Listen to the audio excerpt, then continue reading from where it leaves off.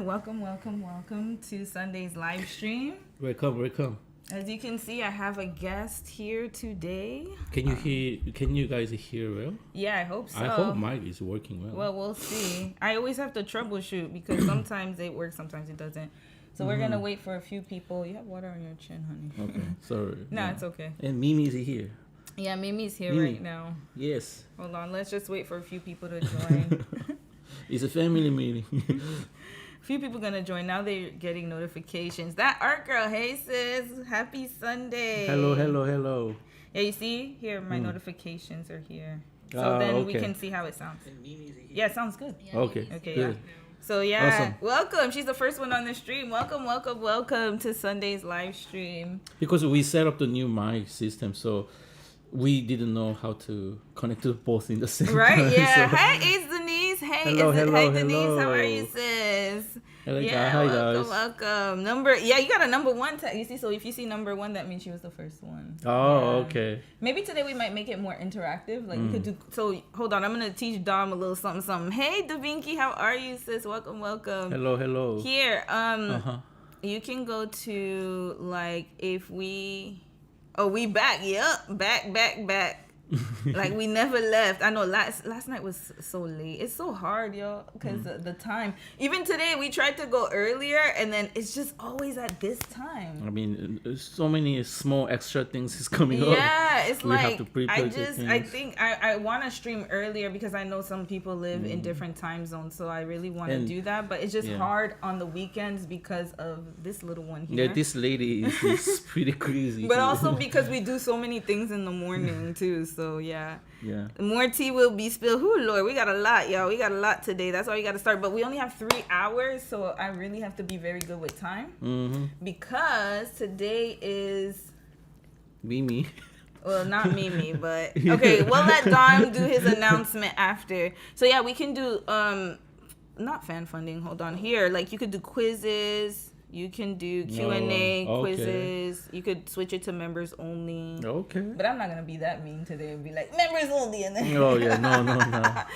Yo, I should be a grifter, man. If I was a grifter, like, I'd be like, hey, get everybody in. Yeah, Dom's here today. And then, boop, members only. You got to sign up. Yeah, that's too much. No. Some people do that. They'll be like, put, what they put, you know, some people, they'll be like, oh, put education in the chat, or put this in the chat, put whatever in the chat, put Korea in the chat, and then we gonna talk, and then you just sit there.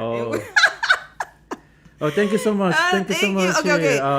It's some my girl, birthday. how are you, sis? Happy birthday, Dom. Miranda, thank hey you. sis, how are you? She DM'd us the other day. I forgot to tell you. Oh, thank you so much. Yeah, we're gonna answer. Yeah. No, I answered. Oh, you answered it. Yeah. Okay. But I answered on his behalf too. So yeah. Thank you so much. I forgot to tell him. I was supposed to tell him right away, and then I was like, oops, I forgot. Yeah, thank you. You said I'm at work, so I'll be tuning in. No, it's okay, sis. You know, we just appreciate everybody. If you can't stay, that's okay. Replay will always be there. Awesome, yeah. Anyway, we just uploaded that video. Yeah, so that's why I keep them uploaded for people. You guys can if you guys just catch miss up them. anytime, yeah. Yeah, absolutely. I will always keep the live streams uploaded as long as YouTube allows me to. But so far, YouTube's been good. Hey, Denise said happy birthday. So everybody said happy birthday. Awesome, thank you so much. Thank you. Yeah, Da Vinci said it, that art girl. So we're reading here. You said sorry for Da Vinci. You said sorry for the long Discord messages. No, you're good. Da Vinci, are you the one who sent me the Let me shout out a few people. I'm gonna start shouting out names because I feel so bad whenever I forget. So I see a lot of people joined last night. So thank you. Welcome to the Discord. Awesome. Logging out of life. You sent me a lot of tea, so we're gonna talk about that today. Rhea, Queen. I don't know if she's in the chat now. Audrey. Am I missing Sophie? Awesome. Yeah. So yeah, these are like I shout out to them. And they always send me stuff on the Discord. So awesome. Yeah. Thank you so much for supporting it. Indigo Main. Thank you. You said, yep, I'm logging out of live on Discord. Yeah, I know. That's why it was so funny because she was like, Romy, you and Dom were wrong. And I was like, whoa, what was I wrong about? Oh my God. And then when I wrote back to you, I was like, dang, I gotta use an emoji because she gonna think I'm like, I'm very unserious, guys. Like, I don't take anything seriously. So like, I always have to put emojis because sometimes, like, people might think like, like the wrong thing. So that's why I had to put that sweat emoji. Like, oh, sorry, but no. Yeah, we were going into it blind. I didn't know cat's eye. So thank you for correcting us. I'm gonna talk about the corrections when more people join. But we're just gonna talk quickly for 20. Like, let's let Dom do his updates. Thank you for the birthday wishes. Because of our time crunch and we got a lot to discuss, I don't want to over talk and then have too many and then not finish because I want to finish everything really well today. So we're gonna get started now, and if you haven't had the time to join, like if people are joining later, that's okay. We're gonna keep it up as usual, and then you guys can ask Dom questions afterwards. And we'll set some time up for that as well. Awesome. But for now, we got to keep the stream going because we got a lot to talk about. And, I got him on the stream right now. So, yeah. So, we're going to start with your updates, honey. So, what's been going on? I'm just keep checking the bottom because Mimi was a little bit crazy. Just keep moving. So, I just put her down. And then, I have to check regularly about Mimi because I worry about she's barking. As soon as she heard something outside the people's moving, then she started barking. So, I'm worried about it. Where is she? I don't know. Yeah, I don't know. That's mom is tired. I'm just like, whenever he's like, where's me? I'm like, wherever she is, she need to stay there and be quiet because I'm exhausted. Sorry, what was the question? What's new with you? Like, what's the updates? So we have until 20 because I'm on time today. I'm very organized because it's really nice outside today and we want to go outside after. We're gonna go out. So quick update. I haven't updated my YouTube video long time, and then I just took the very, very long break, and then finally today is because of my birthday, and I just turned my age to 40 years old, so it's just shout out to 1986. That's us. We're both 86. Yeah, we are dinosaurs ages. By the way, you dinosaur. I'm still young at heart. And by the way, y'all, funny thing is I'm older than Dom by 2 weeks, like literally. So we were born the same, like 2 weeks apart, but in different sides of the world, which is so interesting. That was one of the first things his mom was like laughing about because she's like, oh my God, like that is so interesting. Because she asked me, was it my birthday? And then I was like, oh, it's February 14th. And she was like, what year? And then I said, his year, we're the same age. So he told her, we're the same age. And then she's like, oh my God, you guys are exactly 2 weeks apart. I'm like, yeah. So I told her, I was like, yeah, well, my mom was in Montreal and I came out, wah, wah. And then two weeks later, you were like, wah, wah. So our moms were pregnant at the same time. Yeah, we are same age. We are 40 years old. Same age. Yeah, just 2 weeks apart. 2 weeks apart. Yeah, 2 weeks apart. I know, crazy, right? So that was a update that is because of my age is 40, and then I don't know, it's just 40 something like new things in my life.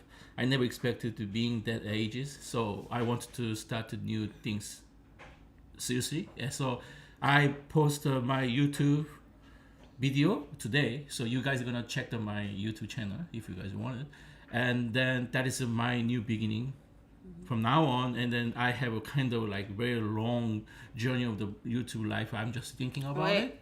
So we're gonna show his channel right now. You guys can shout out to him. He had this channel for a while. I shouted it out before on this channel, but y'all could go and follow for some new updates. He's gonna do more. What kind of content are you planning on doing? So well, first of all, just thank you so much if you guys already follow me, but even if there is no video update at all, it's just a thankful everything that you guys just stay there. So thank you. And if you guys are planning to subscribe, then I'm really appreciate it. And then my channel is going to be about everything about fitness journey because I'm currently just doing bodybuilding right now, and then I'm amateur bodybuilder. Actually, soon, the April 18, this is Saturday, I'm gonna go the competition. So 2026. Oh, sorry, that's his video. Okay, y'all gonna watch a little sneak preview. Here we go. Okay, hold on. Wait. I gotta make us a little smaller. I gotta set this up. One second, y'all. Okay, move to the top, and then I'm gonna put the chat there, the chat box there. Oh wait, sorry. Move to the bottom. Sorry guys, I should have organized. So it this better. is the how we showing the video Yeah. with our families. So Exactly. Just give me 1 second. Let me just make us a little bit. There we go. Okay. So now we can show his video, and then I'm gonna put the browser for the chat, so you see the chat's going. Okay. And thank you, Miri. I'm gonna shout out a few people, whoever just joined. Miri. Who else? Julia. I saw that comment. Hold on, I'm gonna go right back up top. Hi, bruh. And Indigo, Angeli, Alexander. Yes, thank you guys. Thank you. I know somebody said I'm cheesing. Look at Romy. Miri said, look at Romy cheesing next to her man, and her puppy. You know what's so funny is like, today's his birthday, so we're in a good mood. But usually, it's not this like this. So. In most of the time, not more than 9% is nightmare all the time. So you guys are gonna misunderstood about this kind of He thinks I'm a red flag, yo. Cause he be like, he always says, it's not just even one time red flag a day. Just so he always says, he was like, you tell people, you teach people how not to be red flags, and then look at you being a red flag. He's like. Yeah, I have to be honest with you, I have to shut up. If I'm gonna say everything, then it's too much. This channel gonna be. We gotta save it for the therapist. Save it for the therapist. It's not a good idea. But no, anyway, but I'm very open book. They already know. I struggled a lot with like you know, I ain't gonna lie. Like when they will do you guys, if you watched our channel, we had our vlogs up where we remember when we used to have problems like communicating. Communication's still a problem for us, but it's getting better little by little. Okay. Hold on. I'm just gonna show. Okay. What's wrong with the video? Okay. Sorry, I got distracted. So that you guys see that video is just a 2025. Okay. We'll show show the intro. That's intro video. That's just intro video.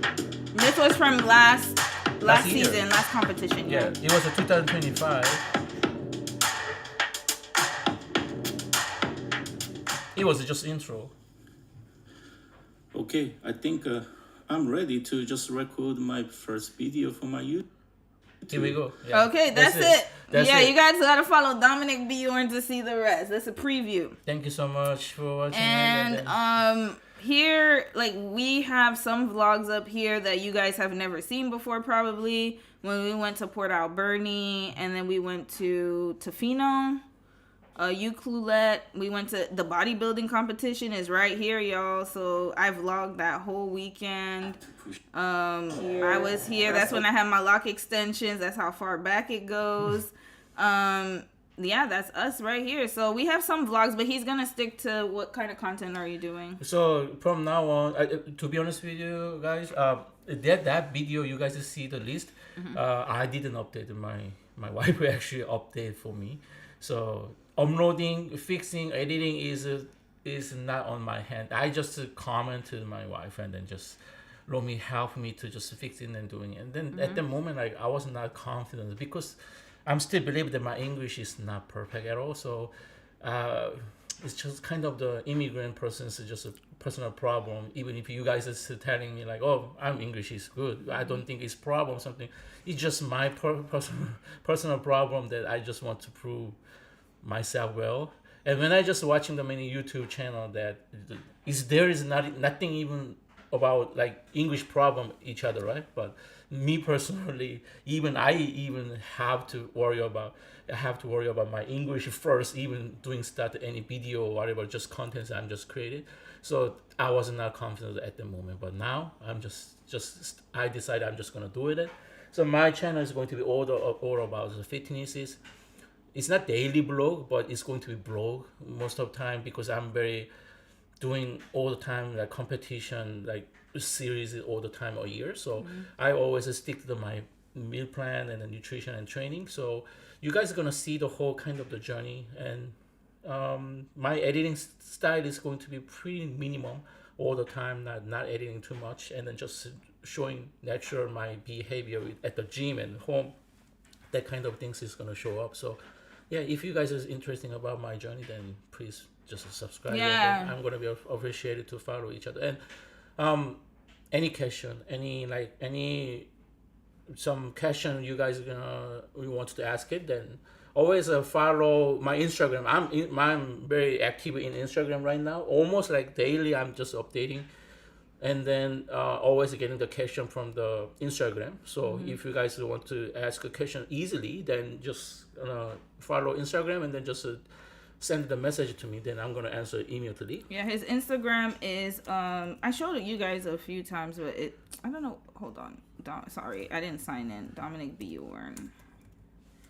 His Instagram is Dominic Bjorn here. So yeah, here.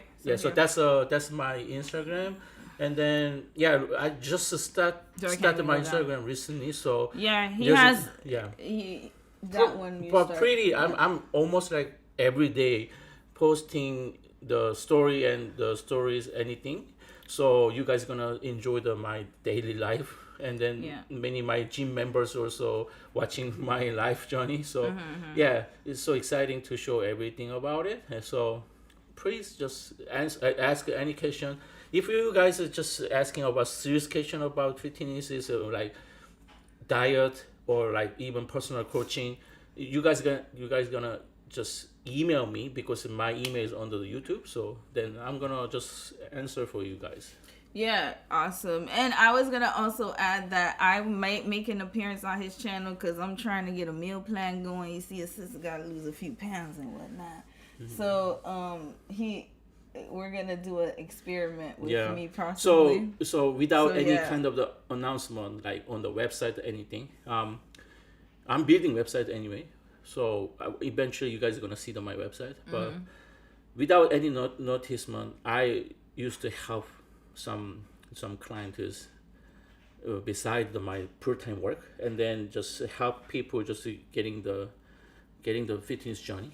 So if you guys are interested about it, then just easily just message me, and then whatever question is even 1 million question, I don't mind to just answer, and then just have a talk. And then if you guys are really serious about me, like, I think I need your help, then just we're gonna talk about it.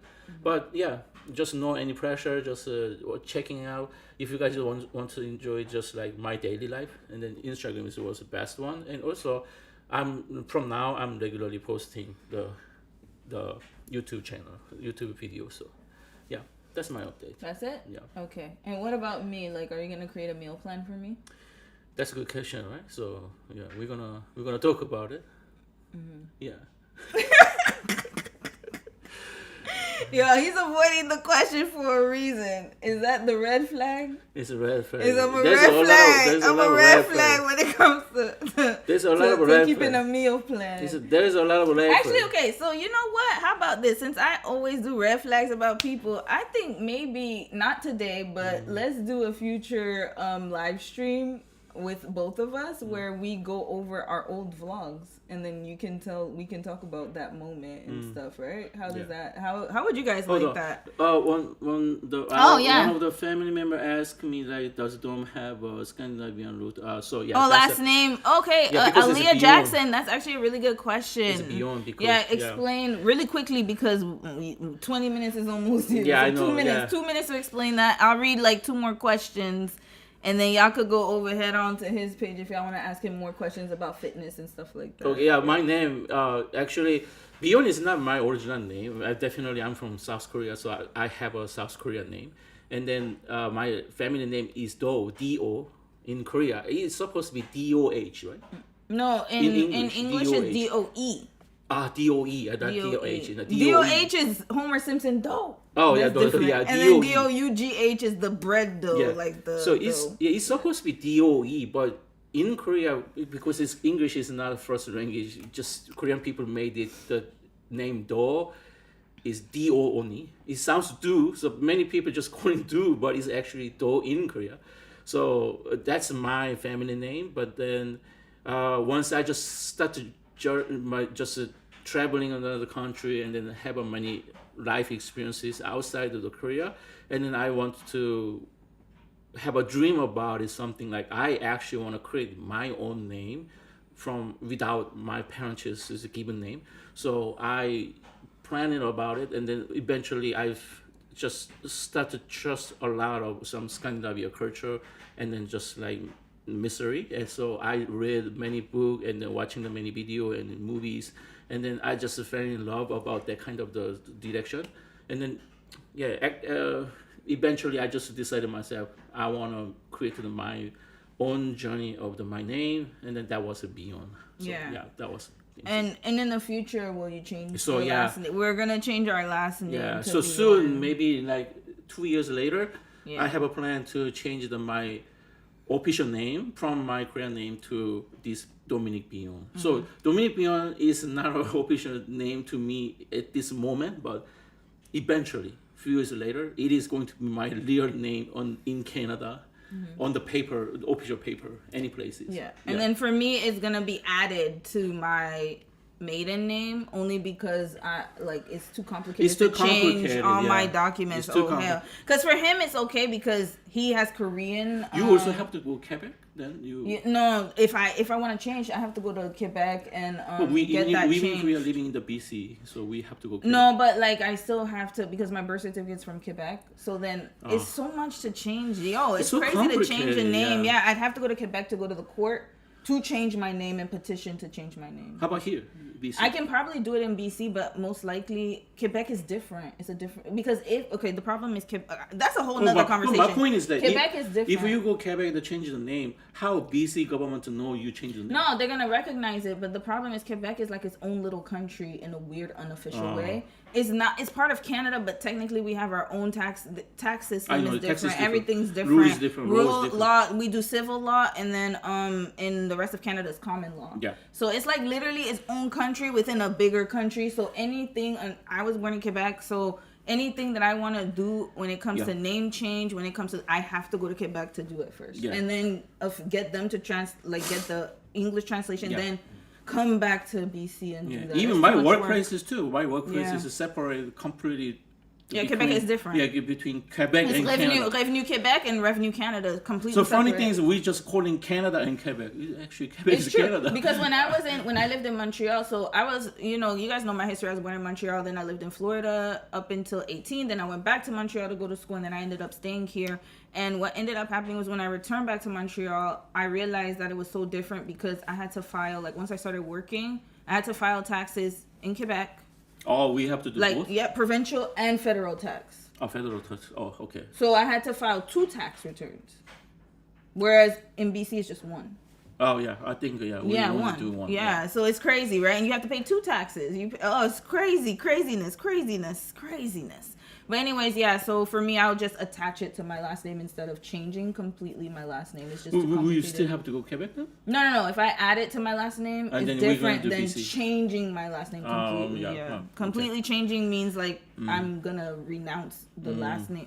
It's just too complicated. Got it. Yeah. Who said they dated a Libra man? Y'all funny. Mary's crazy.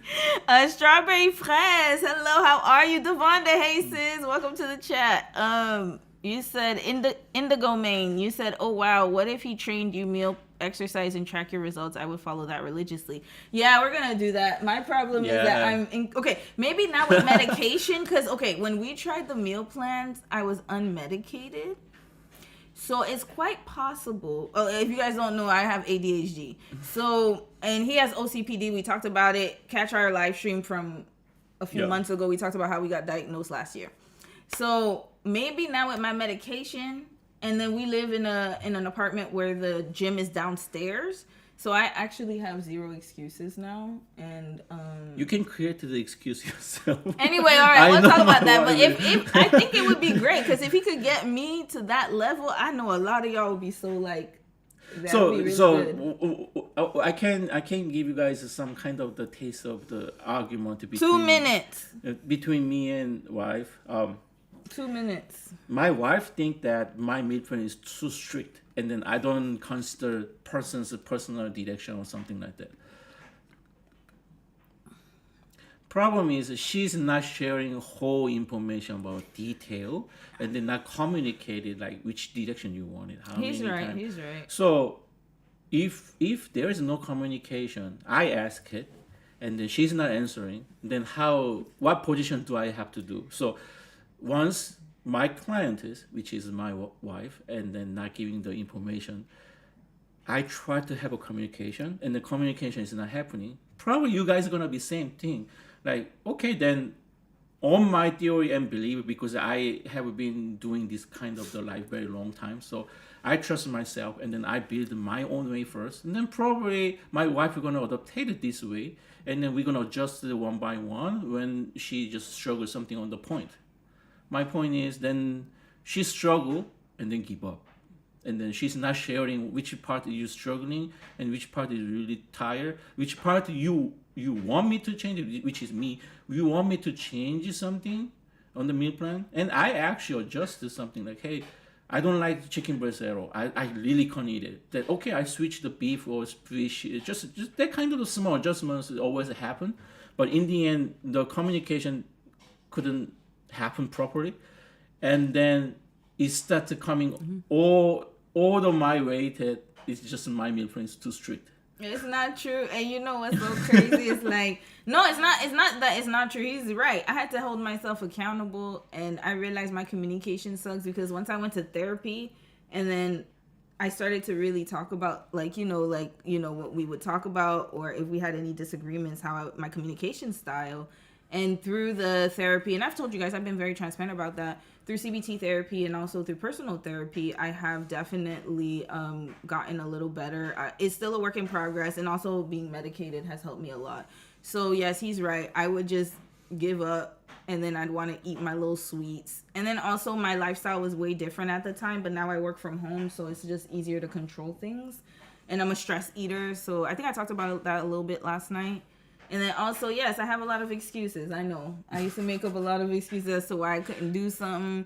And I think I was my own worst enemy. I'm not going to lie. I think I just give up easily because it gets too difficult. If it's something I'm not good at, I naturally do that. Like, whereas with YouTube or with other things that I do, like even at work, I'm really good at it. So it's like, whatever, like I can do it second nature. But I know that, like, when I took my course, like I took an ADHD course in CBT therapy, and they said that's one of one of the things that happens with ADHD is that you go into the spiral, right, of thinking traps.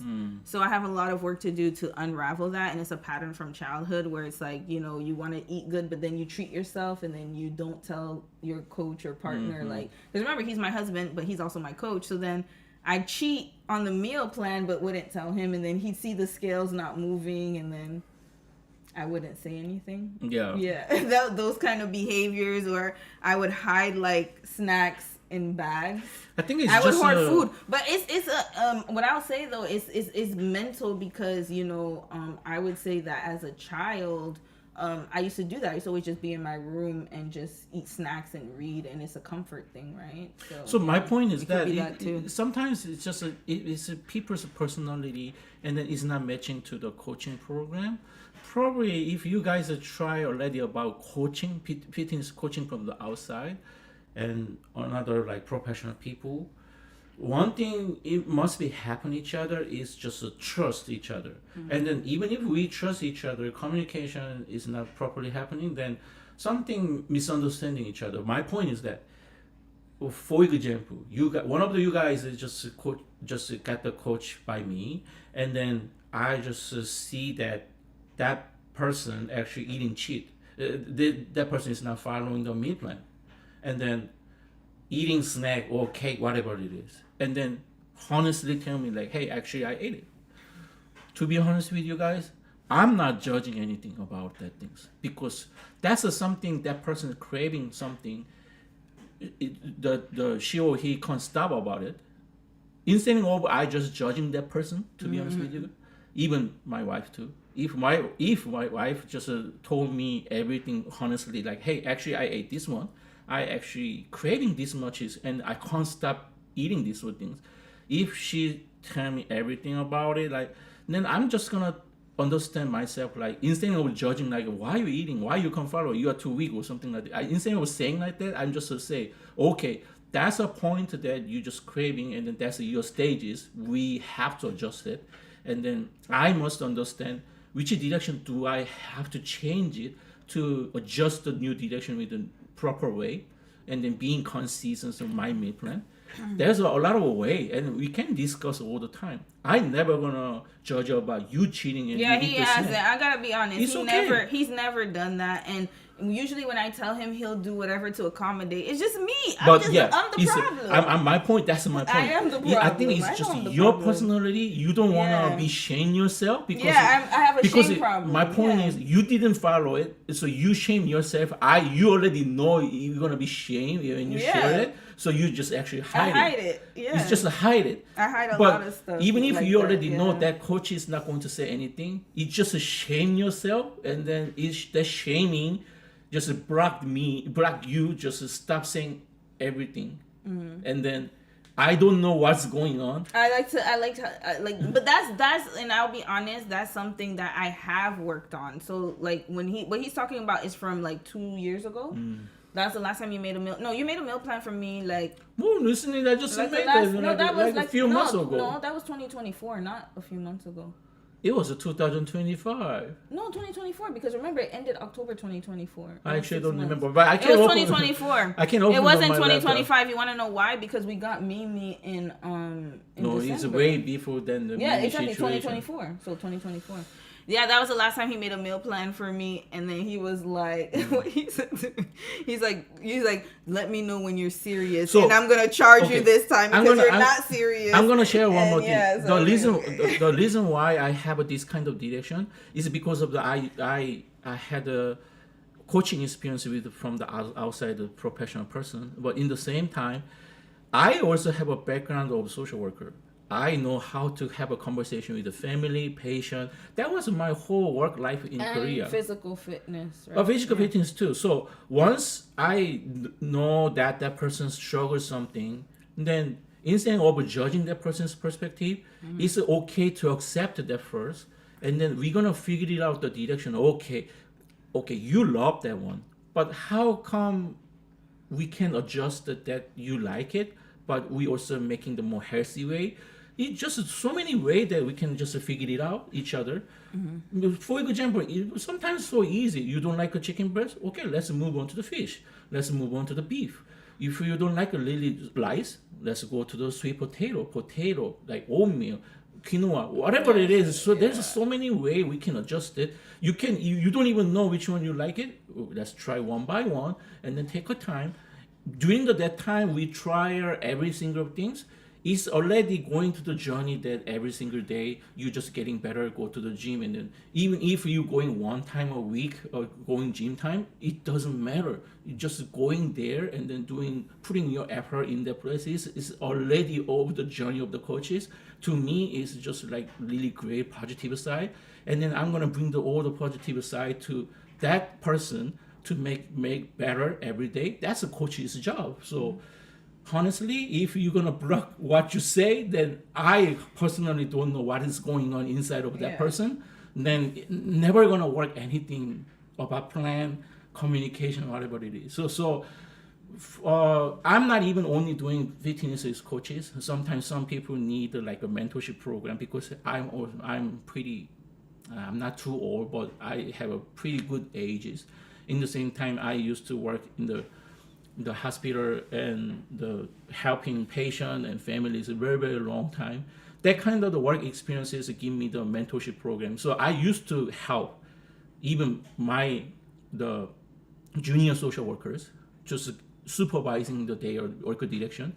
But in the same time, I used to help like the diabetes one type, the children group, and then just giving the some mentorship program to them, like how we gonna negotiate that you guys your life to the right direction, because this world is pretty tough to keep going with this kind of the medical condition. That all the works just bring me to like how to navigate to the one person's life is better. So I used to have mentorship program personally, like honestly it's also a coaching program, one of them, that's a side of coaching program we call mentorship coaching. So I used to help people, and then they are pretty much satisfied. It's kind of a psychologist counseling, but it's what social worker direction. So if you guys are interested about it, then I'm always welcome to just have a conversation about this. Yeah. Honestly. So yeah, so look, stay tuned. All of that to say, stay tuned for his channel because I will become a Yeah. client very soon. And when I say soon, like within the next few weeks, and we'll document my journey on his channel. Because this is just for the case studies, my channel, but we'll document my journey on his channel and see if I can persevere and get over my my mindset. Because it's all in the mind, to be honest with you, and that's something I had to face. Yes. And honestly, So, when yeah. I just created the YouTube channel, and then now today I uploaded, my whole fitness YouTube journey is going to be showing my personal journey in the gym and the work, the personal life. You guys gonna see my workout video in the future, not now. I'm waiting some equipment right now, so it's gonna come to me, and then eventually And when the I competition too. Yeah, right? even 'Cause we have competition, so- competition coming up in April. I have April, to yeah. I have to strict so many things, and actually today is officially 6 weeks out, so I only have 6 weeks to prepare my competition. There's a lot of change that my car is going down, and then the amount of food is going dramatically down. It is going to be hungry, and you have no choice to go to the gym, and then you are wrecked of the sleep, like only sleep like 6 to 5 hours because I have to go full-time work, and then that kind of the lifestyle you guys gonna see in my channel, and then maybe you guys gonna get the motivated like, oh, even that person can do it. Why I'm in the gym right now? So Wait, and then before we continue, we'll read a few questions, and then we got to move on to our stories today because of time. Okay, yeah. But one more question, and then I'll Yeah, read a few yeah. questions from the chat. And whatever I don't read, it's okay because Dom will answer on his channel. But I was gonna say, like, how much did you weigh before? Because people don't know Oh, yeah. how big you were. So very long. This is a long story, but I'm gonna make it short. I started my gym life in 2006. So at that moment, I was in the university. So I was in the military. So after military services in Korea, I was like almost like 230 pounds, but without muscle. Yeah, he was without a muscle. big But then the funny thing is he was still handsome because he was like, oh, would you date me? Like, I was like, yeah, he was chubby, but he was still cute. He was like a Well, little, when you're talking about? you little teddy bear. When you're talking about? The picture you took outside when you were with Geep and you had a picture. Oh, and that then was you were a like, and then he was long like, time ago. he was joking with me. He was like, That would was you a date me in long this time condition? I was ago. like, well, you're cute. So So I was Yeah. a real super. he was like chubby. Yeah, Yeah, real He was chubby guy, and then but he still had a cute face. I shame myself. Honestly, I was the same person. Shame myself like I have a physical education degree, even bachelor degree, and then I don't even know how to exercise. I know in knowledge because everything is about science-based study, right? So you guys are I'm reading a lot of like theory, like education in the university, professor guiding me how to just teaching people, and then what is a nutrition, what is a physical like education direction. I know that kind of things in the theory, but I never practice it on my body. So that was a funny part. So I decided, like, you know what, I'm gonna lose. Actually, one of the things that I never shared to you, and then at that moment when I finished the military process, and then I just come back to home, right? My mom Oh actually. yeah, you know you did tell me. My Your mom was actually crying or almost something, I think my mom cried and like say to me like, I think you're gonna get disease soon. Like I'm really worried about either high blood pressure or definitely you're gonna get the diabetes because you're too fat. And then I tried to watch some YouTube video at that moment, like, okay, then how I can start this journey. And then I watched one of the bodybuilding video, and then it was Jay Cutler. So one of the top bodybuilders show up to my YouTube, and then I asked to my dad, like, Dad, can you do like this? And then my dad directly answered to me, we are not able to do that way. So I just say myself, why we are not able to do that? But I didn't argue with my dad, and my dad is a way strong person than me. So I just want to find a way why he directly say to me. So I registered the gym, and then I started figuring it out. It was a really tough time that losing the fat. I even if I know the knowledge, I don't know how to be consistent to making the progresses. So I failed so many times again and again and again. whatever diet plan, like a high protein diet is high fat, like a keto So diet. you sound like me. I tried everything. Yeah. Every single time I fail, but I didn't give up, and then just keep going it. And then one day I just I saw one Korean bodybuilder at my gym, and then I asked him like, how can you make that kind of a body like that? And then he just like, big boy just see the skinny guy like, what the hell is this guy is asking to me? So it's just he answered me like, yeah, work hard and then eat well. What I have to eat? Chicken breast. Okay. And then I just started to follow that journey, and then actually I really like the gym life, and then I studied myself, and then from 2006 to now, I keep this life 20 years. And you cut drinking. He used to drink. He stopped drinking. Yeah, and eventually alcohol. I decided I never Cold turkey. I never smoked in my life, so smoking is not my option to me. But I was a drinking problem before. I think I got fat that much because I also love drinking. Yeah, in Korea, drinking culture is very, And very drinking is popular. super cheap and in it's Korea. cheap. You could buy soju Yeah. for like $1 Yeah. and then go out with your friends. And he used to go to Sulchips and go out Oh, with his it's friends so all the time. easy. So even four Yeah. people go to that kind of alcohol places, and then we order a whole bunch of the food with the alcohol, and then price was under than $100. So $25 per each person. It's not really big deal, right? Yeah. But you are very full and then drunk completely well. So so that was my life before, but it was fun. I really enjoyed it. Then yeah. But then he got serious after the military too. So yeah. It just I make the question myself like, do you want to live like this? And then no. So I have to find a way. And then the more serious things about it, like why I just being serious about this question, we call that when men go to the gym, then when men start falling in love about gym life, it's kind of the we call Iron Church. So I'm not able just to say only church. So we put the name Iron in the front, so it's not only church. Yeah, I hate when he says that. He'll be like, I'm going to church, and then he'll show the gym. I'm like, you blasphemous. I be telling him, you too blasphemous, yo. You gotta respect the house. Kind of the humble place is because it's so hard to keep this kind of the lifestyle. And then there's so many motivation people over there, like no matter what condition it is, they just always come to the gym and then train so hard. I just ask every single the person like, how can you keep this life well? How can you push yourself like this way? And then it always is just giving me the positive answers.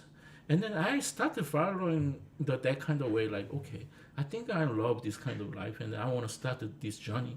And then it already been 20 years.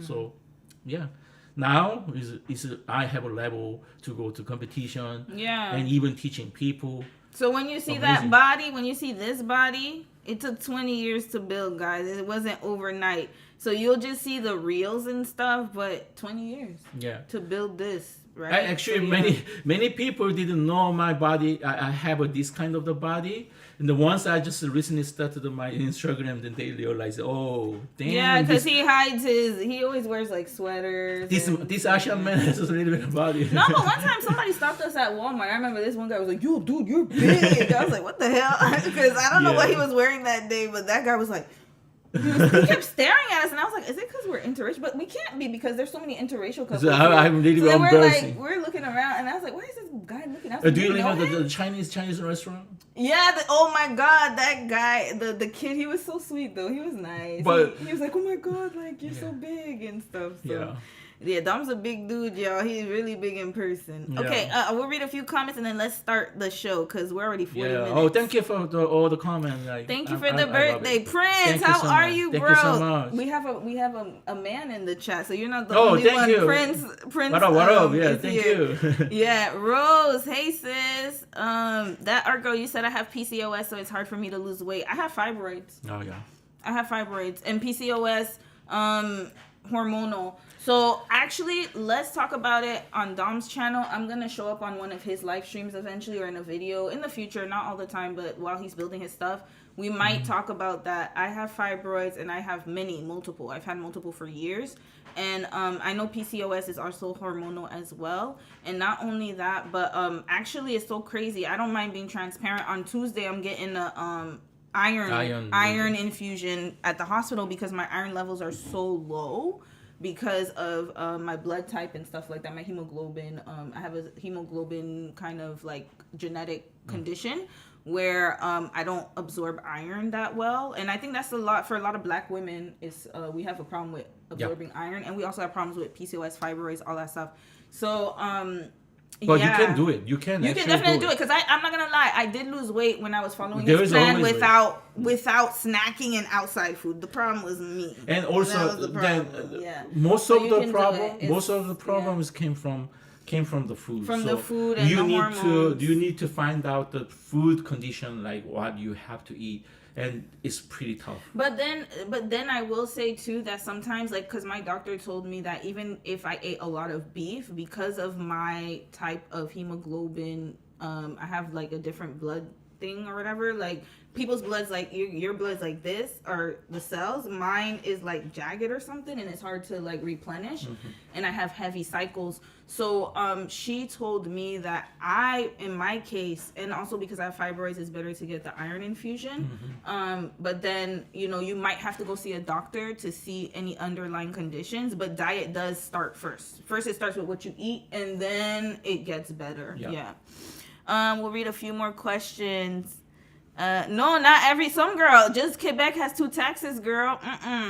Not every province. Only Quebec. Only Quebec. Yeah. No. So okay. We have harmonized, say, sales tax. So when I say taxes, I don't mean sales tax. I mean income tax. But even sales tax in Quebec, I think is 15%. And the rest of Canada is like, no joke. Hold on, I'm gonna show you. I didn't know it. Sales taxes in Quebec? Yeah. So, by province, let's see. Retail Council of Canada. Y'all, okay, you guys gonna get some Canadian use here. So here, Alberta is 10%. It's very low, right? So 5% GST, and then, 5%. Sorry, they only have 5%. Damn, Alberta's cheap. We might need to move. They don't have a PST?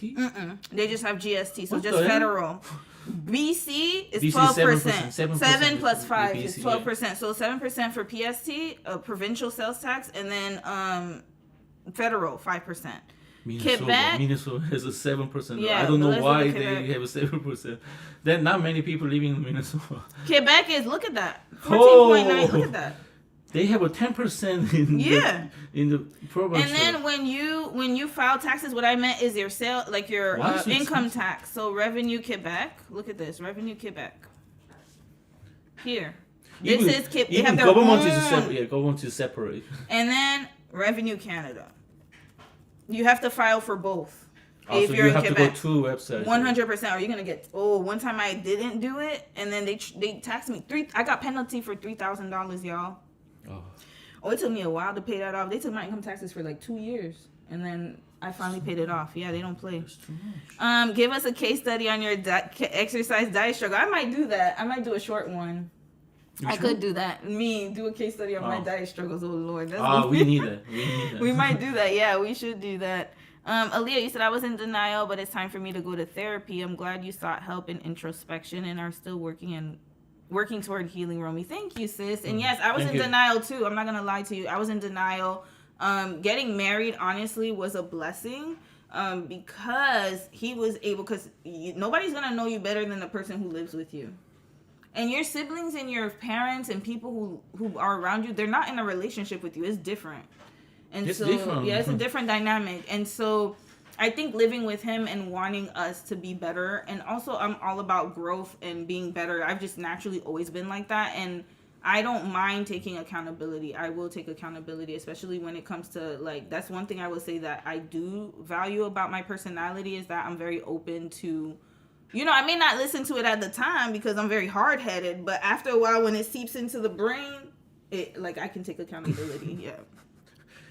And I realized I had a lot of patterns to unpack because I was starting to repeat a lot of the patterns that I thought that I had healed from, because I spent a lot of time being single and kind of like working on myself, but I realized that a lot of that work was not really under the surface, and there were things from childhood that a therapist would have to help me with. So I got rid of a lot of childhood patterns, and I'm still working towards it because I still see my therapist and stuff. It's continuous work. You never stop working on that. Oh, it's Lauren. Hey, Mary, how are you? And thank you, sis. You said first live I've caught in a while is a couple's live. I love how honest and real you both are. Happy birthday. Thank you. And then Prince, you said, I understand the struggle. I also have a history of binging. I also binge too, Rose. I see your comments. Yep. What's binging? Binging is when you buy snacks and you just eat. I do that all the time. That's why I'm struggling. Yeah. Yeah. I don't do that now. Now it's gotten better. Like I think and like I said, I'm really busy, so that helps. That helped me a lot being busy. I'm not gonna lie, because I don't have time to binge anymore. And not only that, but medication, ADHD medication. Yeah. It's kind of the pattern. Yeah. You can't stop that thinking about pattern. That's the thing. But my mind, because ADHD brain is different, right? So I'm not gonna blame it completely on ADHD, but I will say that there is a pattern associated with it. And once I got medicated, it was like the best thing I've ever done. I don't know why I went so long without getting medicated. Like, you honestly, say to me that you can fix yourself. Yeah, I tried, and then I realized, the medication is one thing, and then I realized, medication can only help you focus, but then you gotta get rid of internal things, right? So we'll talk more about that in another live. Audie, how are you, sis? L, the star that fell, how are you, sis? You said I stopped those behaviors regarding food by working with an ED therapist. You can have one for behavior and another one for issues. Exactly. And that's what I'm gonna do. I'm shopping around for another one too. All right, one more comment, then we gotta get to the story. A CFT, hey sis, how are you? You said, hi, Romy and Dom. I hope you're both well. Question, will you be continuing your apparel t-shirt line in 2026, or is it no more? Good thing you brought it up. I'm actually glad you brought it up. Yeah. Okay, Dom, quickly, and then we really got to get to the topic. Okay. So that was my first businesses. And then Red Pearl. And you guys know I promoted it. I still got the shirts here. It's just it's cold outside. So I haven't worn it. So eventually I saw everything in my store in the locally, and then I just closed up my businesses because I just quickly realized that I loved my brand Red Pearl, and it was a big passion about it. But at that moment, my goal was just to open the business and then tasting about my business journey.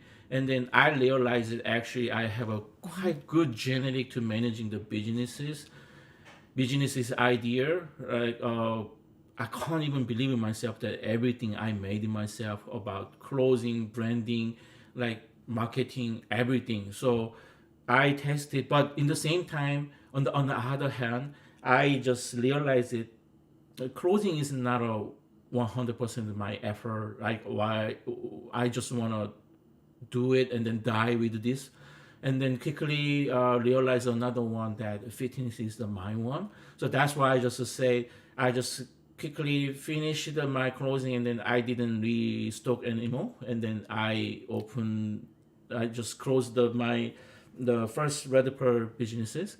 So now I'm gonna move on to my second businesses, but my second business is going to be fitnesses. Which is I'm just right now doing it.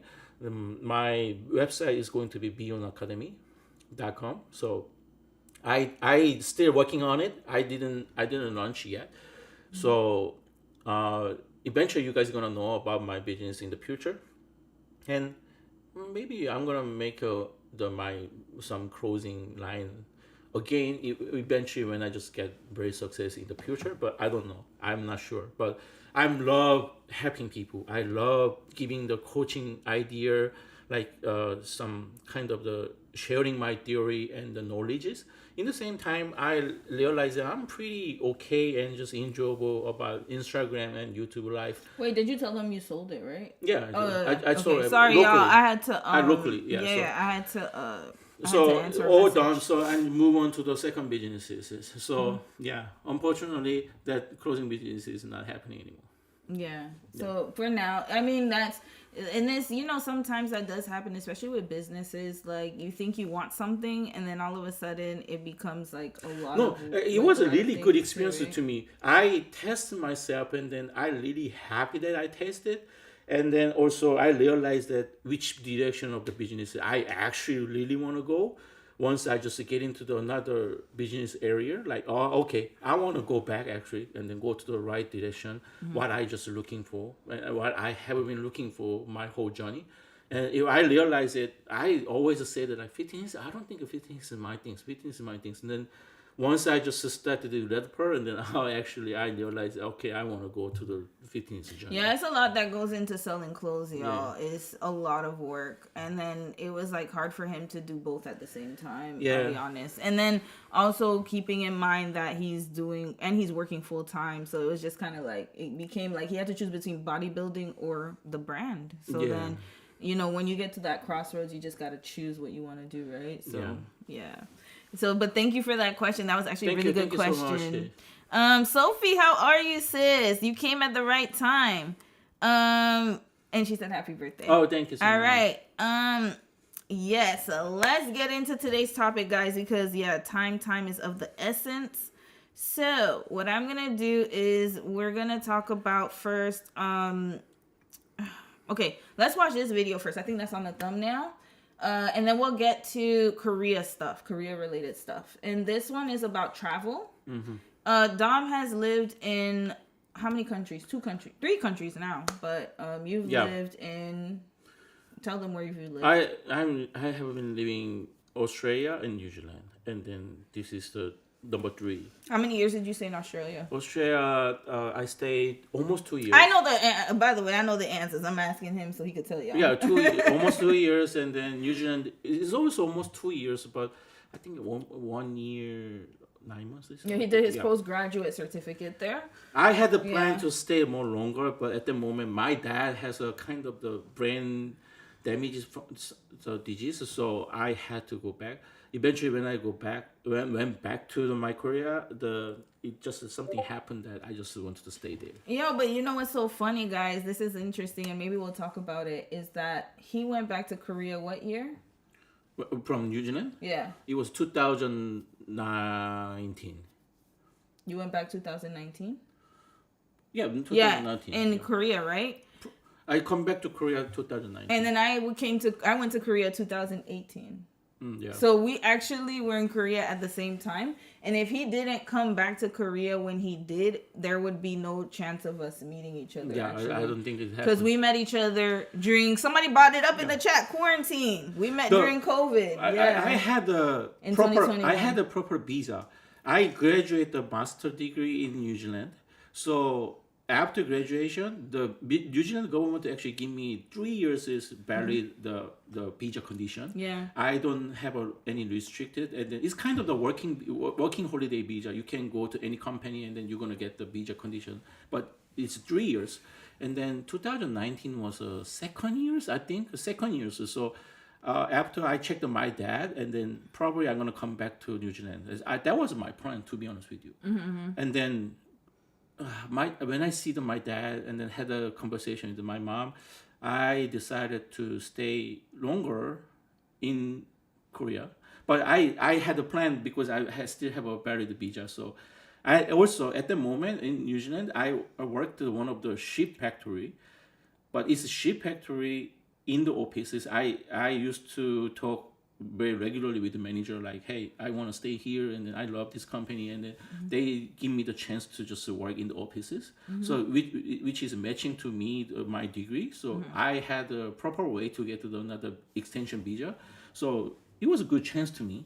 But my dad triggered me to come back to Korea. So that was a temporary option to me at that moment. I just gonna stay a little bit longer in Korea, but definitely I'm gonna come back to New Zealand. And it's so funny because of his dad being ill, and then his dad got better.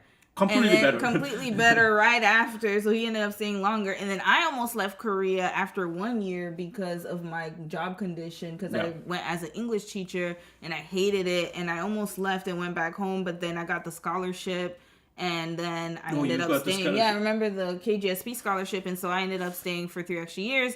And then when I was at EWA, and then when COVID happened, COVID is yeah, just to change COVID would everything. change everything. And then we were on COVID Hello changed it. Talk at the same time. He reached out to me, and then boom, here we are 6 years later. COVID There we changed go. everything. COVID changed Yeah. everything. My plan, like, yeah. COVID was, we were both quarantining and stuck in Seoul. No, I was in Seoul, you were in Mungyong. Yeah, so that's what happened. Funny thing Yeah. is there's many friends.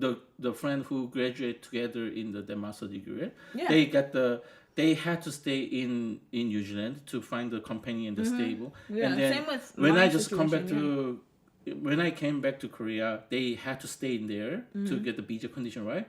And then many months later, COVID happened, right? Yeah. They had to stay there because there's no option to fly over to Over back, Korea. yeah. I almost didn't go. Actually, before I met him, I went back home in February of 2021, and then my parents. That's when COVID was at its peak in Korea, and it hadn't hit the rest of the world yet. It was really bad. And then my dad was like, hey, do you think you can stay? Like, are you sure you want to go back to Korea? And I was like, because I was in the middle of my grad program. I just did a semester. And then I was like, man, I don't want to waste, because they gave us the option. They said, if you guys want to stay where you are, that's fine. But then when you come back, you gotta do the time. Like, you gotta make up the time. Okay. And I was like, hell no, I want to finish with this damn degree. I'm tired already. I had ADHD, but I was unmedicated. I was already bored. Yeah. So then I was like, I'll take my chances. And then I just flew back. And then, and then I met Dom in July.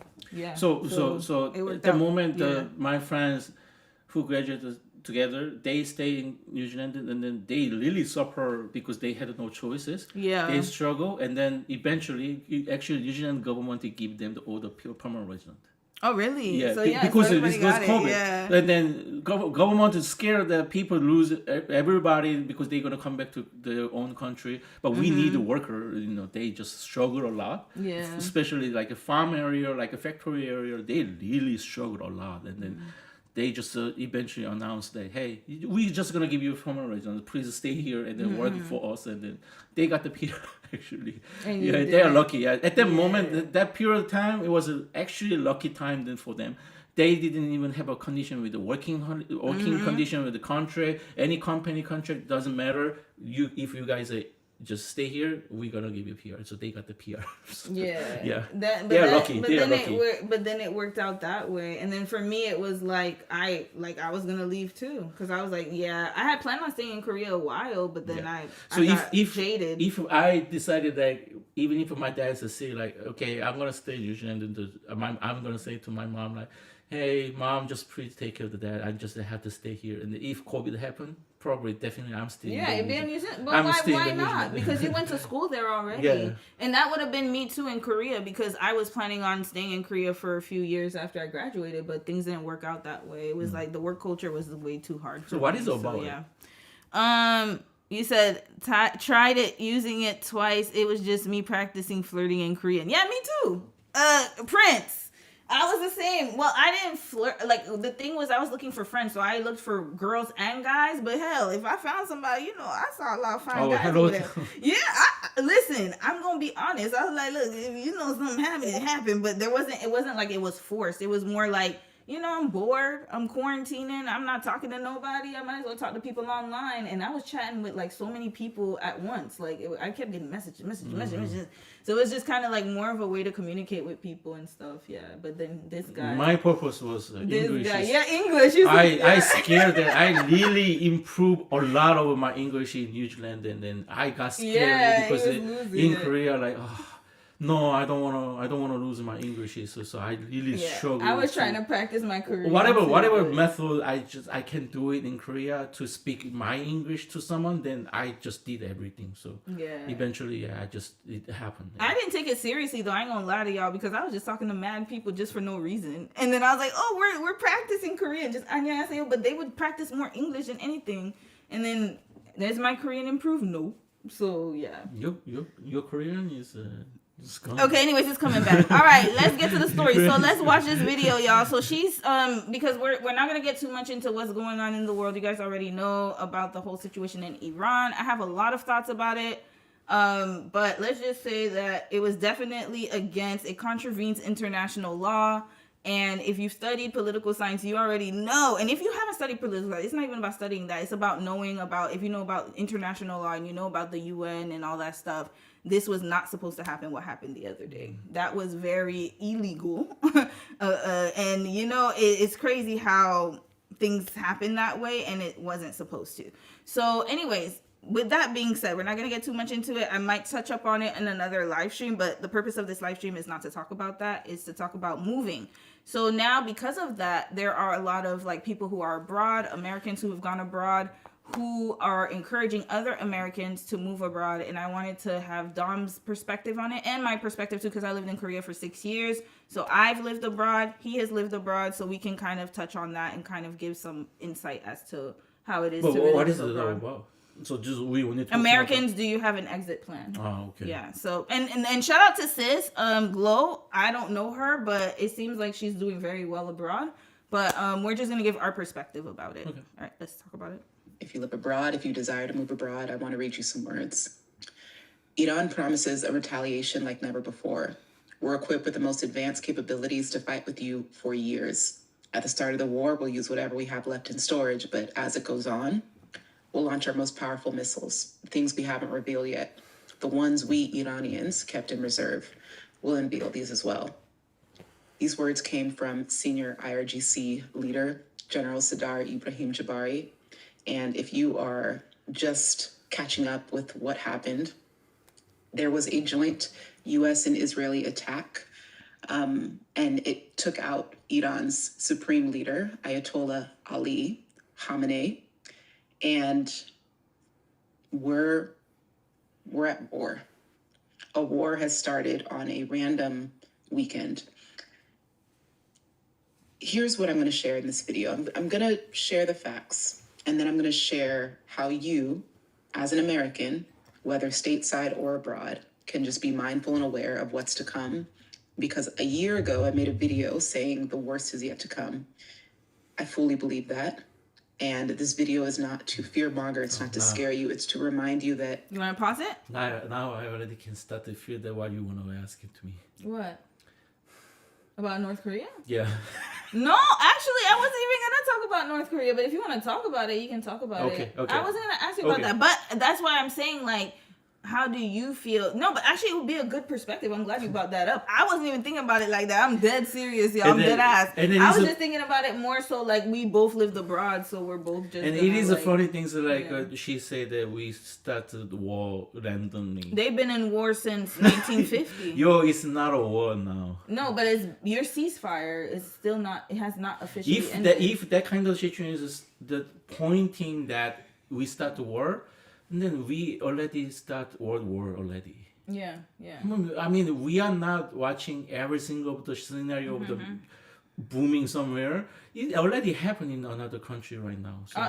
The world's been at war for forever. It's not. I'm not talking only talking about Iran and Australia or something like that. Even look at Venezuela. Look at what's going on the continent. If you look in some African countries, Haiti is in shambles. Yeah, it's nightmare over there. Yeah, if you see like even other, I'm thinking about other countries of war. Yemen has had like a lot of issues. Gaza, what's going on over there? I'm thinking of Sudan, if I'm not mistaken, right? So yeah, there's just like so many countries that have been.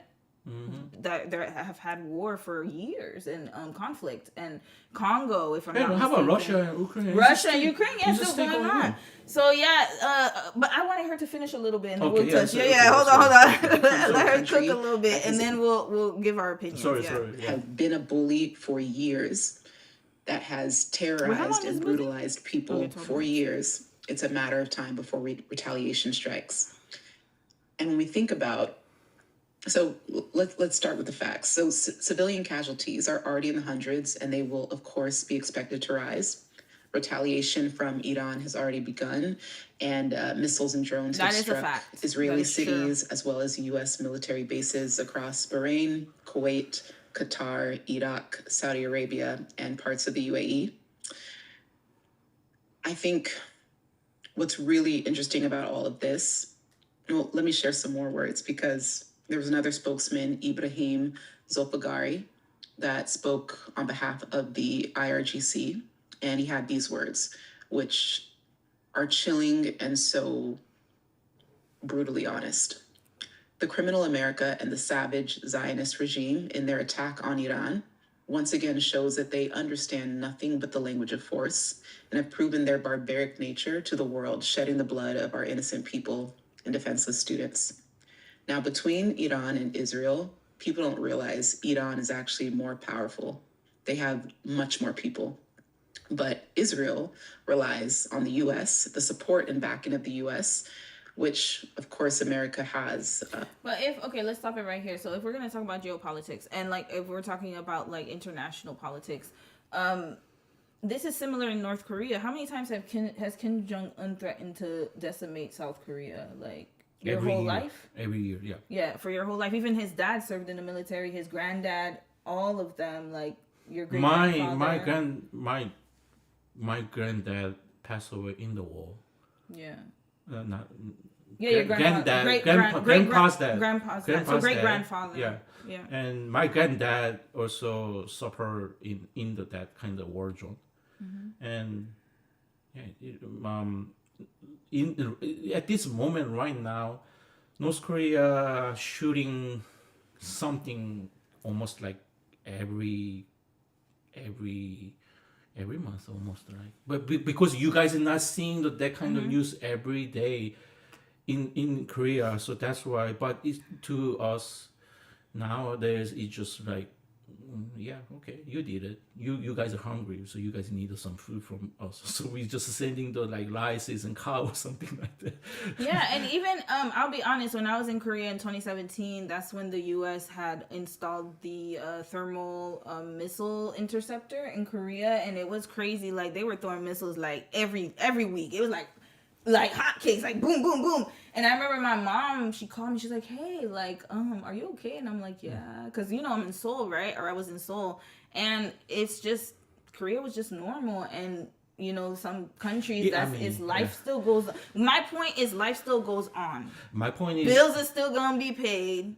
Your rent, trust and believe me, even if there's something that happens down the street, I promise you, the rent is still going to be due on the 1st. Absolutely. Which is sad. That's how crazy this world is, right? In the capitalist system we live in. Like, and it's something I do have to say is that life will still happen. I'm not saying don't worry. What I'm trying to say is be smart and be wise and just stock up and make sure you have your emergency food and stuff like that.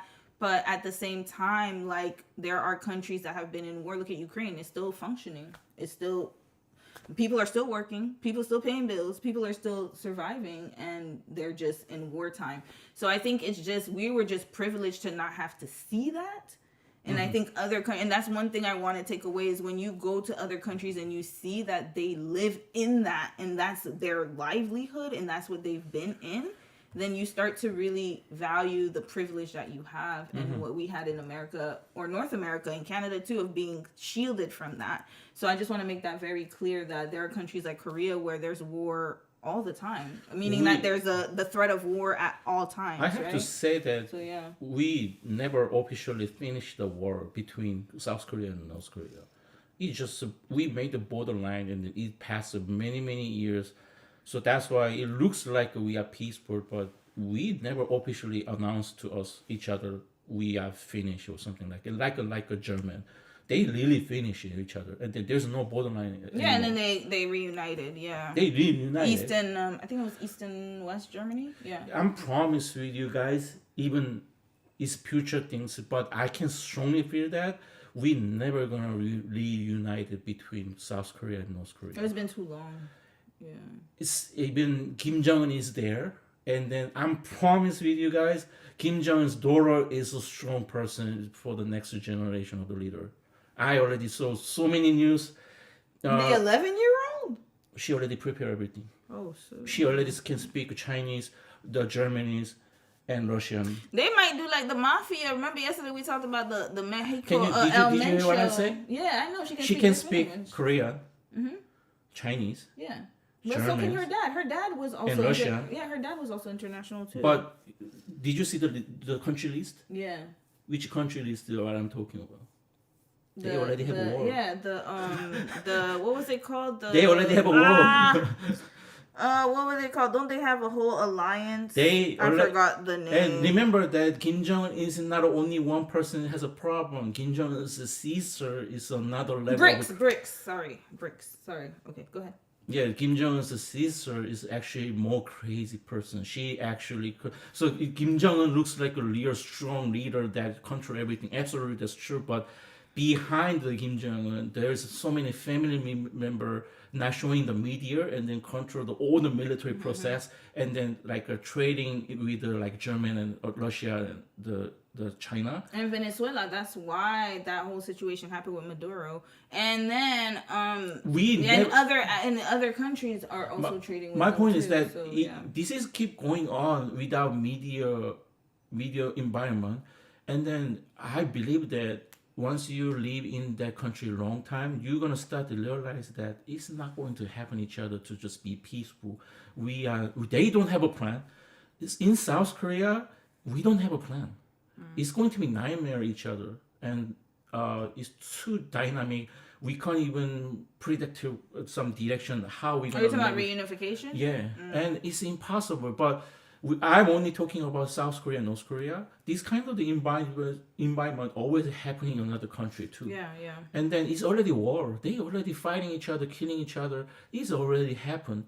And then America is just one of the biggest country, has a big media, and then they have most of the powerful like military system. That's why it just come to all over the world to showing everything about it. They wanted to show that we are powerful military people. So that's why they just been handling this kind of situation. But also, he's had a lot of controversy recently, and the Epstein. I don't know if you heard about that whole case. We can talk about it another time. And I think, the November midterm elections are coming up. And so this is a good distraction, to be quite honest with you. So, I mean, it's all about, you guys all know. All about like men. Boat, money, rich people. That kind Ego. Yeah, looking at you too, Prince. I know you in the chat. Yeah, male ego. That's and probably you guys might know, but I already know about the American situation. In the sciences area, America actually got warning, and then the reason why Trump got a lot of support from the rich people is because of there's some specific reason. Trump had to get into that parliament building to handle this country because of the science background with China and Russia. It's just uncomparable. It's just so many different kind of the technologies developed in China right now. That's why America got warning each other like, no, if we are not handling this kind of the powerful moment, we really gonna screw up. So that's why they started doing like this way. So it looks like a Iran and Israel relationship, but remember that Iran and Israel, that relationship also relate to the many kind of the China and the Russia situation. It's not only one country is happening to steal the power or steal the country. It's not like that. Yeah, so it's all about resources. It's all about. It's pattern. If you look at the patterns of war from before, it's always like that. There's always Trump was crazy to come to Canada. There was a lot of reasons. He went to Alberta for a reason. A lot of reasons. And he's been causing chaos ever since. It's not only because of the ego and just money politics. No. There's a lot of science basis that Trump had to get this country because of the resources. If Trump not making that process, then we are in Canada and North America not able to follow technology level to China. Yeah, because I showed them the AI robots. We had a laugh about it because the Chinese robot could do feng shui and do all that, and then our robots suck. I'll show you. I'll show you right now. I have that. Even so many scientists is just wanting to American government that kind of the moment that they had the purpose, right? Mm-hmm. They only show 10% of the ability of AI system and their ability of the technology. Wow. Only 10%. Wow. Yeah. And then there's a lot of like a nuclear development over there. Mm-hmm. America has none of that things. Yeah, because we're busy fighting each And other then- and talking about what women can bring to the table. And then That's what I said. Trump would directly ask the politics people Yeah. like why this is happen, why we don't have that, and then nobody could We're answer. slow, but we're slow too. Like even if you look at Canada, we're very slow. Canada is another level of slow. We're very yeah. slow. And I think, we'll talk about it in another live stream. I know about time, but like, yeah, it just goes to show you that there's a lot more to this than what they're saying. And yeah, we could talk about minerals. Canada actually has a lot of minerals, guys. And a lot of people don't realize that it's purposefully done like that. And so, our largest trading partner, we're each other's largest trading partner. So when you guys knew about the tariffs and stuff like that, like it was affecting like, most of the things Canada imports from the U.S. is like automobile manufacturing, stuff like that, but not food. Food, we grow it here, so we have the land and we have the resources, and a lot of like we even have a lot of trees here. We don't cut down trees. Like we're very like good with that, with like conserving like trees, forestry, all that stuff. Wheat. Yeah, But that's and a- then other things too, like other But that's a minerals, small yeah. part is that we have that things and we are proud of that. But unfortunately, that is a very small part of the portion that country can develop it. No, of course. But we yeah. have a main resources under the ground, and then America just craving a lot. No, for but that we're resources. more of a social country. If you look at our But my point is welfare that system, that's even why. Canada not craving about that resources, how we gonna use it.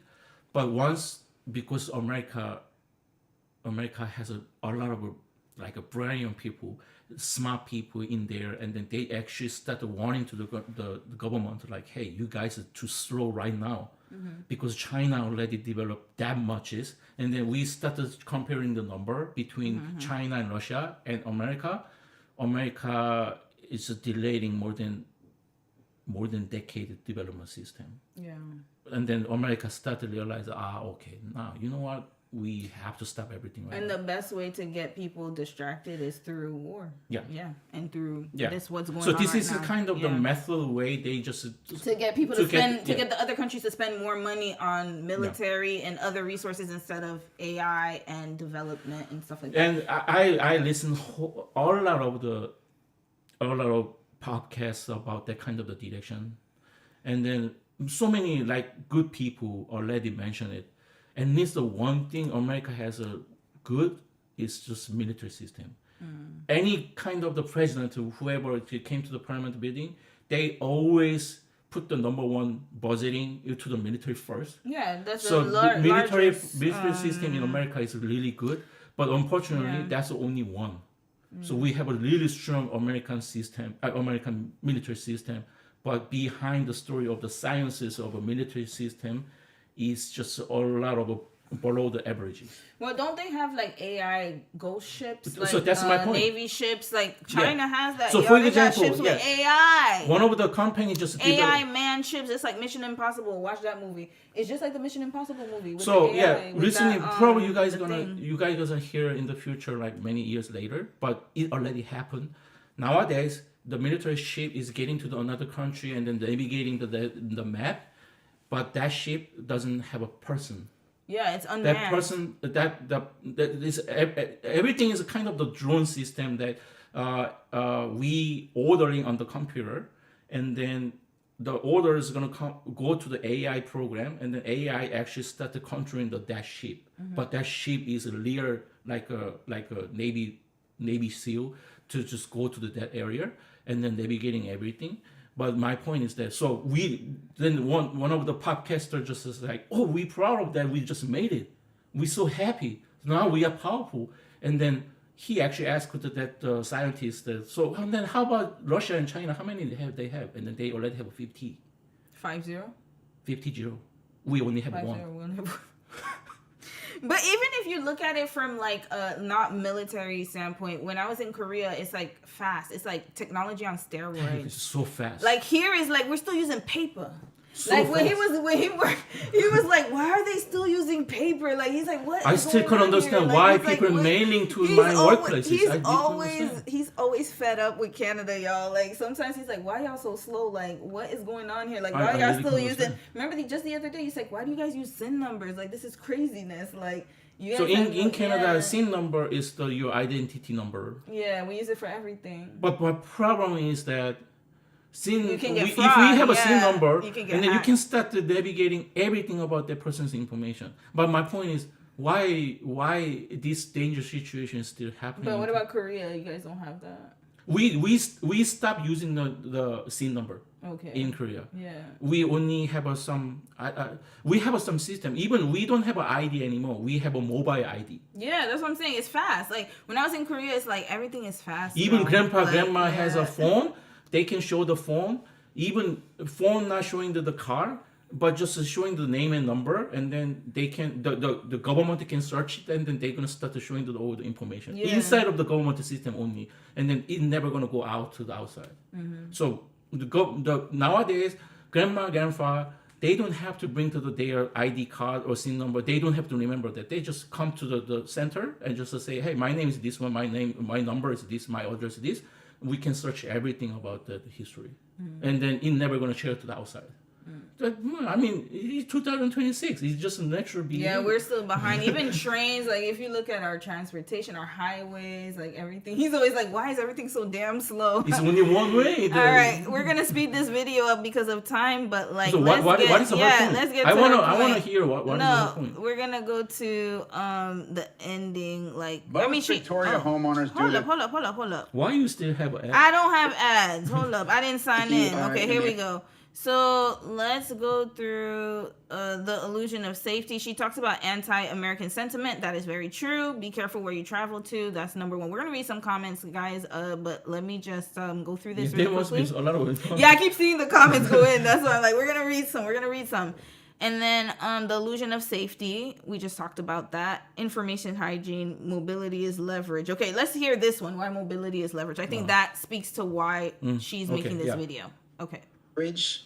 This is why skills are leverage, remote income is leverage, multiple residencies and visas is leverage. In this process, in the last 18 months, 2 years, where I've been talking about building your escape plan, I call it your plan C or your option 3. And I held workshops 2 years ago and I was surprised. I was like, wow, people don't really get the urgency of this. And it was okay because I did help people already, but I was surprised at the lack of seriousness that people saw in some of my words. But building optionality is never about aesthetics. It's about sovereignty and actual safety, because having a US passport is no longer, it's not going to mean anything pretty soon. It's almost going to be like when you look at the combined sentiment of the US and America, and it just, we're about to be one of the most, That's her opinion only, right? Yeah, just her opinion. Yeah, if she's not the talking, most yeah, hated her opinion. country in the world. And you can never really escape American politics as an American. That's very The true. world is interconnected, and American foreign policy affects Americans everywhere. So the goal with all of this is not just to escape America. It's strategic positioning, it's safety, it's options, and it's remembering that, man, this life, we are here for but a blip of time. It is so transient. We control nothing, but the options are out there. And for those that are truly looking to build an escape plan, I've been running these Passport to Peace workshops now for months. And I mean, I've already helped almost 12 people move to Thailand in the last 3 months. Now, this is the thing I have. Thailand. I knew he was going to say red flag. Thailand. Say red flag. No, no, okay, can you say the Red flag! Yeah, Thailand? okay. You fucking kidding me? okay, I'm okay, sorry. honey. I'm sorry. I'm sorry. Language, hold up. Yeah, Thailand. this is a very clean Okay, I'm stream. sorry. I I'm try sorry. not to curse, okay? I I'm try sorry. my best. Because the Thailand, the trigger me. That's No, say it's something. okay, it's okay. Thailand. No, but okay, you gotta be careful because you know, what do you need to say about Thailand? Because Thailand actually is under monarchy, if I'm not mistaken. Don't they have a king? Yeah, they do. Yeah. And then not only that, but I think people are this is the thing I have to say about remote work, working abroad, all that stuff. And this is coming from someone who lived abroad. And he's lived abroad too. So that's why I wanted to cover No, and this. Thailand is Asian. Yeah, it's Asian. I'm from Asia. Yeah. So what's your perspective though? Thailand is not. And no disrespect. Like, this is just honest opinion. If you're Thai, that's not about you or your country. It's just opinions, okay? And just remember, opinion. he's from Korea. We're gonna talk about that. Well, they gonna understand that. They gonna understand that their country is happening. My point is to escape to another country. Why you choosing the Thailand? Why wouldn't you choose Thailand? That's the thing. Like, what's wrong with Thailand? I'm gonna give my perspective, but Population, economy, and dangerous situation over there. You don't know what is going on. They don't speak English. Yeah, correct. I mean, it's Okay. kind of like Korea. I think it's similar to Korea, no? Then we have to consider their country economic situation. Yeah, that is true. I would say, for me personally speaking, the reason why I'm not going to lie. Thailand is pretty good, peaceful country. It is, and yeah. my many co-workers moved to the Thailand. I actually had some people who moved to Thailand, and then they don't have a worry about money at all because the money currency is pretty big different. In the same time, some areas pretty safety, and then it's because of we are Korean. We have a pretty much a good beneficial because many Korean companies. Yeah, they have the ASEAN. Korean companies move to the Thailand and then they are producing have, some agreements, kind of, trade agreements. Yeah, and so stuff. they just making the good production in there, and then they actually can get there and then start working in there with our own languages. When I'm talking about these things, any country has a pretty good safety area, dangerous area, Yeah, good that's people over there, every bad people country. area. But when I just discuss about this kind of situation, I always give you guys about percentage level. Percentage level. For example, I'm going to tell you guys something. Australia is a pretty good safety, awesome country. But if you're going to go to the uncertain area, you're going to get some races. Yeah, absolutely. You're gonna get beat up by a kangaroo. Kangaroo is animal. Yeah, I know. You're not And a you're not dingo. talking about Okay, but I'm serious. things. I'm serious. I'm being serious now. But no, yeah, you may face racism. In a I'm lot of talking about countries, though. human relationship. Why you bring Okay. to the kangaroo in here right Okay, now? okay, because I saw the kangaroo boxing yesterday. My But point yeah. is that some area like New South Wales and Victoria, the province, it's not a really good idea to go there and then just because that kind of the specific people just living there very very long time and then they are proud of themselves to just keep their boundary themselves.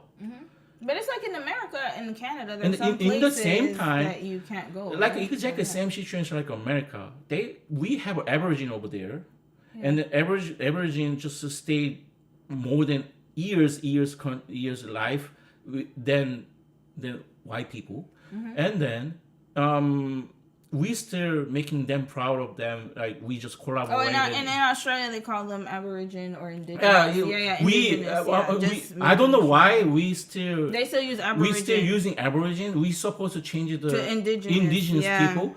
It's from respect to the world, and then we have to educate people that way. That we have to call indigenous people, but Yeah. I don't know why they just still calling the Aboriginal people. I don't know why. That's how they call them in Australia, just making them. I already had the experience twice is in Australia. They are throwing the stone to me, and then they stealing the money, and then they yelling, and then just walk the street, and then they hitting on my faces. Just that's happening.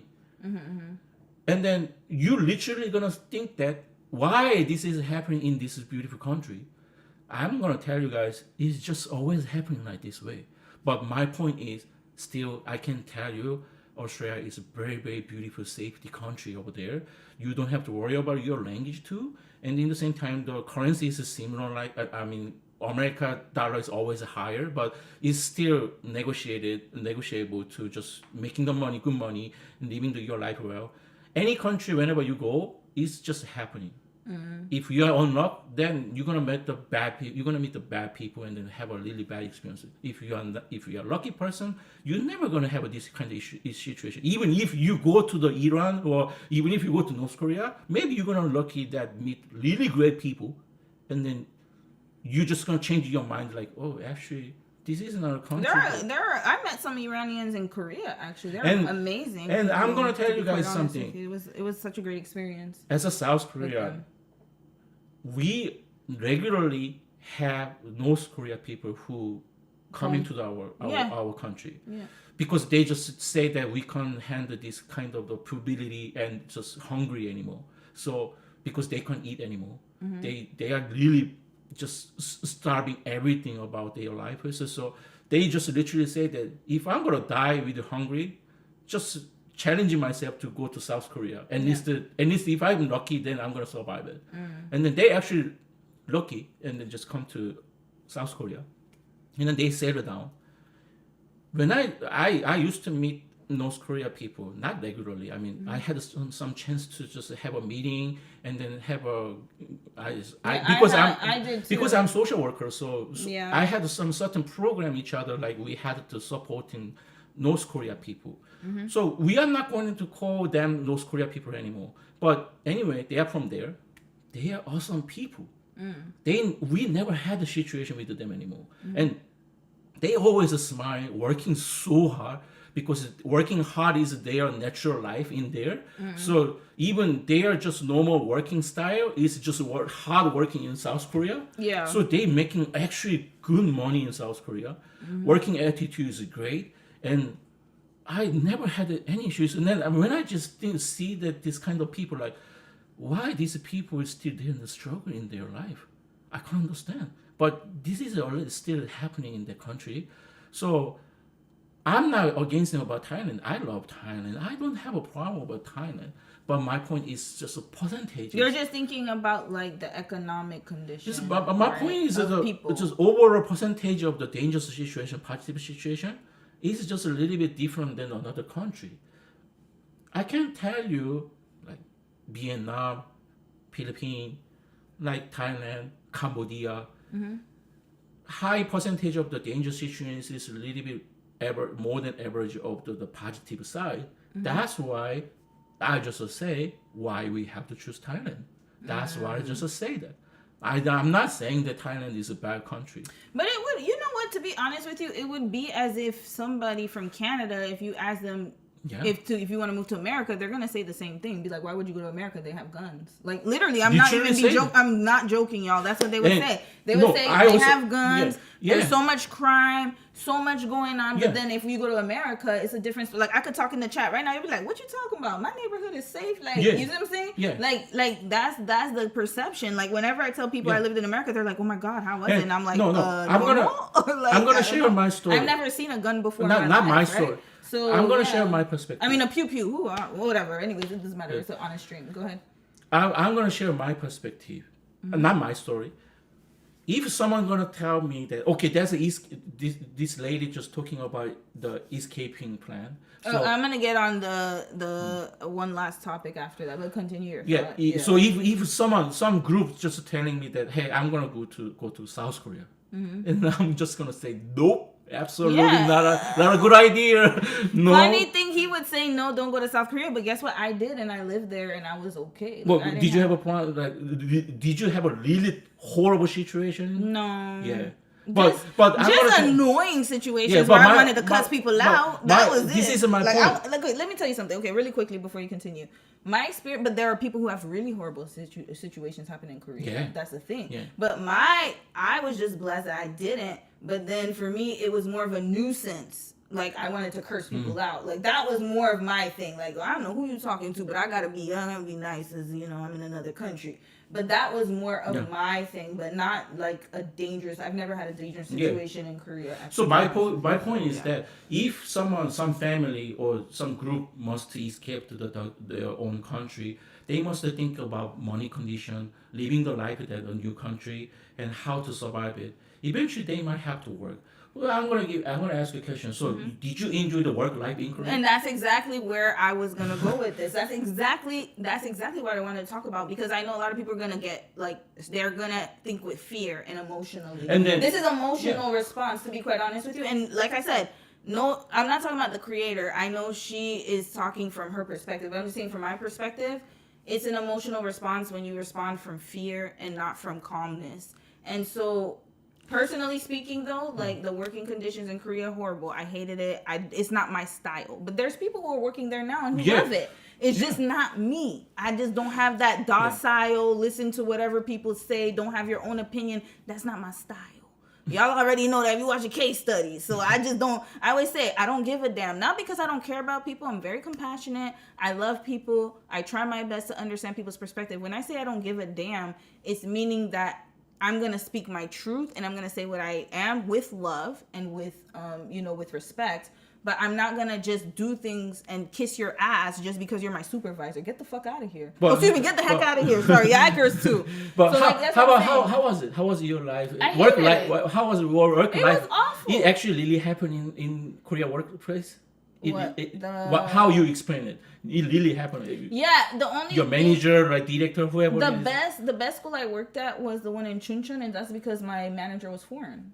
That was it. But that's it. She was cool. But the Hagwon, I mean, they weren't mean to me, but it was just like this weird, like, oh, don't do this because of this person, no reason, and you have to show up and do. It was just too like head down for me. I'm not with that. I ain't with it. Yeah, so my point is that's not my style. That's what I tried to ask you. So what if some family member just ask you, hey, because you have the experience in Korea, I can't speak Korean, but can I survive in there? I have to work there. If you want to teach English, just make your money for like 1 to 2 years, and I'll tell you the do you balance. think they can survive well in the country? Depends if their personality. My personality. If you're the type of person who likes to listen to people and you like to like follow directions and you don't question things, then Korea would be the perfect place for you. But if you're a person who's you question everything, you ask questions, you are very direct, you have a style and a cadence of yourself, and you know who you are, and you don't let people talk to you any type of way, Korea's not for you. You're going to cuss people out all day long. So that's my personal opinion. This is my opinion. Yeah.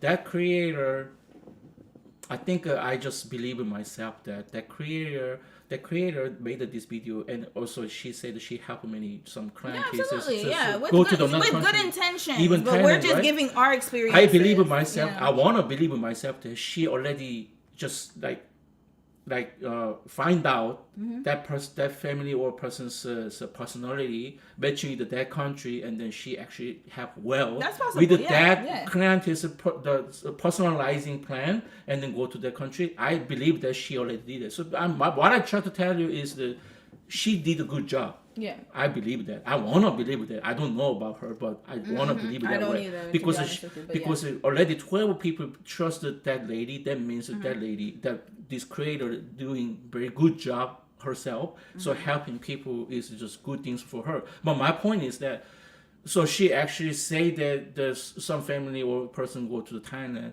And then I just email to the answer like, oh, Thailand. Yeah.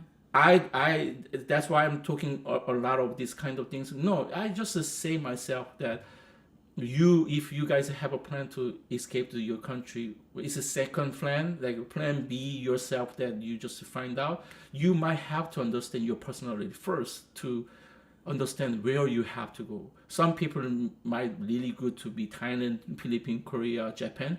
Some people maybe have some personality they not supposed to go there 100%. Like my wife. Yeah, South Korea with this personality, absolutely not. I realized. No. You know what I realized?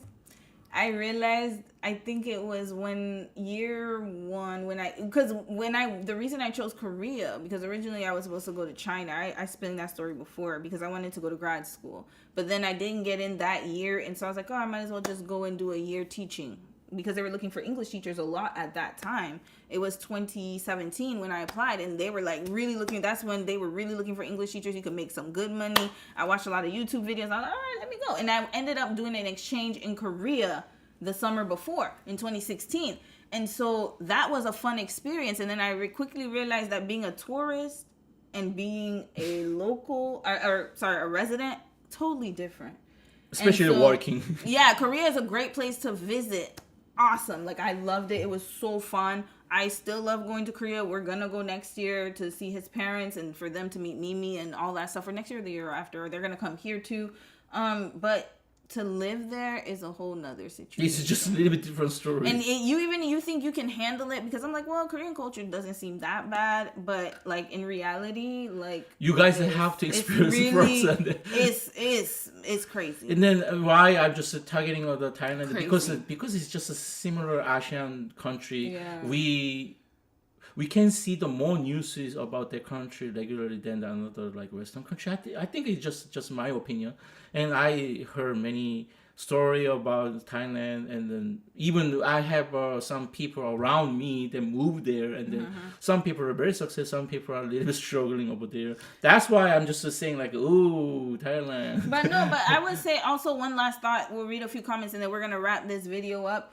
Is that we'll move on to the next video. Is that when you are living abroad, and that's one thing I'm so grateful that I learned while I was there, because it was a teachable moment for me.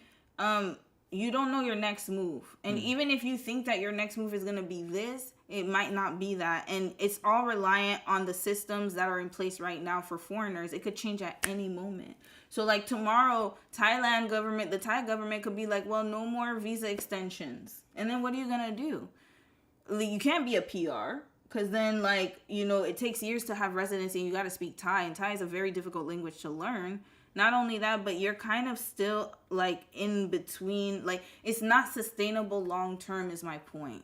When you live in a foreign country. Unless you get permanent residency. And even then, like, you'll always have to, like, be the outsider. And especially in a country, if they're not as inclusive, it can be very challenging. And then not only that, but you got to think of retirement. You can't just be, you know, going place to place and not being stable, especially if you haven't built a career in your home country. So what I will say, though, and that's something that we had to eat. Because remember, you spent time abroad, I spent time abroad. We were like, yeah, we did. And then when I came back here, it's like I had to start from scratch. From scratch. While my peers, they stayed here and they were more stable and they have like so many years of experience, and I just got in the game like 3 years ago. And thankfully I have like, you know, I found a really good job and I'm working a really great, you know, where I'm working is great. But I'm not going to lie, in the beginning it was very hard to come back and to start over from nothing, pretty much in a new city, new environment. Then he came, and then he had to build his life too, and he started from zero as well. And we were just playing catch up. We're still playing catch up this whole time, whereas other people, they're more stable. And I think that's where we have to kind of be honest about these conversations. Remote work can only work if you stay at that company. That's the thing, especially if you're in a foreign country. It's different to be broke in your home country than in another country. Trust and believe me. The hunger is different. And, you know, I was just blessed in Korea because I went from visa to visa. So I did student, then I did, I did work, student, and then marriage. But other people don't have that. Some people, they're just between jobs. And they're still between jobs. And then they're still just scratching the surface. No retirement, no nothing. Or even if you get pension from Korea, it's like, oh, it's nothing. It's not that much. Yeah. Like you'll get like what, let's say you work for a few years, 20 years, 15 years, whatever. Okay, let's say people long term. No. Okay, but let's say they got like $30,000 in pension or something like that. You think you can survive with that in Canada? That $30,000? That's gonna go in like 7 months. Not even 7 months. Rent is already $30,000 a year. That's already your rent. That's it. No food, no nothing. So it's like, you know, you got to think about what your goal is, how long you want to be there, and your personality type, and what country is the best.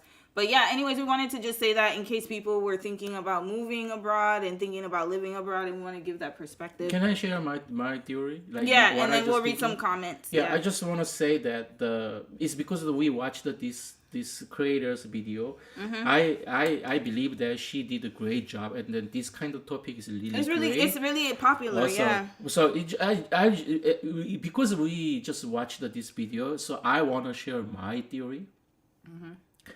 I also agree about my wife. It's because I'm from South Korea, and then thankfully I will come to Canada, and then just stay here, and then making the stable life currently. But if you guys are, because she said American, do you have a plan? So that's what I just say. Yeah, I'm just to give you guys this my thought to the American people. I believe that because I also listen to many podcasts, it's based on the old American country people. I still believe that America is a still strong country, and they have good people over there.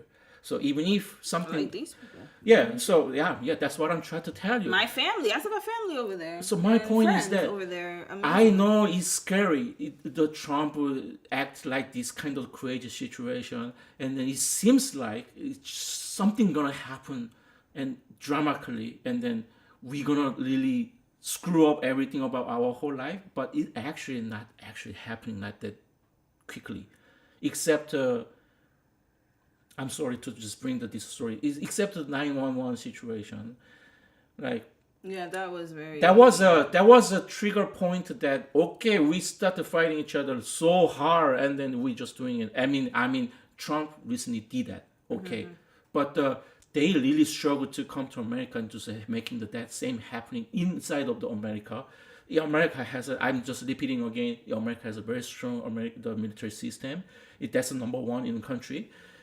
Whole, and America has a really great people over there. I know we talking about some bad situation in America, like a pew pew situation, so many people dying over there, and on top of that, this kind of the war situation is gonna come up. Oh, I'm scary, but it's always the best idea just to stay in the country, just making the stable more life. As much as you can. As much as you can. As much as you can. Making the plan B to go to another country is still a good idea. You're gonna think about it. You're gonna explore that country But first. not. I personally, sorry to, but I personally think that you shouldn't do it based off of fear. If you want to go to another country, let it be for something else. So, but not because you're scared. my point is that preparing something is always good things. Yeah, absolutely. Great leader always prepare to war, but they always keep the peace 1st. So I believe in myself that America still has that kind of people inside the military, in the politics. I know it sounds crazy, but still, I believe in myself. Of course, because we are good. Yeah, people. I believe that. So many people try to make the And they situation. are too. We want to keep peace. And then we don't want to fight each other we don't want to shoot nuclear each other. So that's why we just make a peace. But they always prepare themselves to have a war because we don't know what is going to happen in the future.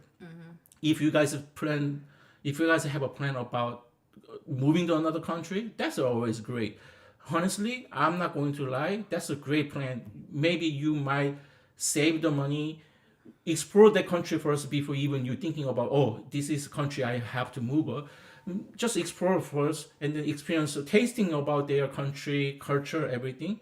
But still, I believe that America is the good country. You guys gonna build the very fundamental good, financially good things is over there, and then still just waiting, like a Korean people, South Korea people.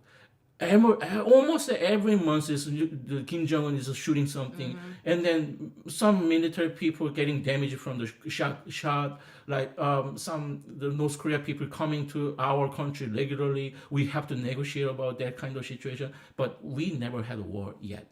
I mean, it's still war situation, but we really didn't have a. It hasn't escalated. To Yeah, like it hasn't happened really badly about it. Yeah, since the war, still, the original war. Still, good people in South Korea try to negotiate with the North Korea people. North Korea, the government people, has some little bit good people over there, even if they are like everything for the Kim Jong Un, but they still try to find a way not to fight too much each other. But it's just like, I mean, just like when I went to Jamaica, like if we talk about Jamaica, there's a lot of, violence in Jamaica as far as like gang violence, stuff like that, political things, but there's still some amazing people. When I went to Montego Bay, it was amazing. It was like, and there's some nice people still working. That's how I say, like, even in the time of turmoil, people still gotta work and pay bills. Like, that's what I'm saying. You're gonna meet amazing people no matter what. And I also want to just add one more thing to say that, don't make decisions out of fear. Always make it from a sound mind. It's always great to prepare, but don't do it because you're scared. Is what I'm saying. So that's what I tried to say.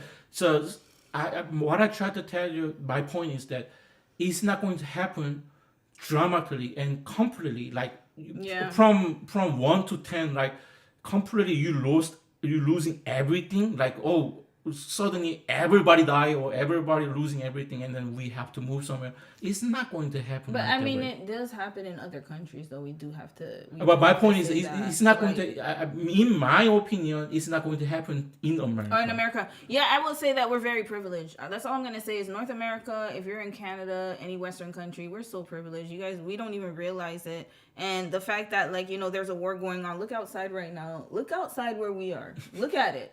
It's literally, I wish I could show you guys. There's like, it's beautiful. The birds are chirping. People are walking their dogs while there's chaos everywhere else. And all I will say is that even in the worst times, like, it's the best time to stack up, get your money right. If anything, I would focus on paying off my debt. That would be the number one thing I would be doing in this time, and trying to get myself into a better space. And I think that we're so privileged to be here and to live here. And not only that, but I moved up so quickly. Even though I was behind, I had to start from square one. When I came back to Canada, I've already outpaced my Korean life. And you too. He's outnumbered his Korean life in just 3 years. And he's lived in Korea his whole life, pretty much, except for the time he was abroad. So that's basically to show you, yeah, it may be expensive. Yeah, bills are hard. Yeah, it's tough to be here. 100%. If you survive here, you can survive anywhere. I'm saying that. Like, if you're from New York or LA, Texas, wherever you're from in America, if you're from here, if you're an immigrant in America, shout out to you. If you're an immigrant in Canada, to survive here is a blessing. Like, it's crazy how expensive things are. It's crazy how things are working here. But what I will say, though, is we are privileged, and we have been privileged. And, you know, we just have to keep that in mind. And if you want to go to another country, then, you know, take his advice and, yeah, just do it cautionary. And you already heard the perspective. So, but still, yeah, America is a good country. I believe that. Despite all of the, I believe that, because I'm only talking about America because just creator just mentioned it, Americans. So that's why I just say that. But any country, whoever just living your own country, just trust me, building your own journey in that your own country, building strong mind, and there's this fundamental basement over there. But it's just always a good plan to just explore somewhere and then just check it out. Like, yeah, that's a good thing, good mindset. Yep. All right, we're gonna move on. Let's read a few comments. Sasha, welcome to the chat. And hey sis, Prince said, as soon as hairstylists are high demand in a job in a country I can afford, I'm gone. And that's fine. There's nothing wrong with that. Do what you gotta do, but just don't do it out of fear is what I'm saying. Yeah. Make sure, because there's some people living abroad that are living amazing lives. And it's more so of like, what is a good fit for you? And I would say don't waste your time just going somewhere without a plan and without knowing your personality type, because it's just going to delay. Yeah. Especially when you get older. And I think that's what people don't think about is like, when you get older, how much can you keep the money steady going? Because that's what really matters. Yeah. Because when you retire, you don't want to be struggling and hustling. And you're like 60 something years old. You want to kind of just, kind of retire in a good way. Yeah. And you want to have resources and some ownership of something, right? So you don't want to just bounce from country to country. I mean, it's a hard life, y'all. It's not easy. Any immigrant that moves anywhere is always going to be difficult. And one thing that you have to start from the bottom, that's not a really easy one. It's really hard. It's really difficult. Because you don't know that country. Even if you explore somewhere, like, still, you are not a resident before. So it's so hard to start from the bottom. Yeah, Elle said there's something sus about people like this that come online and make content that fear mongers and claims to genuinely want to help people escape while probably making bank. Yeah, I agree too. That's why I was like, I gotta just, be careful with that. And not saying that she's not good at what she does. I'm just saying that you, like, as a consumer, you have to be careful with the messaging that comes across. And that's one thing I always say on my streams: do not operate off of fear, ever, ever, ever. It's not good to do it off of emotions or fear. Those will tie you up real quick. Somebody wrote, Prince wrote, Australia's a no for me. I'm black and it's too hot. Yeah, it's hot. It's hot over there. Really Hell nah. It's really hot. Strawberry Fraser, you said my mom just sent me a video of Thailand and a black couple living there, and I had to tell her how it's not a good place to choose for a retirement plan with no savings. Exactly. That's what I'm saying. Like, if you're gonna go abroad, have a plan to exit at some point, unless you get permanent residency and you can sustain yourself with a business or something like that. Oh yeah, But visa if condition you're- is also a problem. Visa. You gotta buy your visa. That's the thing. You gotta pay for your stay. Pay for your visa. That's what people don't understand. People who are living in Thailand and Cambodia, Vietnam, they have to leave the country and do border hops. They do that in Korea too. So you gotta leave the country, come back. It's not a good way to live. It's too unstable. Yeah, why we have to do that? Yeah, but it's cheap. But it's cheaper. Caring. But There's it's too cheaper much and it's problem. warm. But then think about it this way: you guys got warm. I know Florida kind of crazy, and California's expensive. It's hard because you got island. You know what I'm saying? You got Mexico. Mexico's a beautiful, beautiful country. And then you have the islands, and I guess maybe the weather is really a good draw because it's beautiful over there. That's the thing. But economically, though, speaking, is it really going to be a long-term plan is the thing. Especially if you have children or especially if you have a spouse. If you're single, I would say even then, but still, at least you'll be by yourself. But if you have other people relying on you, it's going to be difficult. Miri, you said plus Australia has a lot of world dangerous animals, creatures. I said hell no. Supernova, hey sis, it's been a minute. Hey y'all, it's collaborations video again. God bless. Yeah, he'll be back again. One more thing. Rafik said Romy is right. It's easier to be poor in your own country than to be poor in a foreign country. Exactly, because you're gonna get assistance. Social assistance. It's so difficult to be poor in another country. You cannot be being poor in another country. You cannot basically. Let's say you're remote working in Thailand, okay, and then let's say that a situation happens where you get injured, and you have to go to the hospital. You may have insurance. If you can afford insurance, that's gonna be great. But still, you still have to pay out of pocket, and then that's gonna delay you already. And then imagine your treatment and your care is going to be in a different language, in a different culture. You may not understand what's going on. It's going to be difficult. People don't think about those things. They just think about the beach and the sand. But I'm like, you're not thinking about healthcare. You're not thinking about if you get sick over there. You're not thinking about food poisoning and you got to go to the hospital. You can't even understand what the hell your doctor's talking about. And then remember, that even if they clean. speak, and then even if they speak English, it's still not the same way you can convey. It's different. And you need a system is different. translator. Payment system is different. They make you pay up front, by the way. You can't just be like, oh, I'm going to pay you back and then put it on. No, they need the money. They're not letting you leave right there. They're like, you going to stay in that hospital and you're going to have to pay before you discharge. They don't play with that. They're not going to put it in bill collection. You don't have no such thing as bill collection. You got it in Korea. Do they have bill collection? Yeah. Oh, yeah. Yeah, but you gotta pay. I'm saying, if you're not a national, so if you're a foreigner, and you go to a Korean hospital, they gonna keep you right there. I remember while we were on a scholarship, one of the girls, You can't she got sick. You can't get out of the hospital. She found out she had cancer, and thankfully she's really great. But she found out she had cancer, and we had to do a GoFundMe for her because the hospital wasn't gonna. They weren't gonna treat her without payment. I mean, we are not able because you were gonna die there. She was gonna literally. She needed emergency treatment, and so that was my job. To do GoFundMe. That was my job, guys. If that is the situation, the medical but for social. Korean. No, I used to help those social foreigners too? because Okay, it's a big hospital. Yeah. I used to work at most of the biggest hospital in the main city in Seoul. So I used to meet Yonsei Hospital. Yonsei Severance. Hospital. Oh, I can say that. Okay. Yeah, Severance. Yeah, Severance Hospital. So it's the most the biggest hospital. Once you work in the Severance Hospital, you're gonna start with so many foreign country people. They actually thought actually we have a good medical system. That's true, but I didn't know I have to pay up front. And then sometimes they wouldn't even treat you, especially during COVID. Oh my God, it was so awful. People would get COVID, and then the hospital would be like, no foreigners. Oh yeah. Because they were like, oh no, you foreigners are carrying COVID, so you can't come. Or you go to the emergency room and they'll be like, we don't speak English. You gotta get you gotta go somewhere else. Language is a big problem. Yeah, but then remember, they're hyping Korea up like it's a global center, and just the same thing with Thailand. Oh, you can move there, move to Korea, and then you go there, and it's like, okay, it's good. Don't get me wrong, but then when you have those kind of situations happen, which they do happen to a lot of people. I remember I had to go to a gynecologist. Remember, I'm 6 years. I gotta get my PAP. I can't just skip my PAP. I literally, I had to go to a hospital, and thankfully I found a gyno who could speak English, but then it was like, that's not the experience for other people. What if people speak another language and they don't speak English and they only speak Korean? You know what I'm saying? And I just got lucky because I had healthcare through my school and through him, right? But then other people might not have that situation, right? And we have to think about it. You're tied to your job. You can't, and in Korea, you can't even leave. If you're on a work visa, you can't leave your job until your contract's over.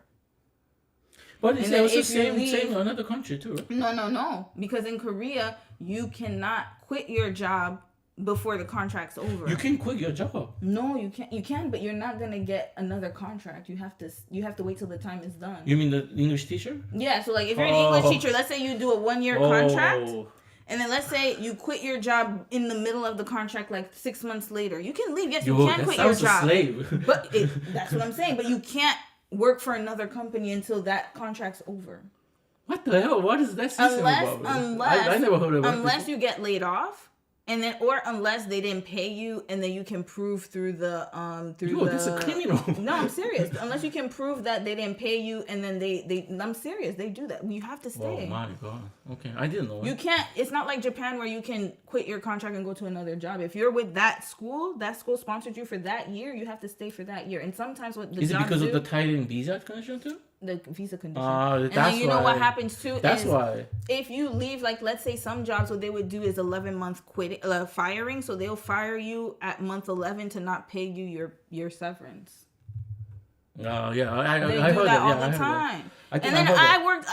If y'all watch my story time, I think I still got it up on my channel. If I didn't, damn, I probably put it on members only. I don't remember. I had to do that for the algorithm, but they didn't pay me for like 6 months at my first job. But that's illegal. That's really officially illegal.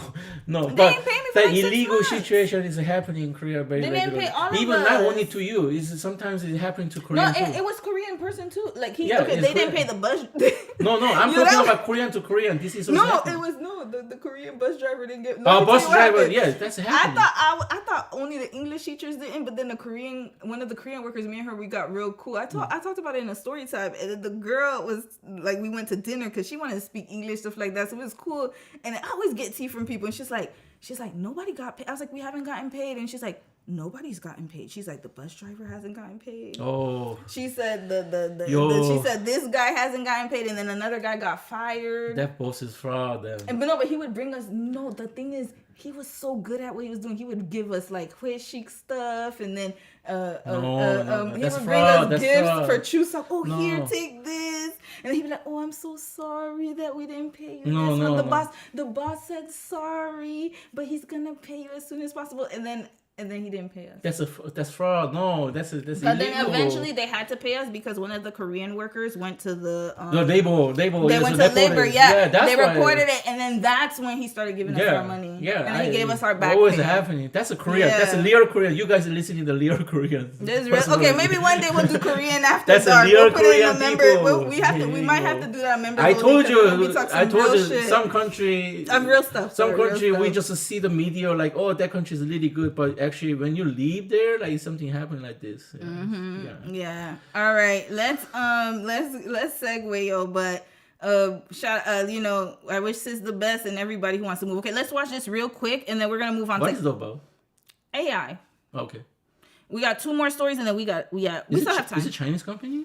No, I think it's American. It's NYC, Fauna Robotics. It's from New York. Oh, okay, it's from New York. Okay, Physical y'all know how I AI feel about AI, so I want Dom to talk about the computer. I mean the AI humanoid. Okay, and we're gonna check the Chinese humanoids and what they're doing, because every American one I've seen, they're slow as hell. So we're gonna see this one. Okay.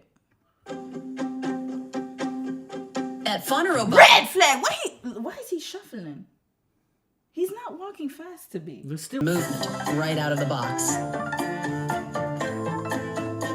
Built by our team right here in New York City. A humanoid robot meant to be explored, extended. You see, look, he's making him move. So it's actually he's controlling the AI. Yes. Shared. Look at this. Look at this. Right Look here at this. in New York City. A humanoid robot meant to be Why they made it explored, say red flag? You see? I think he's controlling him. Hold on, we're gonna check it. shared.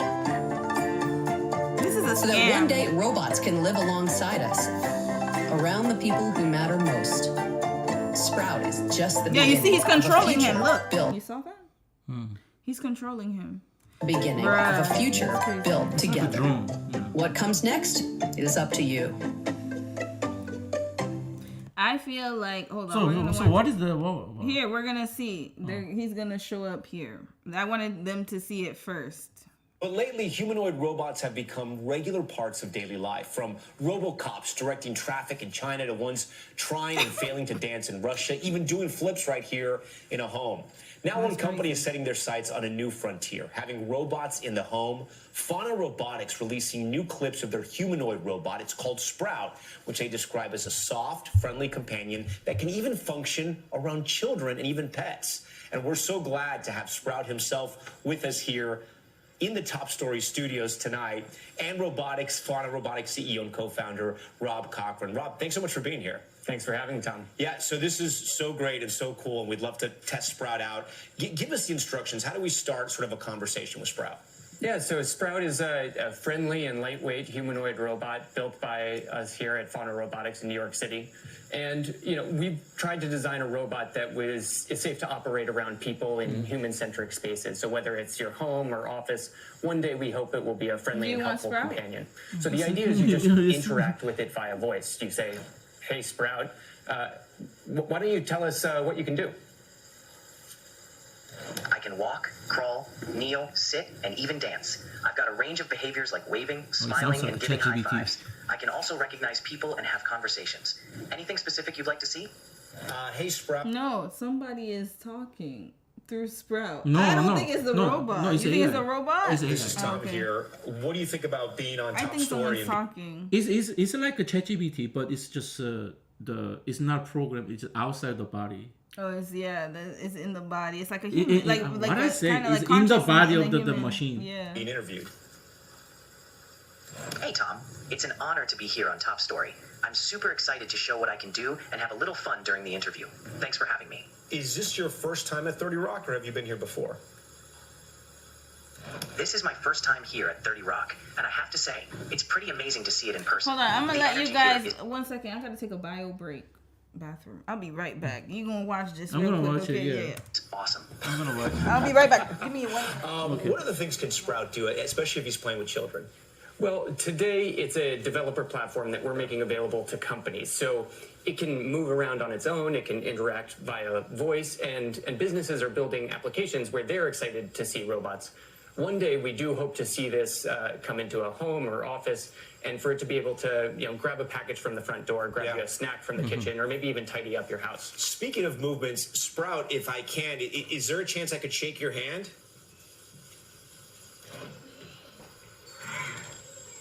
Go for it. Okay. Sprout, it's a pleasure to meet you. It's a pleasure to meet you too, Tom. Thanks for having me on the show. Hey, Sprout, if I'm getting hungry, it's dinner time now for many people watching Top Story. I don't have a recipe for spaghetti and meatballs. Is there one that you can recommend? I don't have my recipes memorized just yet, but I'd recommend a classic. Sauté some onions and garlic, add crushed tomatoes, season it up, and let it simmer. Meanwhile, roll some beef and breadcrumbs into meatballs and brown them before adding to the sauce. Simple and delicious. That does sound delicious. Sprout, if we're going to watch a movie with my kids, one of them is 8 years old, another is 10 years old, and I have one that's about to be 13 years old. Is there a movie, Sprout, that you can recommend for us to watch as a family? A great family movie might be something like The Incredibles or Coco. Fun for kids and still enjoyable for teens and parents. You can't go wrong with a good What's he Pixar talking film. about? Just Sprout, if I wanted asking to ask very you, could we normal play question. checkers, General or maybe Man, he ain't talking about nothing. Okay, fast forward. What can he do? I feel like somebody's controlling Grab him. its hand and move it around. It's able to Conversations and adapt to different tasks and environments. Do that. Wow, this is so incredible. Mine's being blown right now. Rob, I know you have to put it in a sort of movement mode to show us some of the other things it can do. Can you do that right now just to see like how long it would take, and we can keep the conversation going? Yeah, absolutely. So, already standing here, Sprout is dynamically balancing. So part of the AI we've developed internally actually coordinates all the motors of its body so that it can remain balanced, and it does so while standing. It also, if I give it a little push or, grab its hand and move it around, it's able to dynamically rebalance and does so in a very gentle way so that, again, focus. I don't trust these robots. I don't care what nobody says. I feel like, okay, we're going to stop it right here. Let me tell Why? you what I It looks think. like a ChatGPT, to be honest No, with you. let me tell you what why I don't trust these robots, because I feel like the prototype they have is not what you're gonna get when you get the delivery. It's kind of like those influencers that give you the wigs, and like their wig looks good, but then when they send you a wig, then it's not the same wig. Because that happened to me, y'all. I bought a wig. Remember that wig I bought for our wedding? I got it from an influencer. I never told y'all about that. So I bought a wig because I got influenced, and I was like, oh, this wig is so nice. I saw it on influencer. And you know, for my wedding, because Korea it's really hot in the summer, so I was like, I can't wear my natural hair. It's gonna, even if I could wear it out, it's gonna poof, right? And that's before I got locks. So then I was like, you know what? Let's just wear a wig, call it a day, make it them like look good or whatever. Y'all, I got influenced, and then I went and bought it from the same company. I forgot which company it was. That wig was. It was not good. It was like, how much you spend? Remember money? You said I look like the girl from the one that came off the TV, The Ring. Is that what that movie is? He said I no, look the like Japanese a horror movie. The Japanese Yeah, movie. it's called Ling. It's The called Ring. Yeah, he said I look like the girl because the hair was so thin. And then so I feel like this is what it is with the robots. Okay, we packing them right up because I think it's good. I don't trust it. I feel like it's a pyramid scheme. Can I see you dance? Oh wait, who's controlling it? Okay. Raggedy ass but my moves. That's point like is, 1980 move. Who does this anymore? yeah. So my point is that like, it's craziness. Even American scientists has been developing this much. But look at the China. Yeah, that's what we're gonna do right now. Okay, let's see him doing the robot like the old dance they used to do in the 80s. Look at this, yo. You know, plug it in and let it run again. Is it in the mode where I can ask it to dance? Sure. Let's look Sprout, at can I this. Look see at the you dance. Let's see Sprout dance. Come on, show us how to dance. Do the dancey dance, Sprout. Let's maybe see another dance too. Yeah, you know he I think he's already programmed there. He was programmed by somebody who was very unseasoned. I'll just put it that way. He's already programmed there. There's no brother or sister touch this at all. No brother, no sister, and no adjacent brother or sister. This is definitely this is definitely a certain style. That's all I'm gonna say. It's this man's style. He's the one who did it. He looks like he's going to a 60s party. He looks like a grandpa. That's like the hokey pokey, the dance they used to do, the little twist, the twist dance they used to do It's in grandpa, the 60s and 70s, yo. As soon as you say the word sprout, it's listening again? So it has a wake word basically, so it can be turned off, not listening. Okay, bye. Let's see a Chinese robot dance. Let's see. Do Koreans have robots? No, we are too slow. Okay. We are way behind the Chinese people. Robot dancing. Let's see a Chinese robot dancing, y'all. Okay, this one was 11 days ago. Look at that. Look at what they doing. Show. That's why I say he's too slow. Look at that. 4 rising humanoid robot startups demonstrating their advances. Cyborgs performing synchronized dances and kung fu sequences. For a televised event that is a massive touchstone here. So yeah, we're cooked. But okay, no. We're cooked. I'm gonna. Let's learn some Mandarin. No. Sure, channel. Stop. I learned a little bit of Mandarin. We're gonna learn some Mandarin, yo. No, when they take over for the 99 and the 2000. This is capping. No, don't listen. This It's lady capping? saying. So I'm gonna tell you guys something. So this robot is not for the humanized robot. This robot is only for developing this dance. Oh, okay. So this kind of the robot not able to listen what we say, and this robot is not able to just follow what we just wanted. Ah, okay. So in the U.S. So in China, they just make this event to show that they are how much they developed the AI system, but it's because of the event robot. They only can dance that much. This robot is just only developed for that dancing and they're just showing to the performance. But it's not a robot to just showing to their life to adjust our life easier. Okay, we're gonna see. So we saw that kind of the small human spout. But he was being controlled by the people. But honestly, the that center. robot is more developed than this kind of robot. Mm-hmm. But in the video only, when we see compare each other, this robot looks more like functional, more like active. But it's not actually true that they're not able to listen what we say. their daily life, what we just wanna just make them doing is horrible. They not actually developed that way. Okay, so they can just dance and do like. But in specific New York, that company developed that robot is just completely good way to be humanizing. To just we just have a relationship with that robot seriously. So it's actually way more developed. But it's not even a relationship with the robot because somebody is controlling. But I don't know. I don't trust none of this. Showcasing the country's cutting-edge industrial policy and Beijing's push to dominate the future of robot manufacturing. Yo, they to got more than robot 1 billion samurais. people. I have seen But it all. to a U.S. audience, it might look like a scene out of a dystopian sci-fi movie like iRobot. Deactivate or Black Mirror. Why are we teaching the robots kung fu? How could that possibly end well for anyone? That's exactly was my reaction The just now. experts are not worried robots like these will take over the world just yet. They're not working out moves on the fly. It's all programmed in. Oh, yeah, It's just so you're right. repetition. Yeah, it's That's all why they're all programmed. perfectly So you were right, honey. It is programmed. They It's make just the moves programmed. perfectly because they're robots, it's AI, and that's how it works. It's worth contrasting the choreographed moves with those that are actually trying to Yeah, be here we autonomous. go. Many still working out Yeah. the bugs. Red flag. I know damn well it didn't if it broke my mirror. Oh, we taking it right back. Y'all gonna pay for my damn mirror, and you know I'm gonna be claiming other stuff. I'm gonna say this was pain and suffering. I thought the robot was going to shatter something. I got scared for my Many life. still working out the Look at bugs. this, just breaking shit. You'll Get see some out of funny here, videos. red flag. Just breaking Here's the stuff. one that's been passed around quite a bit of a robot, one of them running right into a mirror because it was autonomously moving about the house. but Get it out had of not my been programmed house. how to handle a mirror.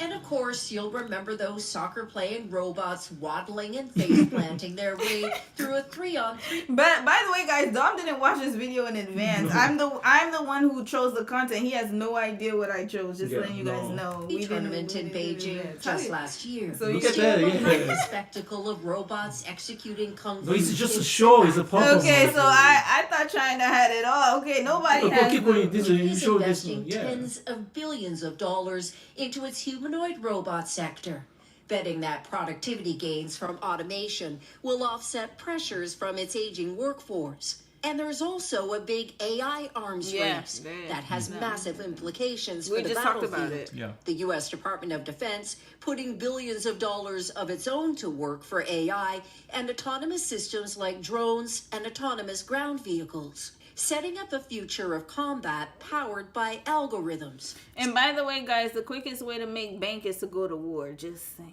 That's how you get all of the technology that comes out. That's literally what it is. So they're gonna use this So we to developed fund the China, whatever is going on. China developing this robot. Just imagine that if that robot is going to the war zone. Yeah. No, he's gonna die. It's decimated. That robot's gone. Some with a mean No, I mean roundhouse kick. we showed the performance of the Oh, kung fu. kung fu. Oh, yeah, the fight. But you is just it- throw some water on them. Are they waterproof? You just Overflow throw it in the pool. everything. Oh, they can't. What you if they can't- have a gun? Oh, yeah, you're right. That is like iRobot then. Damn. You can't put them in a container. Oh, yeah, it would be like iRobot. It would So be the same my thing. point is that we just taste a little bit of just movement She only, wants to go down, honey. but then and then China actually make the system to just have a war. Then they don't have a problem to just kill people. Mm-hmm. They just try to show their power. Yeah, I think she wants to go Yeah. down. Because I see her going, this is what made me go. Whenever I see her go, I know she wants to go down and play. Look at her. Or others, potentially, with more dangerous firepower. Oh, I might have to get a Janice toy Mackey for Freyer, her. Let me NBC get a toy. News, Oh, you get her a Beijing. toy? Okay. All right, that's it for the robots, y'all. Okay, Dom's gonna go get Mimi a toy.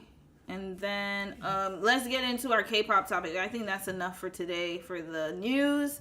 We're heading into K-pop territory now, y'all. Okay, so we have about an hour left. We're going to try to get out of here at 5 o'clock our time while the sun is still shining and out. So, before Dom comes back, I want him to watch a video.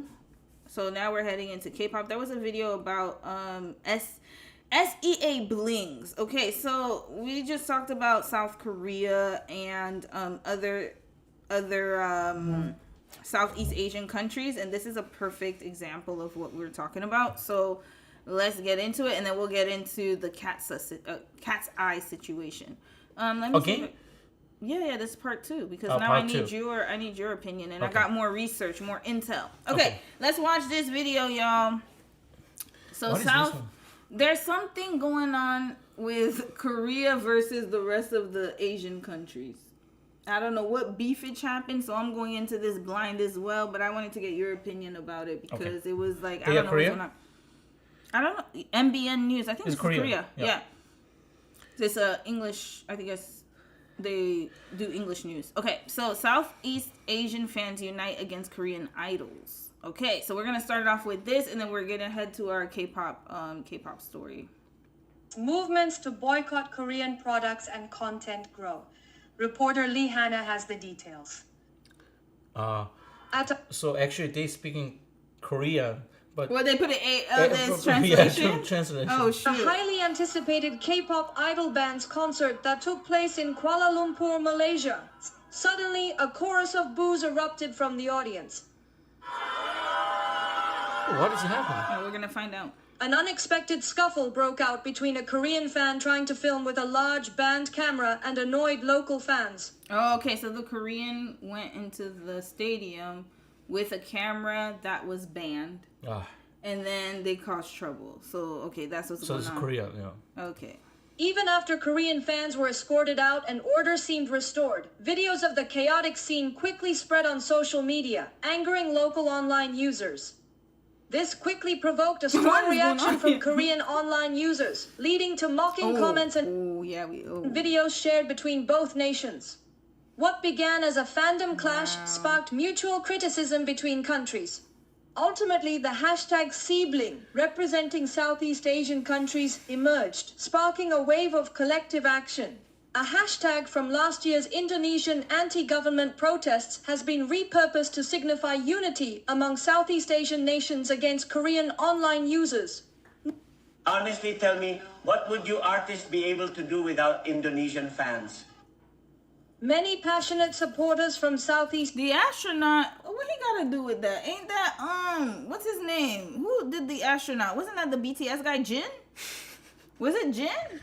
Yeah. Wait, who did the astronaut? I don't know. The one that sounds like Harry Styles. Hold on. The one that did the song with Usher. The astronaut. With Usher? You know, yeah, it was Jin. He had a song. I think I heard East Asia have launched substantial boycotts against various Korean products and K-pop content. Adding to this, reports of racial discrimination in Korea are fueling anti-Korean sentiment further. Towards the end, it turned into a situation resembling a divisive conflict, which seems to have amplified feelings of hostility. I think there's a need to take a step back and reflect on this. Experts point out that because social media allows anonymity, people tend to be more aggressive, and this internet characteristic can amplify hatred. MBN News, Lee Hanna. Okay, so what are your thoughts on this? What I have to say. So, what's the beefage? Why? Like, okay, so my question is: do you think that Korea has a complex when it comes to going to other countries? No, it's not a complex. They are damn stubborn. But it's complex. Yes. But complex means like you think you're better than whoever, or you go to a country and you don't act like a guest, you act like you own it, kind of type. No, situation, that's not. Is that what happens? Because this controversy has sparked a lot of debate on social media. Honestly, so they feel like Koreans are disrespectful to their country and they go there thinking that they are better, kind of type situation. Actually, I'm not going to lie. That's true. Okay. That's true. Why a lot of a percentage of the Korean people believe that way. Why? Because we are economically better than the country. Okay, that's it. Yeah. Yeah. Okay. I mean, just currencies, everything showing that their country's ability. So you're the Americans of Asia? Kind of. Okay, sorry, y'all. Oh, damn. I'm gonna get tomatoes now. Kind of. People gonna put red flags in there, but it's true though. Like, I'm not going to against that things. Just that's true, actually. Yeah. And there's so many stupid people. And you're the France of Europe. I'm just kidding. No. It wouldn't be France. France. But funny thing is, the Japanese never Yeah, doing that way. Japanese never doing that way. I think they learn. It's only Korean people doing that way. We have a strong ego, and then we never understand the handling that kind of the differences. It's just stupid. It's just, I'm sorry, stupid. People, Okay. I hate that people. Okay, yeah. Okay, I'm let's not from get Korea. him on a tangent. I'm from Oh, Korea. Lord. I don't have that kind of people around me. I hate that people. Yeah, but it's entitled people. There's entitled people. Ego in everywhere. here. This is a problem, right? You think you are better than them. You don't even have anything about the. Why are you thinking like you have a better than them? Just stupid, dumb as hell. There we go. So yeah, Some stupid people out there, and then they think like they are cool. No, you are nothing over there. Right? I really still can't understand their perspective. and there are a lot of people with his mindset in Korea. And the funny thing is you build Korea? No, you are just living in Korea. Then why are you thinking like you are so proud of you are Korean that you build your country? You didn't build anything. You just live it there. You're born in there, so you build it. So if you're born in America, you build everything in America.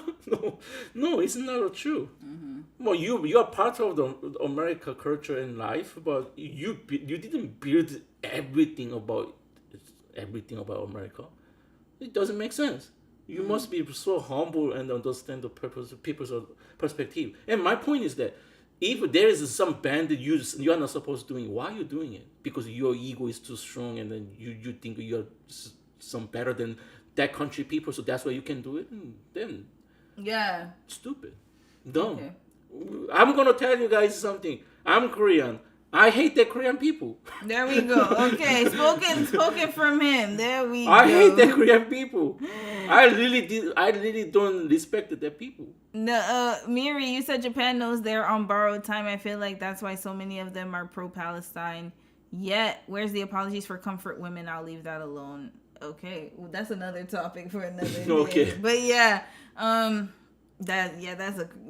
he'll talk a lot about that conversation. So stupid. I can't understand. Yeah, all this started because of a Day 6 concert. It always starts with that. That's the problem. And I think that a lot of let's segue into K-pop, because now we're talking about K-pop. No, I'm gonna give you guys something, some another similar style. Like when we have a package towards a package, we go to another country. So many some Asian people, like my mom and dad's Asian people, they think they can do everything, whatever they do want to do it, because they just literally saying on their mouth, oh, it's because of Vietnam.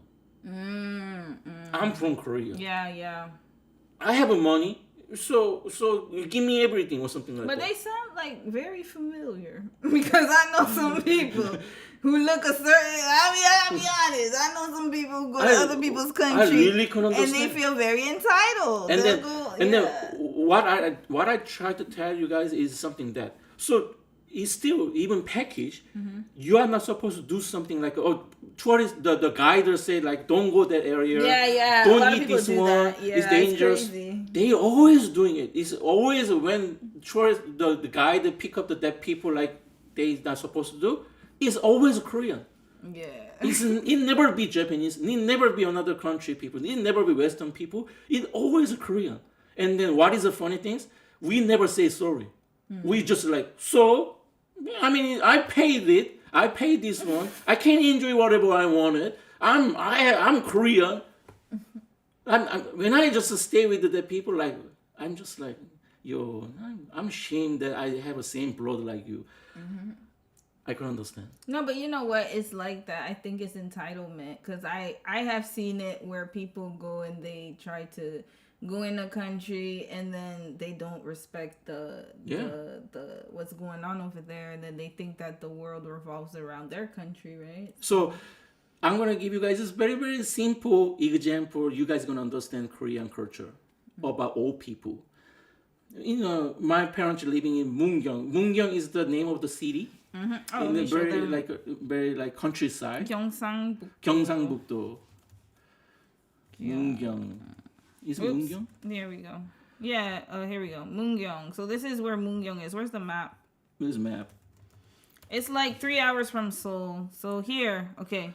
So let's go here. All right. Not Myeongdong. Moongyong. Oh God, red flag. Hold up. Let's just do Google Maps. I don't have time for this. Okay, here we go. All right. Moongyong. Here we go. All right, here. I mean, I didn't want to show the map actually, but this is the no, so they can see. Yeah. So can you guys see that this is the very like in the middle of the somewhere in South Korea. My point is that I used to live that small city like few years because I had no choices because of my parents. My parents is living in there. My parents is not born in there. My parents are born in Seoul, but they moved to that area and for the retirement plan. So funny thing is we have a few small gym over there. And then absolutely you have to pay to use that gym, right? So everybody paid that gym and then just using that gym. So in America, it's not only America, it's like North America. We have a culture. So for example, I'm going to give you an example. Like I'm doing the exercise in the one machine, and then I'm between the set, and then I actually go to bathroom or just quickly go to the like water filter just to fill up the water and then come back. If someone sit your seat, what are you gonna say? I say, hey, excuse me, I was using it. And then that person. Usually they get up and oh, I'm so sorry. Okay, let me know. That's your expectation, right? Yeah. That's our normal people's expectation. In that city, I'm not going to say that it's not only going to happen in that city. It's generally always happening in Korea, especially not young people, old people. I always heard this sentence. I also pay. I can because nobody was there here. So when I sit here, it's mine. I didn't know it. You went to bathroom, but now I'm sitting here, so I can use now. So I just say to that grandpa, but I was in the middle of the set, and then he say, I didn't know you. So okay. You can use it. And then he just finished it. I want to finish it. But I just jump to another exercise with another machine. And then he actually followed me. And then when I just finished the set, and then I actually, at the moment, one of the gym friends just came and then just started to talk. So I just say, hi, hello, and blah, blah. And it was only 10 seconds. It's a very small moment. And then that grandpa actually sit at the machine. In this situation, grandpa actually saw me. Actually, I use it, and then I'm just taking the break, and then he just sit there. So I just asked the grandpa, like, but I was using it, and then he say like, yeah, but I also using it, and then I also paying this gym, so I can use this gym. So can you guys see that? This is the Korean people, old people's mindset. Like, I can do it, whatever I want to do it, because I paid it. I'm also human in this country. It's just I don't know. They don't have a manner. It's entitlement. Yeah. Well, I don't know how to say, but they don't have a general manner like that. Yeah, way. I know. They used to push me. The worst thing in the world is when you take a bus and then they bum rush you. They don't care. They throw them balls. If you guys gonna see the subway and then just you guys take the subway and then. If it's a public area and then there's some empty seat over there. Do not sit there. Sometimes you guys are gonna see that grandpa are gonna throw the bag to just catch the empty seat and then slowly walk there and then sit there.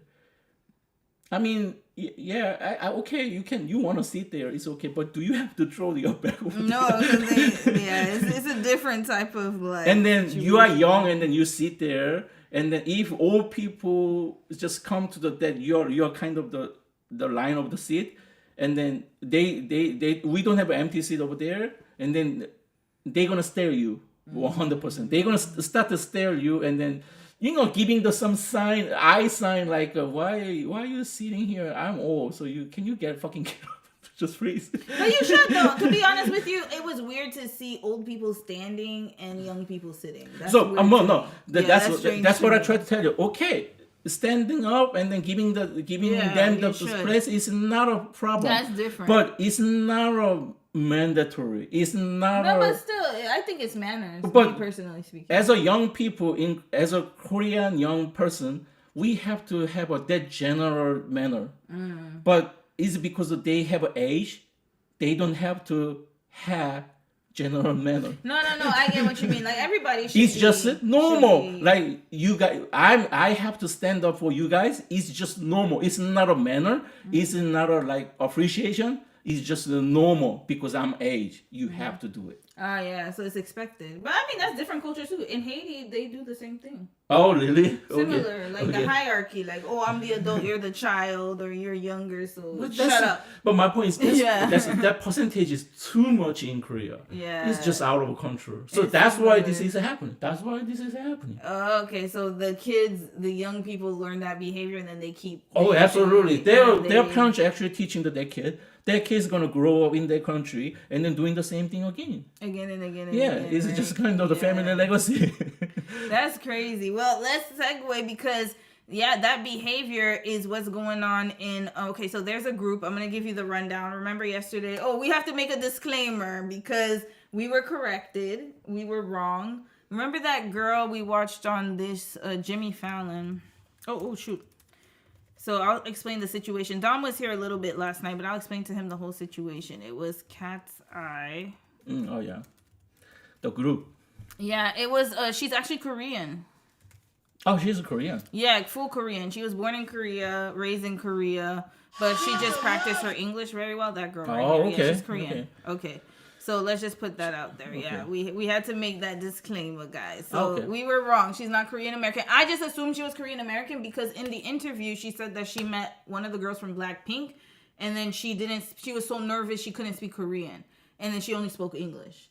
But then, if you're from Korea, why would that be nervous to you? Like, I can understand. Yeah, exactly, because that would be the first language you'd be comfortable speaking, right? Yes. What does it mean? Yeah, I don't know. That's why I gave her a red flag yesterday, because I'm like, bro, you're Korean. Like, why? That's why I assumed she was Korean American, because I was like, why would that not be natural for you? No, as a Korean, if you're nervous, the speaking Korean is the 100% natural. Yeah, it would be more. It would make more sense to speak your first language when you're nervous than your second language. It's weird. Why are you coming English personal? Yeah, that's like me saying, oh, I got nervous, I spoke in Korean. Like, people be like, yo, like, but you speak English. Like, what? Like, you know what I mean? So it was just a weird story. But again, she's young. She's 18. These are young people we're talking about here, okay?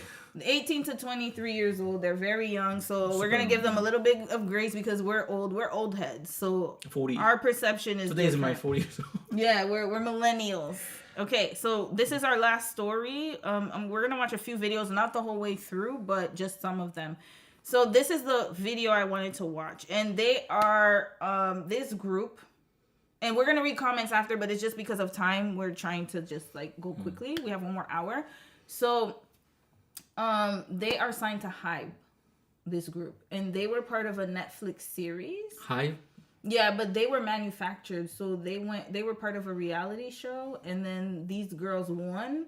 And they got a contract with Hybe and Jeff and Reference. Yeah, exactly.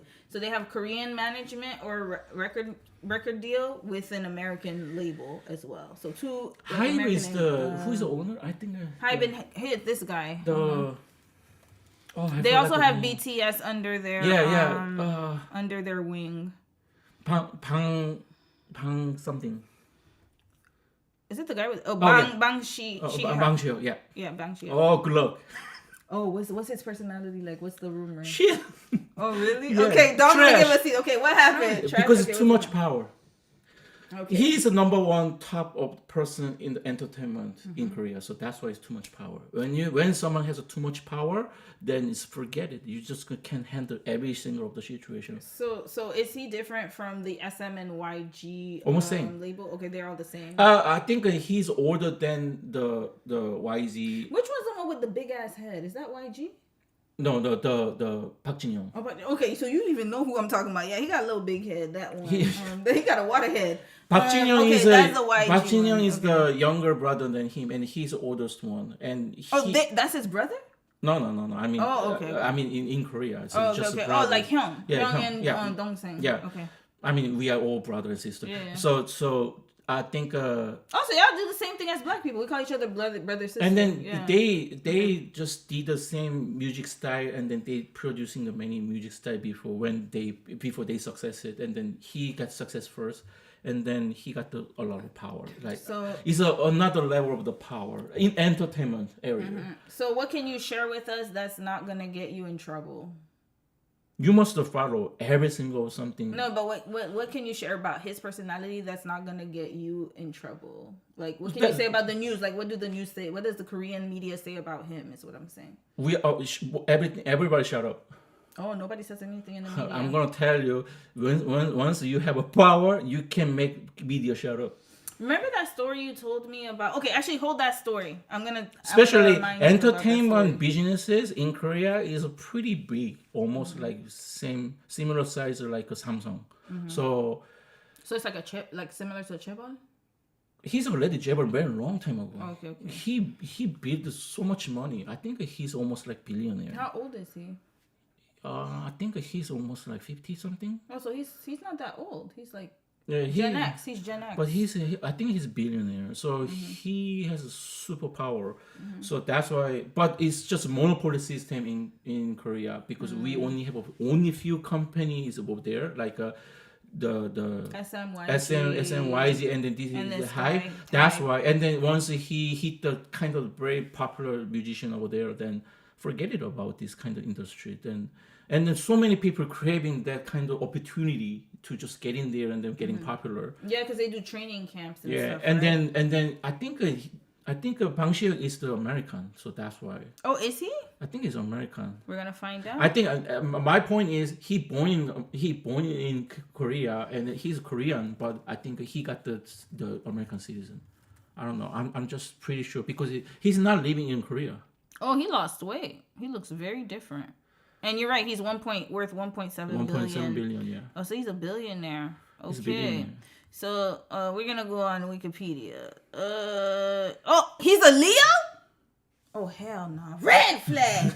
He's a Leo. He's born in August. Oh that yeah. Oh y'all, he's a tyrant, y'all. So I done told y'all about Leos. 1972. What is? He's a Gen X. Oh, 52, Gen X. 53. I'm right. So 50 something. He's a Leo.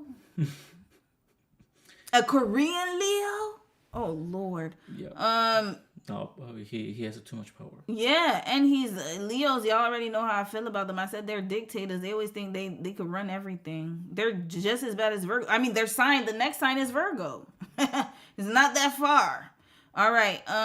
Yeah. So okay, he might have some American info. I don't see it here, but that's possible. So my point is that even if he's not Korean, the American citizen, but he has some relationship. He has a big relationship between America and Korea. He has no problem to just go back and forth. So that's why it's just pretty tough to go against him. Yeah, against him. Even he can shut up every single of the media when he wants to. So they have cat eye, so I'm gonna have a question. So he built the BTS. Yeah. Have you ever seen the bad news about BTS in the Korea? No. Yeah. Why? Never. Why? So we have only perfect people in BTS. Like my point, what I'm asking is, we always have a perfect situation with the BTS only. Like they are also men and humans. They don't make a mistake. But there's no any bad news in Korea. Yeah, cause that's the thing. Like, I think that in Korea, we rich people we call them jabber, right? Jabber people can easily control media in Korea. It's so easy because. But I mean, it's the same in North America. Whoever has money controls the media, right? Yeah. So. But the difference I would say though is that even though they do control the media, like he'd be like a Jay-Z, right? So like it depends on who's talking. So if it's like somebody who's talking, who's giving real shit that nobody knows and telling secrets, then yeah, they're gonna shut you down, right? They're gonna copyright strike you, or they're gonna silence you. But once right? he's number one in Korea, or they're gonna take you out. Yeah, it's just a monopoly system. In America, monopoly system is not going to happen easily. It's pretty rare. Not anymore. It's still It's illusion. I mean, what I try to tell you is the percentage. It's still happen, but it's pretty rare in America. In Canada, we have monopolies everywhere. I don't know. I mean, no, in America I will say in America it's a little different, but it's getting to that. It's going back to that. It wasn't like that. Mm-hmm. They got rid of it, but now it's going back towards that. Yeah. And I would say for Canada, it's always been like we do have monopoly. But in Korea, you guys gonna understand that every single things is about monopoly system. Samsung, Hyundai, LG, like this kind of entertainment company, like the computer system or something. That kind of company is always a monopoly system. They conquer every single. Kakao is one of the biggest monopoly system. Once we had a news seriously about it, like once the Kakao shut down 2 minutes, the system, and then Korea economy went down to 3%. 2 minutes, 3%.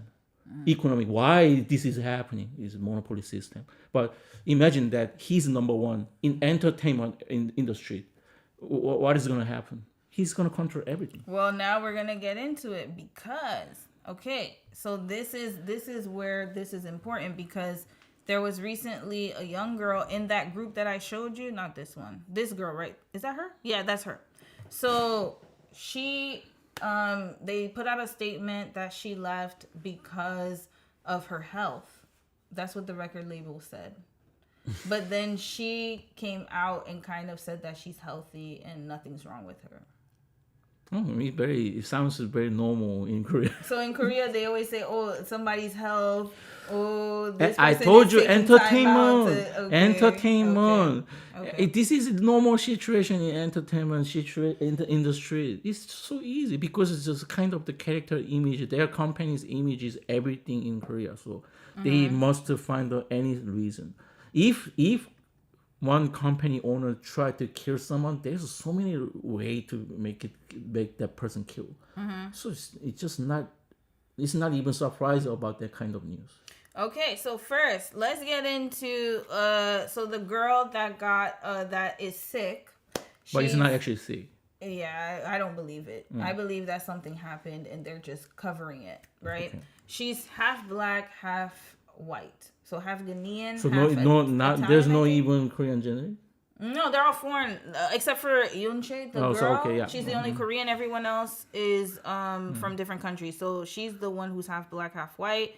And then I don't remember where she's from, but they're from other countries. Some of them are from America, but have different backgrounds. Oh, so they are not all American. Just three. I believe three are American, and the rest are. She's from Switzerland. And look, I could be wrong. Y'all let me know in the chat. She's from Switzerland, if I'm not mistaken. Switzerland, okay. Okay, wait. Let's even look it up here because I want to get the facts right. Cat's eye. Okay, we're gonna watch a video to explain the situation here. Cat's eye. Okay, so this is the situation that happened here. So she's taking a hiatus. Gosh, why do you have these damn things here? All right, she's taking a hiatus, but the move has sparked a larger debate about girl groups, and because she's the only black member. So some people are saying that she was mistreated because she's the only black member, and there is a pattern of behavior of when someone is the only black member in a group that they get like discriminated against. They have a lot of allegations against them. And usually this situation happens. And so I'm going to show proof of this happening in the K-pop industry because she's not the only one who this has happened to. This has happened to you're just talking about people. Black person or just talking about No, we're talking about industry, but also industry and then black women in that industry on top of that. So that's my perspective. You can't talk about that because you're not a black woman. Well, you could talk about it, but from a Korean perspective, and then I'm giving the black perspective, but right? So yeah. Me personally, I already can answer this kind of the situation. Yeah, she's from Switzerland. Okay. I can already answer this situation. It's not only for black women. No, absolutely. 100% it happens to Korean women too, but this one is happening to everybody. Everybody, even Korean too. It's just regularly happening. Okay. I think I strongly believe that she did something inside it. Like what? Like not listening, not following. Oh, because she's against something, or she's speaking her even mind. One thing, even just one speaking thing. her mind. That's what I was talking about earlier. You can't speak your mind. You can't say everything what you want to say. My point is that you can't take time off. Once you in the group and then you already contract, it's just 100% true that you must be shut up everything. Just do. Whatever they say, just follow it. Okay. They say you dance. It's just kind of the robot, to Like be a honest. with puppet. you. Yeah. Like, Just you're just a dance, like you're yeah, just a puppet. at this time doing this one, go to this interview, this go show, doing something, show this one, to show this body, showing this. But what if you're singing. sick and you want to take time off because she got sick? And you can't see. You can't be sick. You can't So be just sick. like in the Korean workplace, like I told y'all, you can't take days off. It's a slave contract. Okay. But why people still doing it is popular. It's just like opportunity of popular marketing. Once you work with them, the name of the working with them is another level. You can go anywhere.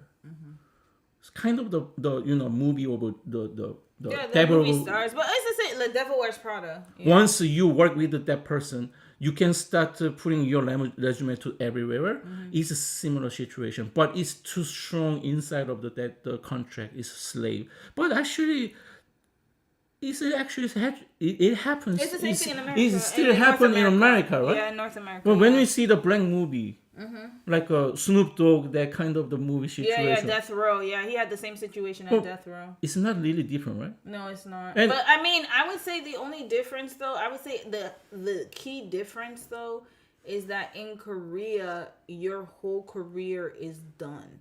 We done. Whereas in done. America, you can revive your career after, even if you leave the label, even if something bad happened. Like, as long as you have the fans and people still love you and they still like you, you are untouchable pretty much. Like, people still gonna follow you. Look at Kanye. He did so many bad things, controversies, but people are still following It's him. America. Exactly. But in Korea, if your career is done, you're really blacklisted. Like, seriously, no, like, you're done. You're done. You And can it's a never day work industry. in that industry again. You're done. Where are you gonna work? At a cafe? That's what I'm Cafe. saying. Yeah, exactly. Like you're gonna. And there's nothing wrong You're with gonna working work at in cafe, the but I'm office. still saying, yeah. But you can never work there again and make. But I'm saying, like, in America, you could still make that same kind of money. Like, you're not gonna have to go to No, work at a it cafe. is Like, not you're never going gonna see Snoop Dogg working at Burger King. Is what It I'm is saying, not going right? to So, like happen that, in yeah. Korea. It never be happen. When you're It's done, different. when you're done, it's done. You're really done. Like, you're finished. Like, Oh, you're- but I mean, it's my point over. is that you have to go to the McDonald's to subway, where if you are lucky to speak Korean, then at least you have a chance. And to go I to want to it. make a clear reference. I'm not talking because I know some artists, they end up going to work at DoorDash because we saw it with Roscoe Dash. I think he was doing Uber or something like that. I'm talking about like somebody on the caliber of like a Snoop Dogg, or like somebody on the caliber of like a Little Baby or something, or Megan Thee Stallion. And then let's say like you see that whole Tory Lane situation that happened in Korea, she would have been done. She would have been done, like finished. Yeah, they would have finished her. For example, Yeah. this is also one of the easiest example. You guys gonna understand that. So let's bring to the future. How many kids future has? 50-11. Yeah. So for example, 4 million. Okay, this is the example. You guys. He has babies everywhere. Oh, so- I'm just so- kidding. I'm kidding. okay. I think he has like okay. 7, 8 kids or So something. for like that. example, 7. But like 6 baby mamas. 7. We you guys and us together, we can say that he's a bad person. I mean, he's not He's taking. not up- bad, but he's just. No, he's bad in the sense of like he's just reckless. He- like, he- he's irresponsible. I'm gonna say. He's I'm gonna irresponsible. say again. I'm sorry. He's a bad person as a parent perspective. Yeah, irresponsible. Is it parent. correct? But my point is that still he's making money. He's making the music, and then he's still Like Chris Brown. Look at what's he's happening still with being Rihanna. a musician in the street. My point is that similar situation. I'm gonna give you guys a situation. One of the very handsome actor actually had a baby mama, Yeah, I remember that. I talked about him. and then a little bit, yeah. we didn't What know was it. his name again? The guy who. What was his name? I forgot. Korean actor with baby mama. My bad, y'all. I all of a sudden I forgot. I'm sure they're saying it in the chat. No, not What's his name? I'm sure. Is it Moon Gabi? Oh, okay. Ju Woon Song. Jung Song. So okay, Jung Woon Song. okay. This is a situation you guys gonna probably interesting about it. We didn't know it. He actually has a baby mama, and he actually has a one son. We didn't know it. Yeah, I remember. Moon Gabi is his girlfriend, and then girlfriend is okay. I mean, girlfriend is girlfriend, but we didn't know it. He has a son. Yeah, this guy. He has a son. Yeah. So this is a situation recently media, one of the person, maybe probably one of the anti-media person just posted, and then it just spread out to the everywhere because the Jang Woo-sung is one of the top tier of the actor in Korea. Okay. We just hear the news. What do you think? He just had a baby mama, and then he's It's a nothing baby. to us. It's like, okay, he got a baby mama. Okay, that's it. Put He- him on child support. I don't know. I don't really care. People still gonna watch his movie. He lost all the contract of the movie. Yeah, I know. That's what I'm saying. It's severe. in He Korea. lost every single of the contract from the movie. The movie director cut him every single of the movie. Because they were wondering why he didn't marry her. That was the problem. And why you not keeping the son? The family. Yeah, why you making this situation? Yeah. Many It's a many bad fan look. Yeah, many it's a fan in bad Korea just say that I'm so disappointed you have a son. Yeah. So It's too extreme. when I see this situation, I'm just gonna ask the people, what is the problem to have a son? And then many people just argue to him like. Oh, she just said she's sleeping.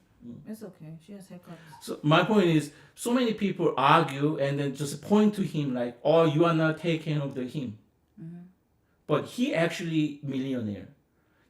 We found it. One of the reporters say that he actually regularly giving the money to the Bundabi, support, child support. It even no marriage life, no any contract. There's no legal the agreement like you have to pay. He just paying. Yeah. Because he know that he's a son, and then we had a relationship with that lady. That lady just getting all the money from him, and then that lady just giving to the son the money. Yeah. But, I mean, take care of the money. Yeah, take care of the kid. You know, food, clothes, But everything. she just kept it quiet, basically. Yeah, because He was paying she her doesn't off, want yeah. to have a problem. Yeah.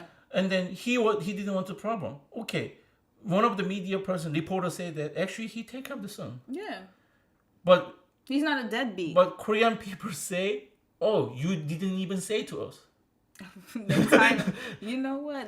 So basically, he had to tell them that he had a son. But even if he did, they would have still done the same reaction. I believe. Yeah. They would have still had. My point is that I'm disappointed, and so I'm not going to support anything. Yeah. And then it just united that kind of the group, and then we just created the all anti union association, and then just against everything about what he's doing. Try to kill him. Basically, yeah, that's what ends up happening, which Yeah. is the dark side. Of Nowadays, that, I still can't see his face on the movie and the TV show anymore. yeah. He's gone. He's gone. But my point is, he's gonna take a time. He might kind of come back later, but still, this situation a few years ago. A year ago. Yeah, but he's not able to do any work in the industry. Yeah, for like a few years, probably. Well, let's compare between Future and this guy. Different. Not even just Future. There's other guys like look at Post Malone. He left his baby mama after like she gave birth. That's crazy to me. That's more criminal than anything. At least he's supporting his kid. He left her high and dry. He got a new girlfriend now. Now and in the end, I saw one of the last news that he actually get married. Oh, he signed up. With who? With her? Yeah, her. Oh, they're married? They married. Oh. He decided because he just say, "Oh, I feel too guilty," so I just decided. He married. Oh, they did. They did the ceremony. Oh, damn! So she got her ring by by threat. But I think he also has the knowledge that probably she gonna have a chance to just law against it, she tried to steal the money or something like that. But anyway, generally, I don't think it was too much a bad situation between them. But she's gorgeous. I don't see why he. Yeah, she's a good why person, he just and she her? take care of the son. And then like, I think it's not a really bad.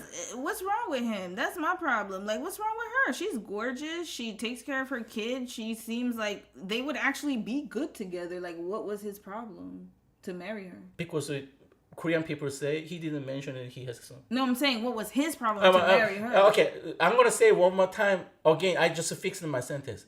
I'm disappointed that you had a son. No. I'm saying what was his problem to not marry her in the first place?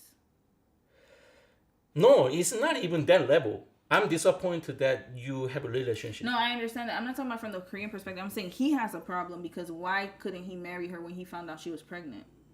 She's not bad looking. That's what I'm saying. Like, she actually fits him. Like, I think this is a situation that she was just a side chick. No, my point not is, side chick because he didn't have anybody. But he doesn't want to be. He doesn't want to be in a relationship. I don't think he wants to be in a relationship. No. What I try to tell you is that I think he just worry about his career and the kind of the financial situation because he's too popular, and then once that you get money that much is that. You start to worry about it. Actually, that lady actually really loved me truly. Okay, but then why did he sleep with her then? So it's a relationship, just like girlfriend. So I don't know. It's just we never know inside of the situation. I know. But my point is, I strongly believe that he's not that bad person. I don't think so either. I think he was trying to protect his image. That's my he was point. just trying to protect his image. Yeah. That's all. He was just trying to look like the perfect actor. But in Korea, we don't accept that. You die. Done. But now he married her, so now he's gonna be no, okay. still he's still come back to the industry. So what he gotta do is start a YouTube channel and then have the baby and her. I'm saying, listen, you see, this is the thing people don't think. This is the problem with Korean people. I find that's my opinion. Why are they doing? They don't think outside the box. No, it's not that. He could do a PR thing, like show his family, oh, that's my baby. I marry her. You know, do the loving couple stuff. I'm telling you, people eat that up, and then they're gonna change their mind. Oh, he's such a good dad. Oh, what a good dad. So image cleaning. That's how you clean your image. I'm dead ass. Like, that's what he should have done. Get yourself on social media or make call a media company to make like a special documentary for you. In America, that's work. In Korea, we have a still strong against people. But no, but he could open a YouTube. YouTube is American. He literally could do that and be like, "Hey guys, this is for my international fans. You know, this is my wife now. She's no longer my baby mama. You know, it took me a while to get. You know, you gotta have the tears and look like this, and then have the little baby come out, and then you good. All right, let's watch this because this is actually a really good one here. We're gonna hear. So what is happening with the lady? We're gonna hear it right now. Okay, so this one is 14 minutes, and I might speed it up a little bit because I think she spoke a little slowly. So here we go. All right, shout out to I Don't Know But. Okay, so this explains the situation. So yeah, Mano recently went on hiatus from Cat's Eye, and we don't know if it's temporary or indefinite, but Cat's Eye cannot be Cat's Eye without 6. But if I'm being honest, I don't really think it was out of nowhere that she left. When you actually look at everything she's been through since debut, it kind of makes sense. And hold on. Maybe I'll make it a little slower because she's talking too fast for me, so I know she's talking fast. Good for her if this was on her terms. Because from the very beginning, there's been this narrative stuck to her about being lazy and not a team member and saying she doesn't want this. Yeah, they called her lazy. On the show. We'll get to that. And that doesn't come just from random fans being rude. That was introduced through official content, which I'd be so grateful when it leaves Netflix. My first video was on Cat's Eye, and I did not plan to make another one so soon, but here we are. I won't go into detail about how damaging the docuseries was for Mano, but you can go watch my first video. Even with all the backlash, the narrative really never got corrected, and it just got pushed on her more. Even recently in their season greetings booklet, one of the questions was, what does Mano think her best feature is? One of the multiple choice answers was literally her selfishness and her laziness. Like, why are those even options? Because once you label it on a black girl, especially in a pop group, it sticks. So the situation was that she doesn't have any background in dancing and in the entertainment industry. Wait, listen. So listen, that's what I talked about yesterday. So listen to what happened, honey. They were trying out for a show, all the other girls. She was picked by somebody, I guess, at the record label. They found her. She didn't even apply. And so she had to learn all the moves, everything, and those other girls had years to learn that stuff, and she didn't. She's just starting. So she's making mistakes, of course, stuff like that. She's not perfect, but then they called her lazy probably because she wanted to take a break. And remember, she's from Switzerland. She's from Switzerland, which means that they have a very good social system. Yeah, half black, half white. Black people in Switzerland, of course, everywhere. We're everywhere. It's a country where, you know, they take breaks. Yeah, they take breaks. She's used to resting. So that's possible that they would call her lazy for that. And in Korea, so in Korean culture, what is considered lazy in Korean culture? Slow. Yeah. So I would be considered lazy, guys, because I'm slow. Yes. Canadians would be considered lazy. Super slow. Yeah, so Canadians, anybody who's slow is lazy as hell, yeah. because you're supposed to stay up every day and try to practice, have nunchi, be perfect, stay up all night, lose sleep to learn the dance moves. Because especially in that industry, that's normal life. Okay, got it. Okay. But she has talent. She's beautiful, so Yeah. she doesn't have to. She didn't have to do that much effort, but she still get that opportunity. Because they wanted her. So That's it's the thing. jealousy. Yeah. So inside of the jealousy is to create this to happen. Oh, we're gonna talk about the jealousy in But a moment. that's a very super normal. But I mean, black people are also doing that in the entertainment industry. Oh yeah, but not to that degree. I think like and this is where I was talking about her being the only black girl in the group too. It's a different level for of example, jealousy. like It's a different level. You know the like kind of a 50 Cent movie or something like that. When we see that they're kind of inside of the music industry, like they start still fighting each other, like from the jealousy. But it's different because there's beef there already. I get it. Yeah, there's jealousy. Don't get me wrong. We do have that problem in our community. 100% the black community. That's all across the diaspora. Whether you're Black American, Haitian, whatever, Caribbean, African, we all have that problem. Every culture does. Korea does too. I mean, we are too serious about it. But the thing is, like, I would say that it's different in this group or in these type of groups because they're all different races. I think that's what. But I think it's all human, same human. No, they is. struggle to get in there. I understand that, but what I'm saying is that it's a different type of jealousy. So jealousy from a What black. does it mean? Okay, let me tell you something. So if a black woman is jealous of me, it's a different type of feeling than the jealousy of a white woman. You get what I mean? Okay. That's my opinion. I don't know what people I feel in the understand. chat. I understand. So that jealousy is like the behind your back jealousy. Whereas I feel like sometimes our jealousy, yeah, it could be behind our back, but we know each other a little bit, so we understand, right? But I think their jealousy is more of like they want to be you. Like they want to live like you. But I think that's everywhere. Actually, now that I think about it, it could be like that in every group. Don't get me wrong. Okay, so let me get my thoughts. That sounds not bad. What I'm trying to say, what I'm trying to say though is it's a different type of jealousy because there's racism involved in it. That's what I'm saying. No, what I'm trying to tell you is that jealousy in Korea can kill people. Yeah, exactly. Same thing here. Black people can do it? Absolutely. Yeah, Jealousy kills. We could watch a crime network right now. Jealousy kills. I just did a story about a few months ago about your a girl jealousy was a different story of that. No, but what I'm talking about, jealousy is like it is the okay. How can I say this? It's similar, but it's a little different when you're the only black person in a group. Is what I'm saying. It's different. Me personally, I'm gonna give you guys my opinion. But then to be fair, I would say it's the spirit of the person. To be fair, because now that I think about it. It doesn't matter if you're black or if you're white, if you're whatever. That type of jealousy can be in anybody because I have seen some, like, you know, people who look like me, they want to be that person. They get jealous. They want to be that person. So it's a type of character, to be quite honest with you. But I think the controversy here is that she's the only black member of or half black member of the group, and so she was treated differently by the record labels and the producers, and they made her look like she was the lazy one when everybody else no that's what it is. So they made her like she was the bad one, but everybody else was good, and so they gave opportunities to the other girls that she didn't get. So for example, she got sick and she wasn't able to be part of a video, but another girl got sick and was able to be part of the video. So it's different treatment is what I'm saying. I'm gonna give you guys my opinion. This is my opinion. Since I born in Korea, and then I saw so many entertainment show about this kind of the group creating, and I know that kind of the environment because my many friends also went to the entertainment, just like opportunity, and then some guys are being actors, some guys are singer, but they already failed very long time ago.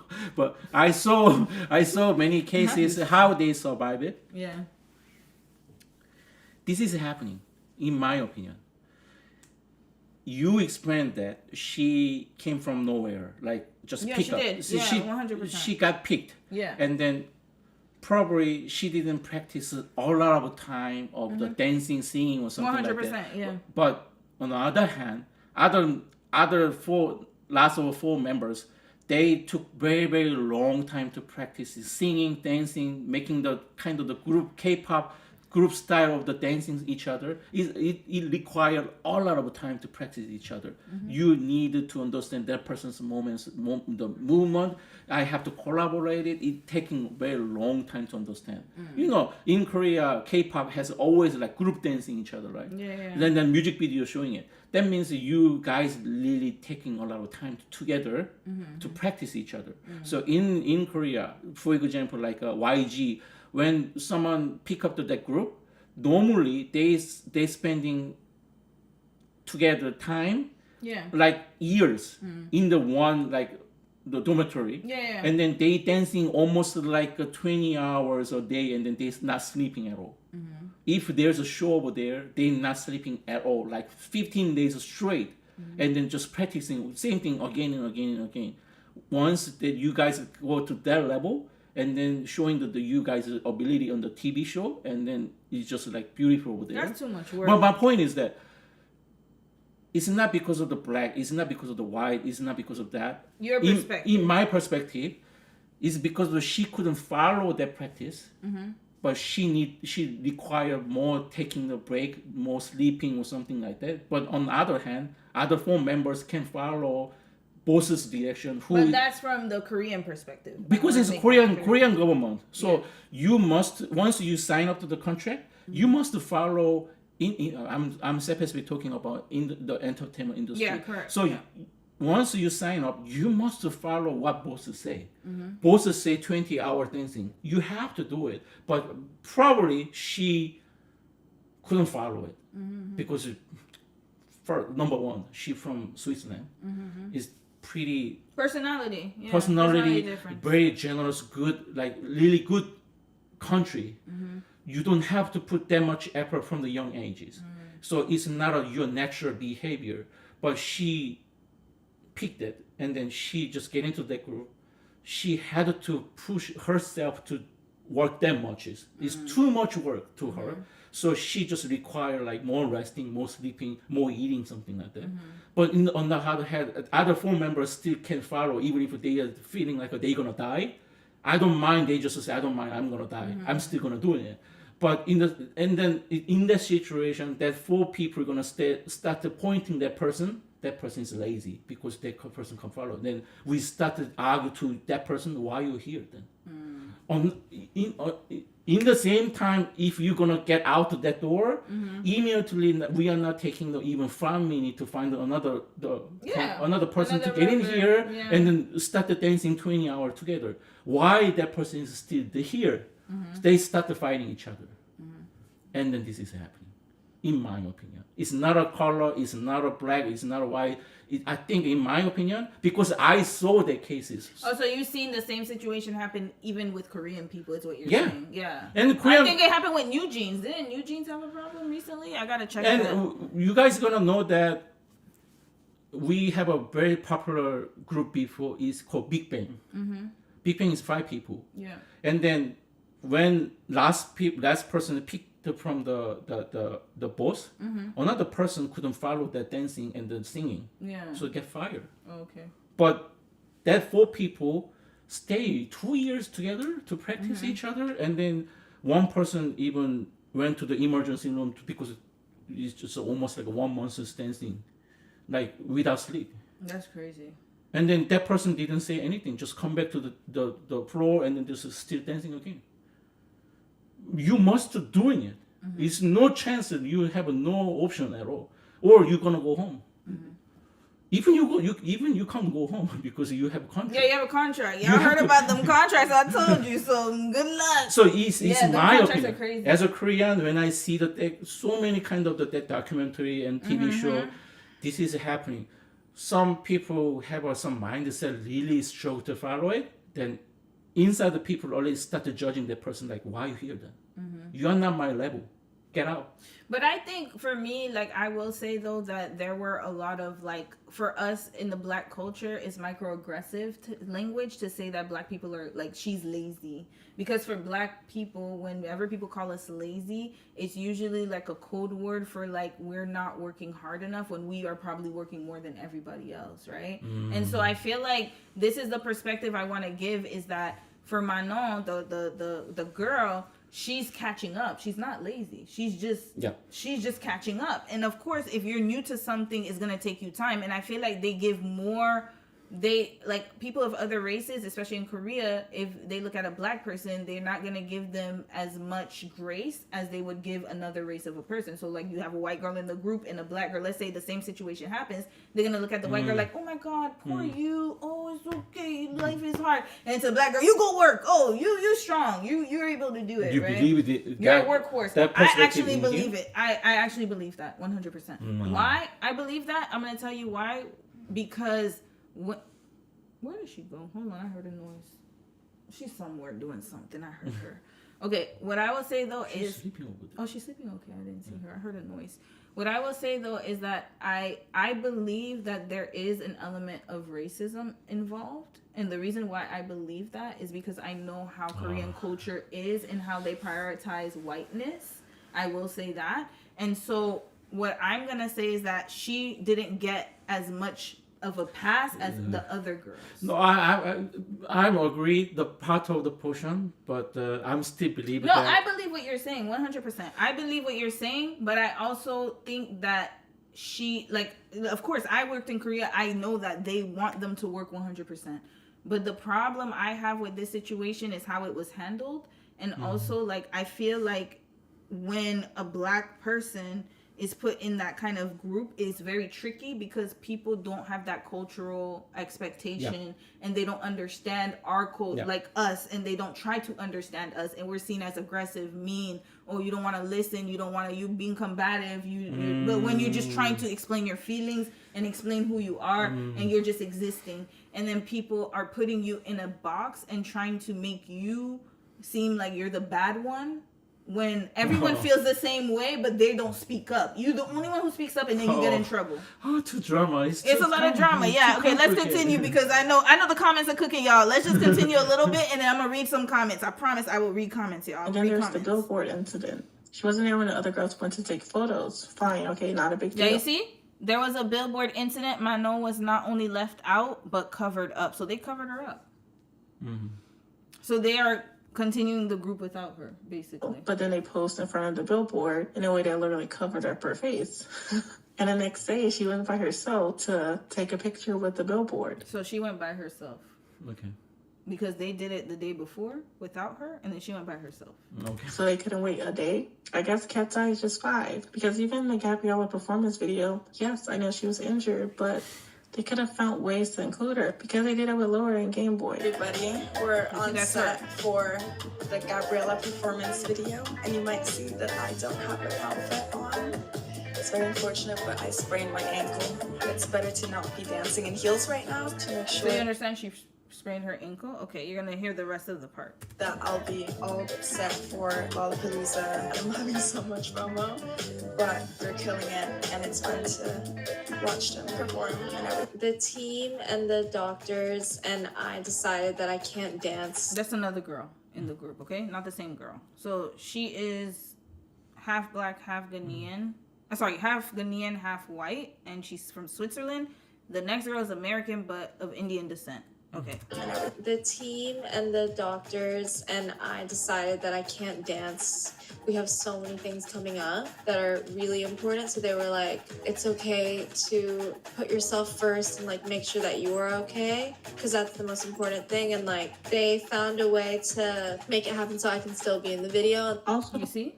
So how come she was able to still be in the video, but she wasn't? That's the problem. We don't know. You see, but the exception, but it could it be okay? So if I'm thinking outside the box, could it be because the other girl is more willing to do stuff, and then she's more like, I guess, she's always sick, or she's always away, or maybe she's slower, so maybe they are making more of an exception for the other girl than her. Or is it because they want her out? She couldn't follow. Yeah, but they want her out. I feel like that's kind of like when you're working, when you're at work, and then they stop giving you projects, they stop giving you work to do, and then they slowly want you to quit. Me personally, I think it's just a pretty simple situation. She couldn't follow.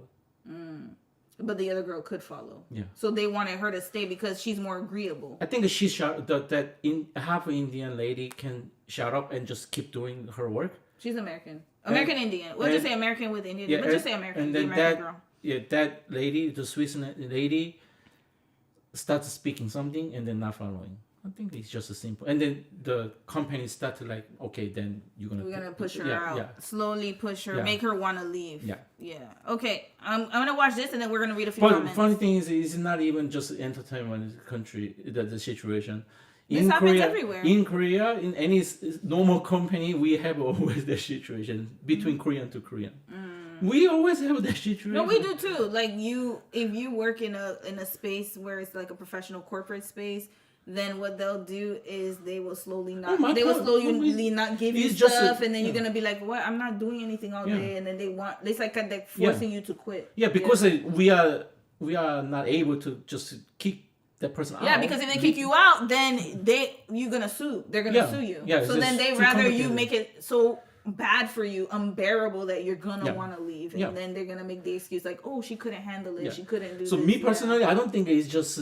It's really complicated situation inside of like cultural things and races or something like that. I think there is some element of that, in my opinion, because of the fans too, and the fans would say negative things about her because she's the black one, and would say really bad things about her being black. So it could be. It's also the fans making it worse too. So I would say that's why I'm saying that there is racism involved. It just simply started, and then something happened. It gets worse and worse. Yeah, because what could maybe be a different cultural lens can quickly turn into racism if you don't have cultural sensitivity. I think this is because for you're thinking about it from the Korean perspective, because you're like, hey, this happens in Korea all the time. But you have to also understand that when you're dealing with people, especially black people and people of color, you have to be more sensitive. And I think Hybe didn't have that. They didn't have anybody on the record label who's more sensitive to people of color. They don't know anything. They're just putting Korean culture on girls who are not Korean.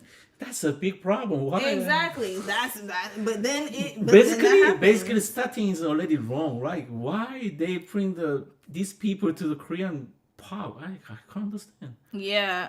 Wait. Hold on. You said who said poor? Hold on. Unfortunately, hold on. We couldn't read the little comment. Yeah. Okay. I'm gonna read a few. Strawberry. You said that's why I want to learn Korean because it's only 25 characters. And then somebody said half a day you're all set. Korean starts cute. And they're talking about the language. Yeah, it does. But the grammar is crazy. The grammar is crazy. Oh, they're talking about learning Korean. Yeah, learning Korean. Go to the Discord about the language exchange. Dom could talk about it too. Okay. Learning Korean is Karma, you said, I think it's not intuitive. And dying plant, if you miss a day, your plant dies. Yeah, it does. Look, our plant is dead right there. That's why I didn't stream from there. I'm too embarrassed. I'm too embarrassed to show our plant. That plant is dead right there. Okay. So, Strawberry, you said Lara got away with a lot of stuff because she basically several mini controversies within the fandom because her boyfriend was picking fights with the fans. Oh, okay. Oh, boyfriend? Yeah, her boyfriend was picking fights with the fans. Oh my god. Some girl, you said, I agree with Dom a bit. These companies play favorites all the time. My bias is a victim. I'm still mad. He is edited out of everything, even if he is there. Yeah, they do. No, I agree with Dom 100%, but I will say that there is a racial element that we... As a black person, I always have to make people understand, like, even if a simple situation seems simple to someone, and I had to do that at work too recently. I was like, it may seem simple to you because you're looking at it from your lens and you think, oh, it's just this situation. But for a black person, it means different. So understanding different person to perspective. Yes, because when you call somebody lazy, you cannot just call us lazy. It's not lazy. That's what I'm saying. It's not lazy. But then lazy is too strong. It's a strong word for a black person. Yeah, it's too. It's bringing up too trauma. Bad word. It's bringing up trauma for us because imagine we went through colonization, slavery, we went through all of that, and then you calling us lazy. Why are you using lazy? No, it's not lazy. Exactly. It's not lazy. It's just she's catching up. But they're not understanding that perspective of her catching up. It's like, oh, you can't do it like this person. Why can't you do it? And I feel like that expectation is put a lot on black people because they think that we can do it. Because, oh, you're black, you know how to dance. You know how Korean people think of us. They think, oh, you know how to dance. You're black. You know how to sing. What the hell? This is natural for you. Like, that kind of mindset. So that's why I'm saying there's a racial element to it, right? Okay. Menno. Oh, I cannot read your name, but I'm gonna try. Mental health. Oh, mental health too. This is amazing. Sorry, I didn't even read it.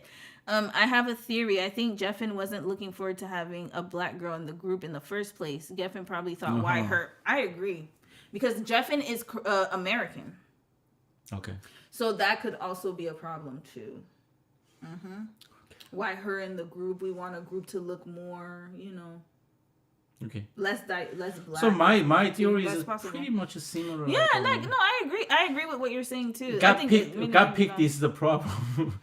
You said a pile of goats. Manon, I love your usernames. Y'all usernames are so creative. Manon wasn't in the performance video, but she was in the Gabriella music video, so I don't understand the gripe with that example. LOL. Oh, okay, I didn't know that. So maybe she wasn't in the performance, but okay. So good. Thank you for clearing it up. So she was in the music video, but not in the performance video. Okay. So it's maybe a fandom thing then? I don't know. So Prince, you said it's like handing someone a mic at karaoke with no lyrics and calling them lazy for not knowing the words. Exactly. Like you can't, and especially like with the context, that's why I said there's a lot of cultural sensitivity that needs to be played here. And I think Hybe dropped the ball, and Geffen obviously, because American record labels, they don't give a damn about cultural sensitivity. But I feel like that needs to be done. If you're gonna have a black person in the group, you need to be culturally sensitive, like 100%, or any person of color in the group. But it's like, it's very strange because they put us all together as people of color, but we're treated differently. The Hybe actually has another black people group over there. And she's the only black one. She was the first black member of Hybe. Yeah. Then they don't know about black people. No, they don't. They don't understand the cultural, and it's not just black people. It's like she's from Switzerland too, and not only that, but she doesn't have the training, and not only that, but they picked her. How you gonna pick somebody and then you get mad at them for not being? You know what I mean? Like they knew her background. But it can be possible because it's Korean. But they knew her background though. They don't communicate each other. Yeah, it's so stupid.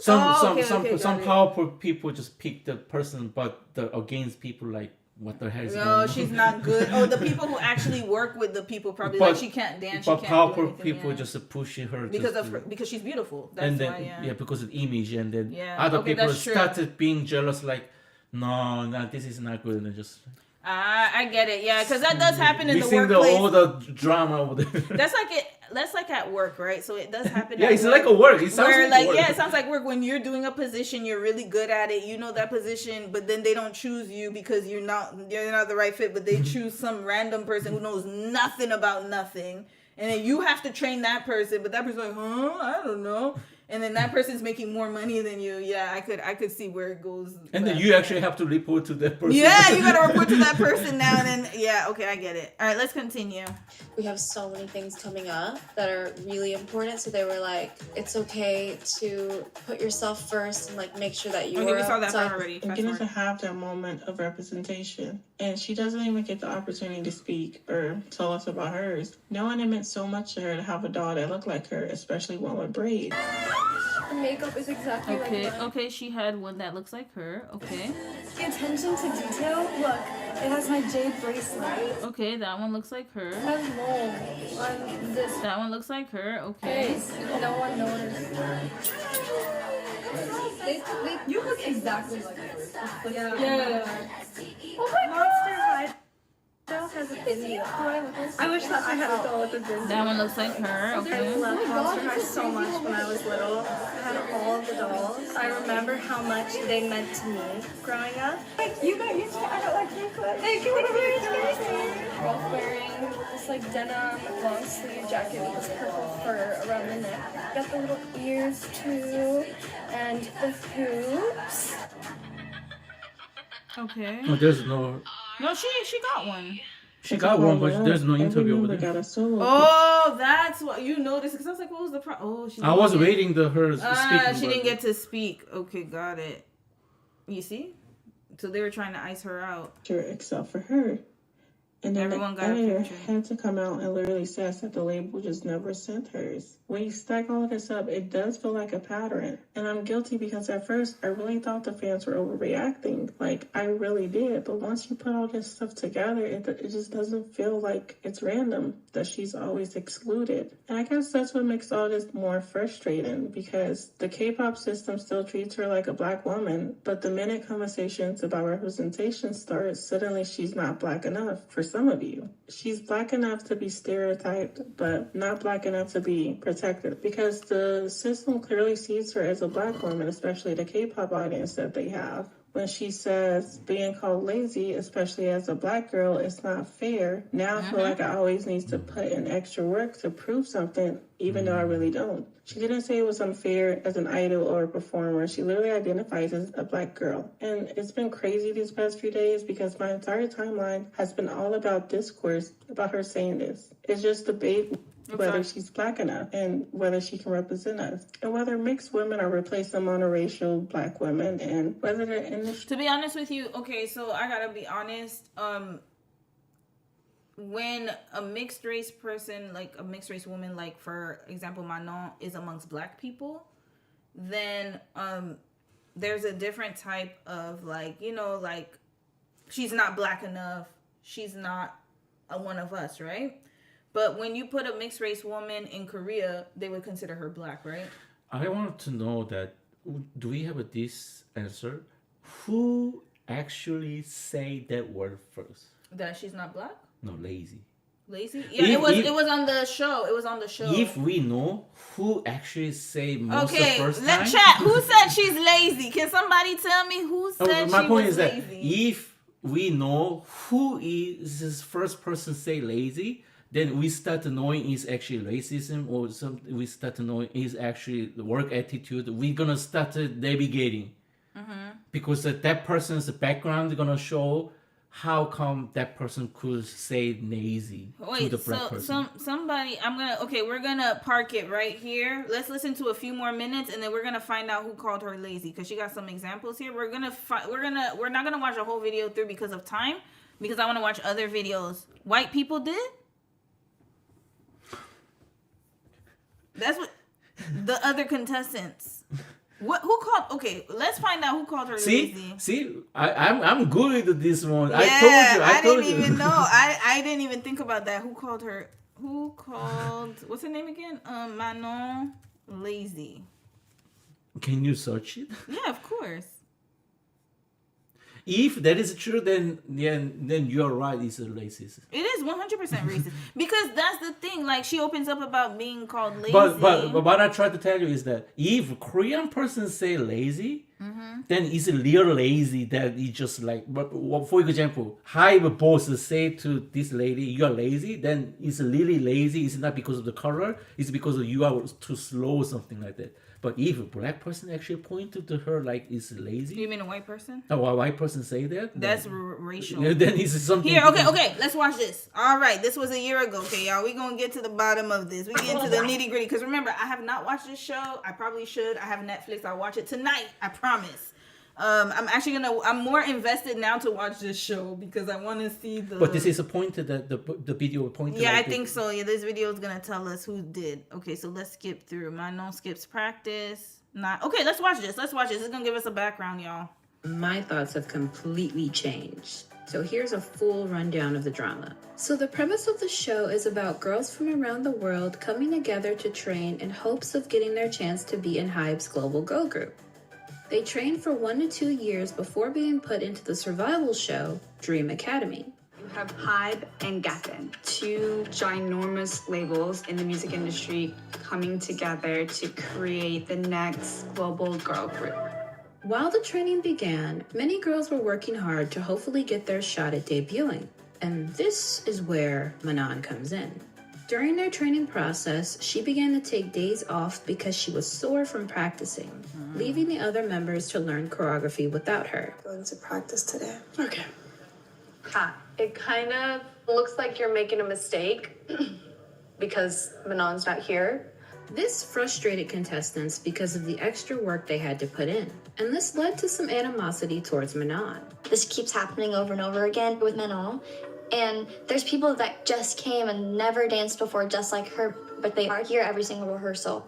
But they are putting you see, that's the thing where we got to talk about cultural expectations, because just because those girls can, and that this is an important, we might have to do another part of this because of time. And, I want to go out soon, like maybe half an hour. We still have time. What I will say is this, though, like, I do not like it when people do that. Just because somebody wants to toil and put their body to the ground and sacrifice themselves doesn't mean I have to do it. Red flag. Why I gotta do that? Doesn't make sense. That doesn't make sense. If I'm sore and I can't move and my body physically can't do it, I should be able to rest. Am I not a human being? They want her to be like a robot, like you said. But just because somebody else wants to, she doesn't want it hard enough. No, that just means I know my body has its limitations. You want me to die? Like, it's crazy to me. But this Korean company. I understand that, but these girls are, is it because what girls is it? They're Asian. That's the culture. They're gonna die till the end, like break their bones. But what I'm saying is they're not even considering that Manon is from Switzerland. That's what I'm saying. She doesn't have They don't care because it's competition. But still, like, there has to be, I understand it's a competition, and I understand that they all have to work together. But at the same time, like, somebody should be able to. So rest. I was right then. Just what 100%. I explained. She couldn't follow it. But it's also jealousy too, because why is she still here, but we're working harder? Yeah, two things in the same time, just collaborate each other to just make her kick out. So then but this was before she made the group. This was like when they were doing the competition. So my thing though is that we have to talk about this. Like, is it fair to put people's bodies to the test that much without giving them rest? No. Right? Okay.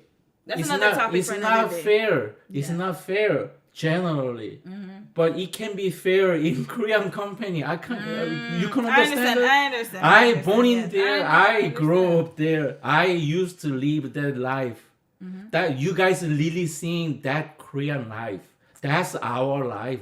I have been living like that life, whole life like that. Yeah, so for us in Canada, this would never fly. They'll be like, go get some sleep. I remember one time, one of our directors came to the office with a cold. They're like, you roll your ass back home. Like, why are you here? So my point, I mean? Even like that's the you're going to answer for me. When I just work in the hospital, am I able to just apply my sick day easily? You're talking about in Korea? No.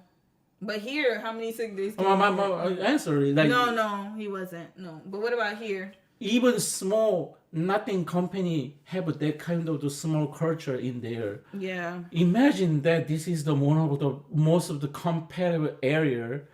Everybody looking for the opportunity. I'm not gonna lie. Even when I was teaching, like you literally had to go to work and show that you're sick. So you guys are gonna understand how I apply the sick day. Even if I'm sick in the morning, I have to prepare it. I go to the office, and then at least work 30 minutes, and then go to my manager, and then I have to explain why I have to go back to hospital. And then if manager say we still need you, you can go. I know it sounds crazy. I know. Very. But it was just normally happening in Korea. But what about here? And then, what is the funny things? Manager gonna say that, yeah, if you want, then you can go. You can apply it. And then next day, manager's attitude You're talking about Korea. In Korea, manager's attitude is going to be a little bit changed. Why is she changing? Because you took a day off. Yeah, because if I day off, someone must work extra for me, and then they don't think it's fair. They just say, then why you didn't care your body before? That's a normal behavior in Korea.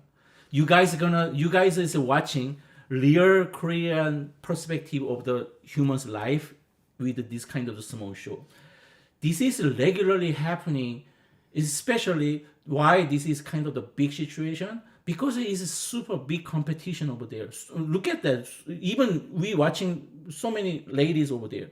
Imagine them behind that kind of scene, how many ladies waiting for that opportunity. No, absolutely. To have only one dance over there.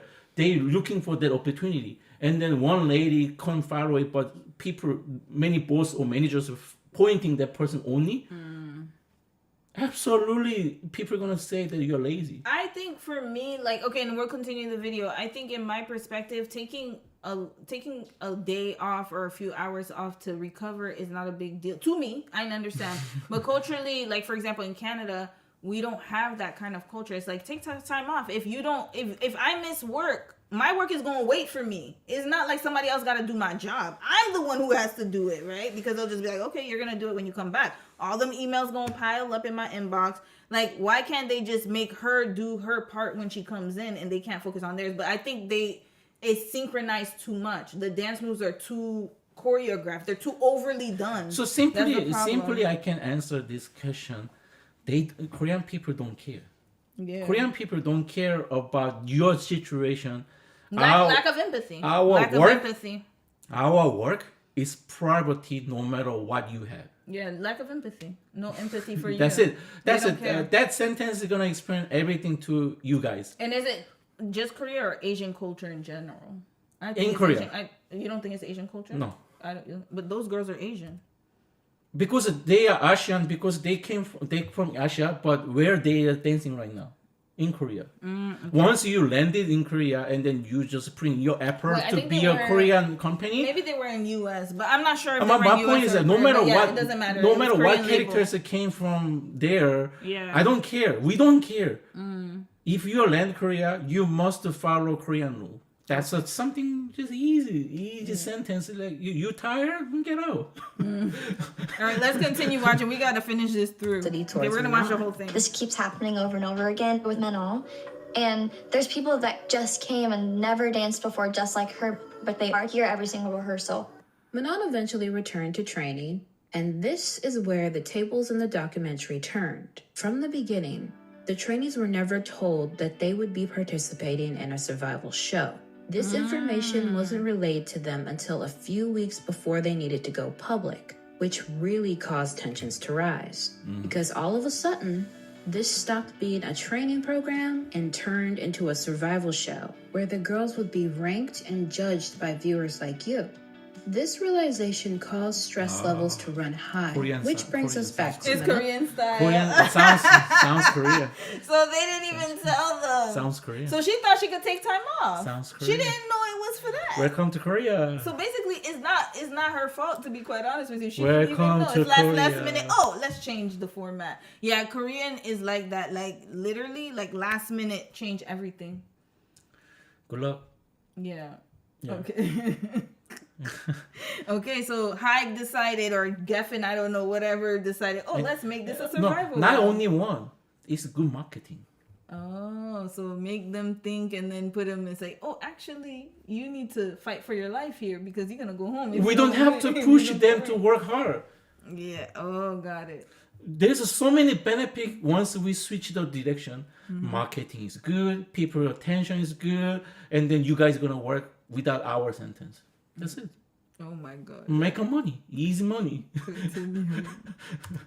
She ended up missing practice again because she fell ill with COVID. So she got COVID. Bruh, she just got sick. Poor girl. That girl was going through it. She got sick with COVID. She got sore. I think she got really sick. But no, 100%. I honestly, I never got from her that she was just lazy and just on her phone. While I really feel like there's too much pressure because I know in Korea, Korean work is on another level, y'all. Whatever you think you do at your job, times it by 30 in Korea. I'm not even exaggerating. When I was in Korea, imagine I'm just teaching English. I was more tired than when I worked my corporate job in Canada. Yeah. And I worked customer service and people cussing me out. I missed that job. I'm not gonna lie to you. Like when I was in Korea, I was like, damn, was it that bad in Canada? I was wishing I was back. I was like, damn, I'll take any crappy job in Canada. I'll even work I worked at McDonald's when I was in university. I was like, damn, I would even take a McDonald's because at least I got breaks. And then I got my time off. As soon as the shift was done, I was gone. But in Korea, it's never done. Oh, I used to work with the Severance Hospital was my first ever job as a medical social worker. I started my work 7:30 a.m. and then normally I just finish my shift. I just officially finish my work 5:30, but normally I always stay in my office until just 9 o'clock to 10 p.m. And then normally I went to the gym after, as soon as come back to my small rent places, and then went to the gym in 11, and then quickly finish the gym time 2 hours, and then go sleep 2 to 3 hours, and then come back to the office. That was my first years of my intern life. That's crazy. But there's no extra money from the 5:30 to the no 5. overtime. Yeah. No overtime over there. Nobody push you, but you deciding yourself to stay there because you can't handle overall the workload. You have to work yourself, just handling your portion. And if you can't handle it, then my internship is going to be just simply end. Yeah, they're gonna do like they did. I never complained. I never say anything to my supervisor. I actually say sorry that I couldn't make a proper effort, and then I was a pretty slow person to learn about it. But my another friends, severance person, I met them. They really smart people, so they just make it work really fast. But I was most the slowest person, but I still couldn't make it. So I had no choices. I had to stay myself in the offices, typing everything like reporting, conferences, information. I have to make the reporting, and then submitting to the doctors. The doctors answering. Then I have to just organizing all the information to show to the supervisor. That all the work is just coming to me. And then most of the hours I had a consultation with the patient, and once you have a consultation with the patient, that all the conversation must be recorded. Yeah, it's gotta be recorded. All recorded, and then it must be go through the hospital system to everybody can see that the doctors, like nurse, like physiotherapists, everybody can see that what is going on about the family situation, so they can actually comprehensive services just over there. Like we can give them the services. It just work like that. But that when I just see this kind of situation, to me it's just like, okay, that's one of the toughest job ever. Yeah, because I used to do that because I had to do it, especially when that 1 week is the conference week. Is I have to prepare my presentation in front of the doctors. Forget it about sleep. Just I have to work, and then in the same time you have to handle your patient numbers, and then. Also, in the same time, we have a regular meeting in the social worker team. So I have to reporting to the supervisor and the managers how much I'm doing the work. That's normal life. So now y'all can see why I left Korea. I was like, no, it's too much. Because imagine, when I was working in Korea, yes, I also had the same, not like him, but I had a lot of load. Like I had to grade the students right after we finished, and I had to report. We did reporting too. You got to send the reports to the parents. So to the Korean teachers to send to the parents. Oh, yeah. You have timelines. You remember lesson plans? I stayed up all night doing my lesson plans because it was due by this day, and then they wanted to see it. And it was crazy. And then you had to do evaluations. But anyways, point is that I remember when I left, reverse culture shock. So when I came back from Korea, I started my new job, which is the job I still have now. And then I remember I was training, and then I stayed extra. I was like, oh, I really got to learn this material. Yeah, I remember my boss, my ED, he's still a good friend of ours. And, well, he wasn't a good friend. Now we're good friends, but obviously, anyways, we're close to my former ED. But anyways, he came to me. I remember I stayed like only 30 minutes extra, y'all. He looked at me. He looked at the time. He was like, why are you still here? And then he was like, I was like, oh, I'm just reading my notes. He's like, go. Don't stay here. You need to leave. He's like, don't ever stay overtime. He was like, no, don't stay overtime. You don't need to. Like, if it doesn't get done today, that's fine. Come back tomorrow. We're not gonna and then I was like, oh shit, I'm in Canada. I forgot. Like, it's different, right? So I'm saying it from that perspective because that's probably what Manon was thinking. She probably was like, okay, I'm gonna just take the time off. I'll get better, and then I'll learn the dance moves, and then I can move on. But then in the meantime, they were thinking with that mindset. So I'm gonna tell you guys that this is a situation why it looks unique, but it's not unique for us. So Hive is one of the biggest company in Korea and very like a monopoly system of the company. So imagine that if you guys have a person who is Korean and working in Samsung, and then show that this kind of situation is going to be normal. In Samsung, LG, Hyundai. That's why people die from, was it Guario? Overwork, yeah. It's just regularly, just normal happening. For example, my family member, like my cousin, one of the person working in the Hyundai, and then he's a direct manager in the HR. Even his manager position, he normally working 60 hours a week. That's normal. It's just normal. As a manager, it's just still normal to work 60 hours because it's just personal company owner just looking for something opportunity, and then it's because the big company, is you must put that much effort. It's not like an Apple. It's just Samsung, Hyundai, that kind of company is a different level than you guys think. So you guys must change the attitude. Like it's similar. Like it doesn't make sense. I know it sounds so awkward, but I'm gonna tell you guys. It looks like you're gonna go military training. You have to go there.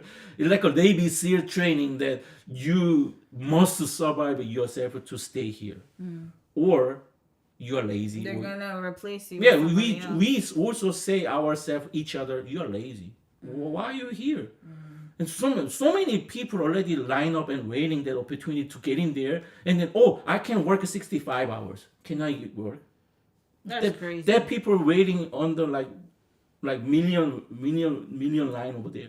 And then don't you think if you want to survive here, then you're just gonna work more than 60 hours? I mean, that's normal. It's just this kind of the environment creates Very toxic. Like toxic way that way. It's very toxic. It's like there's no human lives anymore. It's just like You're a number. You want to survive at that company, then you have to do it. Then we might gonna ask each other like, then why we want to go to the company? It's because of the opportunity, pension money, like name over value. Once someone. We just meeting we're gonna meet the family member each other, like it's a big event over there. Someone gonna ask me like, where are you working now? And then I'm working the Samsung. Then automatically just as people think that, oh, hold on, that person is another level. Yeah. Or something that kind It's of situation. respectable. Yeah. That is valuable in Korea. That is everything to Korean people. That's why even if we die, we just holding the opportunity. Just like this idol, right? Yeah. All right, continuing. We gotta The continue girls, for time. because they still thought Manon wasn't taking this competition seriously. These frustrations came to a head when the first round of rankings was announced, and Manon was ranked fourth, which was extremely high. The girls began to think that this competition was no longer about talent and hard work, but about how pretty you were.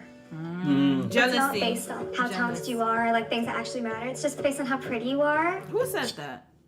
That's her bandmate. She said that. That girl that We I don't showed know. you. We don't know if she actually said that. No, she said it. Listen, she said which that. was extremely high. The girls Listen to began what to she think said. that this competition was no longer about talent and hard work, but about how pretty you were. It's not based on how talented you are, like things that actually matter. It's just based on how pretty you are. That's her friend. She's in the band with her now, so it's based on how. So jealousy. That's jealousy right there. So because she placed fourth, it's because she's pretty, not because she works hard. Because I'm more talented than you, so it must be because you're prettier than me. So already the standard is that she's prettier. This one sounds like a Squid Game. It is Squid Game, literally. Oh, we might talk about Squid Game. He has not watched Squid Game, y'all. He refuses. I don't want to watch it. It's just normal. He said it's normal Korean life. I don't need to watch it when I live it in my life. Okay, continue. She's so cute. Look at her. She is a star. She's a future it girl. Mark my word. As soon as the art film was released, Manon got the most attention because she was presented in such a gorgeous way. So that actually got transferred to Mission 1. They expressed these feelings to their psychologist in a group therapy session where Manon was nowhere to be found. Like, Manon, she's getting so much attention. You know, people are upset because she doesn't put a lot of effort, and she... Look at her, how her leg is shaking. She's jealous. Oh, she's filled with jealousy. Look at that. When somebody's leg is shaking like that, red flag. What you mad about, girl? When somebody's leg is shaking like that, that means they're upset. Because she's too young. She's just young. She looks like just like high school student. No, but I get that, and that's why I said we're gonna give them grace. But if you have that kind of mindset at a young age, it's only gonna get worse when you get older. That jealousy needs to be stopped. Because it's a competition. It's just a competition. That's terrible. You know, people are upset because she doesn't put a lot of effort and she doesn't show up for her teams a lot. And so people are upset that she is the person who's getting so much attention. It's not based on anything right now. It's just because she's pretty, and that's true. She is pretty. Is Manon here? No, she's not here. Manon clearly knows about it because she's literally spoken to me saying that she's upset that we're saying things and all that. But why are you upset that we're frustrated at you? Like when it's you're doing, and we told you that we're upset. And this just has been going on since the month that she came here. However, if I must interject, It was a bit unfair for them to be mad at Manon for something she couldn't control. Exactly. Jealousy. She can't control that she's pretty. Why is she is different for her? If she was ugly, I promise you. No, but I gotta be honest. If she were ugly, then they wouldn't be that mad. They'd be like, oh, she tried her best. You know, you trying, girl. Because they're better. It's because she's better. So they are all another country people, right? Yeah, absolutely. So this is the process. Culture. It's No, listen. This is the process being a Korean. So they basically put everybody in like a Squid Game type of Korean type of no matter which country you came from, once you get into the one bucket, like you guys are slowly being a Korean person. Like that's normal Korean to me. To me. That's my workplace. Welcome to Korea. That's my workplace before. Hold on, we'll read a few comments after we watch this video, y'all. So we're gonna play the video and then we'll read comments. I'm curious to hear what everyone has to say. If she had gone to practice and spread COVID to everyone, the competition would have been pushed back. Oh, because she had COVID. I forgot about that. Oh yeah. So yeah, so she couldn't. She actually couldn't do it. She had COVID. She was sick. But they didn't care. Yeah. Okay. So she's supposed to come in sick with a mask, and then if they caught COVID, oh, she came in sick. She's too much. Why did she do that? She put everybody. So, they no matter what she did, they would have still found an excuse. That's what I said. That's why I said it's jealousy. Yeah. No matter what you do, it doesn't matter anymore. Doesn't matter anymore. That's what I'm saying. It wouldn't matter. It was a bit unfair for them to be mad at Manon for something she couldn't control. If she had gone to practice and spread COVID to everyone, the competition would have been pushed back. And in the documentary, Hybe made it clear they wanted to push up the date of the girl's debut, so her staying at home was the best choice. Other than that, the rankings led to Adelia being eliminated. Bye! You see the one who complained the most. Goodbye. Elimination was a reality check for all of the girls. They realized that this was no longer a training program, but a competition. I don't know, I feel like we went through such an intense experience together, like with this going public, with that we got so close with each other. But I feel like now's the time where we can't like root for our friends. It's not friends, they just met each other. Yo, this is crazy. Red flag, but they are young. Okay, we gonna give them grace. Like Dom said, I'll be nice today. But seriously though, like you just met each other. What friendship? This is trauma bonding. There's no friendship. You don't even know each other. You're like glorified colleagues. He sounds like a Korean, to be honest with you. Well, we're friends now. It's clicking. It's clicking with each other because you don't have any other option. When I see this situation, no matter where I come from, you're just slowly being Korean right now. Okay. There's some animosity towards Manon, but also towards Ilya. Oh, wait. She's from Belarus. This not only left some animosity towards Manon, but also towards Ilya. Ilya couldn't believe she was kept safe from elimination. And she felt as though the team she was placed with didn't want her there because she replaced Adelia. It feels like... So she replaced the blonde girl that left, and now they're mad at her because they felt like their friend should have been there. This is what happens when you have young, immature people whose frontal lobes haven't developed in a group. It's true. It doesn't make sense. This is very high school, middle school type of behavior. But remember, they were in high school just like a year maybe ago. Or 2 ago, so that's why it's worse now. And like you said, and then the fans feed into that, and then it makes it worse. And then the label profits off of it because they're like, oh, drama, sales, Netflix, money. Awesome. Look at us, we're talking about it. We're 40. Look at our 40-year-old asses talking about this. Red flag. That's what happened. Easy money. Easy money. There we go. I was being blamed for taking Adela's spot, which was not true because I deserved to be here. I worked my very hardest to be here. Like, they looked at me like I killed someone. As Manon felt this tension between her and the other members, she wanted to make things right and take accountability for not being as present as the other girls. So she called a meeting, which probably should have been done by Hybe. As soon as they sensed some sort of discord between the members, they probably should have called a meeting. They should have. Moving forward, the meeting led to Sophia confronting Manon about her absence. Manon then... Wait, isn't she part of the group too? Hold up. Wait, so the people who didn't like her are part of her group? So yeah, honey, she said something. Remember, she said, "Oh, it's not a competition; it's about who's pretty." And then she's part of the group with them now. What the? I didn't even know all that. Okay, all right, let's go. I didn't know all this happened. This is a crazy show. Tried to defend herself, but the choreographer interrupted Manon and asked her to listen to Sophia and hear what she has to say. Like things like that. I know, like, you try to listen instead of react to what she's saying. Try to just sit and listen. Sophia went on to say she wanted Manon to do better and that she believed that she could. Manon explained her reasoning for not showing up to practice, saying that she didn't feel confident in her skills and felt somewhat intimidated by other, more experienced trainees. Laura chimed in, saying she didn't want any beef and respected that Manon came to them. This led to reconciliation, and all was well in Girl World. I get their perspective. I need to hold myself accountable for what has happened, but people learn and grow. I told her, like, I genuinely am willing to forget everything. Like, I just want to move forward and be cool with you as long as, like, you do your part, show up, and I'll do my part too.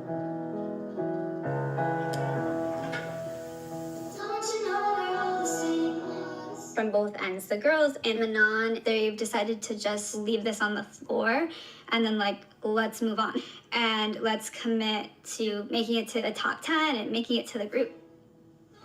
A side part does suit. So I'm going to end the video here and give some of my final thoughts. The Manon situation is being blown out of proportion. Okay, so that's what happened. Okay, but I still don't know who called her lazy. Okay, all right. We're going to get to it, y'all. Okay, so let me read a few comments. Maybe y'all say it, and then we'll watch one more video, and then we got to wrap it up. We'll watch this one, The Dark Side of Girl Group Fame for Black Women. I think this will be a good one. Hold on, let me see what other videos we got. I really wanted to go over, actually, we have to, oh, shoot, no. Oh, no, sorry. Oh, no. Okay, Rania, we got to go over this video, too, because I put it in the thumbnail. Okay. All right, we'll do 2 videos real quick. Okay. So let's read what you guys had to say. Oh, and I had to show something too, pictures. Strawberry, you said y'all don't look 40. Wow, I thought Romy was in her 30s. Thank you. That's because I drink water. Next. And I'm not stressed. I live a very stress-free life. Thank you, though. Thank you.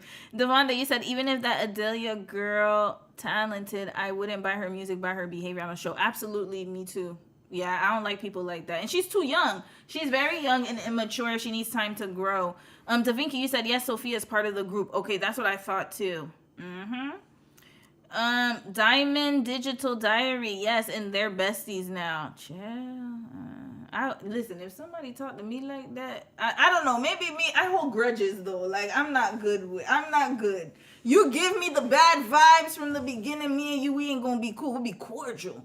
But I'm still gonna hold that against you a little bit. Because, it sounds Korean. because for me, I'm like, that's what you thought about me. You didn't even try to get to know me. You already judged me. So it's like, you didn't even try to get to see my side. So I already know what type of person I'm dealing with. You being two-faced. I don't like two-faced people like that. So I'm like, yo, you, and I'm not talking about some misunderstanding. This was deliberately, they were talking bad about her behind her back. Like, that's mad shiesty to me. Like, I don't like that behavior. That for me is like a automatic, you're cut off. I'm sorry. I'll be nice to you, but not nice meaning cordial, but I'm not going to be your bestie no more. Like, no, me and you are just going to be co-workers. Maybe that's why I can't be. I think Adelia was mad too because she came from a poor family in the Slavic area of Europe, and Manon was Swiss too. They hate when a black girl biracial doesn't have a sob story. I agree. That also happens too. Miri said, thank you, Romy. You're welcome. I don't know what I said. Oh, you said this video shows Manon in a beautiful light. I agree. Mental health tool. You said Adelia had clips of joking around saying, where's Manon? I don't see Manon. Yeah, she was jealous. She was hating. I don't like haters. Hating for no reason. Okay, we got to continue on with the 2 videos, and then we're going to have to wrap this up. I might have to make this another thing here. Oh, okay, this is what I was supposed to show. And shout out to Davinci who sent it to me in the Discord. So I'm going to show Dom this right here. So you see this picture here? This was the group before. I don't know if you can see it. Let me blow it up a little bit. And then this was them before, right? And then this is them after. So they changed a lot, right? So this was in the beginning. This is them after, right? But let's show you this. this is her, right? The girl that was the pretty girl, the black biracial. I would call her biracial because I don't know if she calls herself. Okay, black biracial. We'll just say black biracial. So she looks like this now, right? And then one of the other girls, look at how she used to look, right? And then look how she changed her style. Who does she look like? Okay. Who does she look like? We're the same. Like her, right? Yeah. So she transformed from this to this. That's her group mate. So it looks like all the girls, and I was right yesterday when we watched that video, and I said, "Hey, that girl looks like she's all under her mouth." I knew something had to be like that. It didn't make sense because I believe there's an element of jealousy there, 100%. It was already there from the beginning. I don't think it goes away. I think it just dies a little bit and then it comes back up in certain. They probably got triggered because she kept being sick again. Jealousy is the just normal sentence, normal word in Korea. Just very regular happening. What is the saying you told me? Hunger, like I'd rather go hungry with bread. Because of the Korean sentence is similar, so it looks very like beautifully connected to each other. But English is a little bit different. So we can handle hunger, but we are not able to handle jealousy. But jealousy,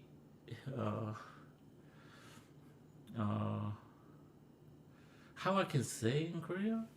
My Korean is completely gone. His Korean's gone. Okay, I'll let him think about it. But anyways, point is that jealousy is more difficult to handle than hunger. In Korea. Hunger pains. Yeah. In Korea. In Korea. We can handle hungry. We can't handle jealousy. All right, let's continue. Even you get sick because your family member bought the houses. Red flag. That's crazy. You can't even trust your own family. Well, I mean, it's the same here too, to be honest with you. It's the same here. It's the same in the West. It's the same. Jealousy just looks different, but it's the same. So, yeah. In Korea, we can handle hunger. We just say in Korea, 배고픈 거. 배고프다 is the hunger. So we can handle hunger is 배고픈 걸 참다. 배고픈 걸 참다. 참다 means I can handle it. So 배고픈 걸 참다. I can handle hunger. But jealousy is the another word of the sick. 배 아프다. 배 아프다. We can't handle. We are not able to handle jealousy. 배 아픈 건 못 참는다. 못 참는다 means like I can't handle. So 배고픈 건 참아도 배 아픈 건 못 참는다. What means not? That means yeah. Even if you die, I'm not accepting you get success. That's crazy. All right, let's watch this one quickly. It's 23 minutes, but we might have to skip through a bit. Okay. Let's go through the racism part because we already know the intro, so we're gonna skip through it. And shout out to Let's Talk H and the other sis. I forgot to shout her out with the video. Discrimination against black women in pop music girl groups. This should give you guys some context, and I think this is really important because this will sort of give you an understanding of why I feel a little bit qualified to speak on this issue. Even though from a gender standpoint, I can't relate to what black women go through because I'm not a black woman, I'm a black man. But I definitely feel like I can speak on this issue because I used to work in the major music industry. For 6 years of my professional career, I worked in the music industry. I predominantly spent my time working for the biggest music label in the world, and that is Universal Music. So your boy has seen some things. Your boy has definitely seen and experienced some things in the music industry. When it comes to black women in pop music, and particularly in mainstream girl groups, they often face racism, tokenism, stereotyping, and exclusion from the industry and fandoms. These issues intersect with sexism, colorism, prejudice based on skin tone, i.e. colorism, that affect visibility, creative power, and emotional well-being. Now, this isn't just isolated incidents, guys. Many black women that have, been in girl groups report a pattern where they are positioned as a token black member, and we're going to get onto that topic in just a second. Given less spotlight, fewer vocal parts or lines, targeted by racial fan abuse, and judged through racial stereotypes rather than artistry. Now, all of the things that I've just listed there, right, don't just apply to black women in music or black women in girl groups. We can apply that to black women in general, Anywhere. let's keep it all the way 100 because that's what we do on this channel. Black women are often given the short end of the stick in society, and I don't know why, because black women are lit. You know what I'm saying? Are we lit? What does it mean?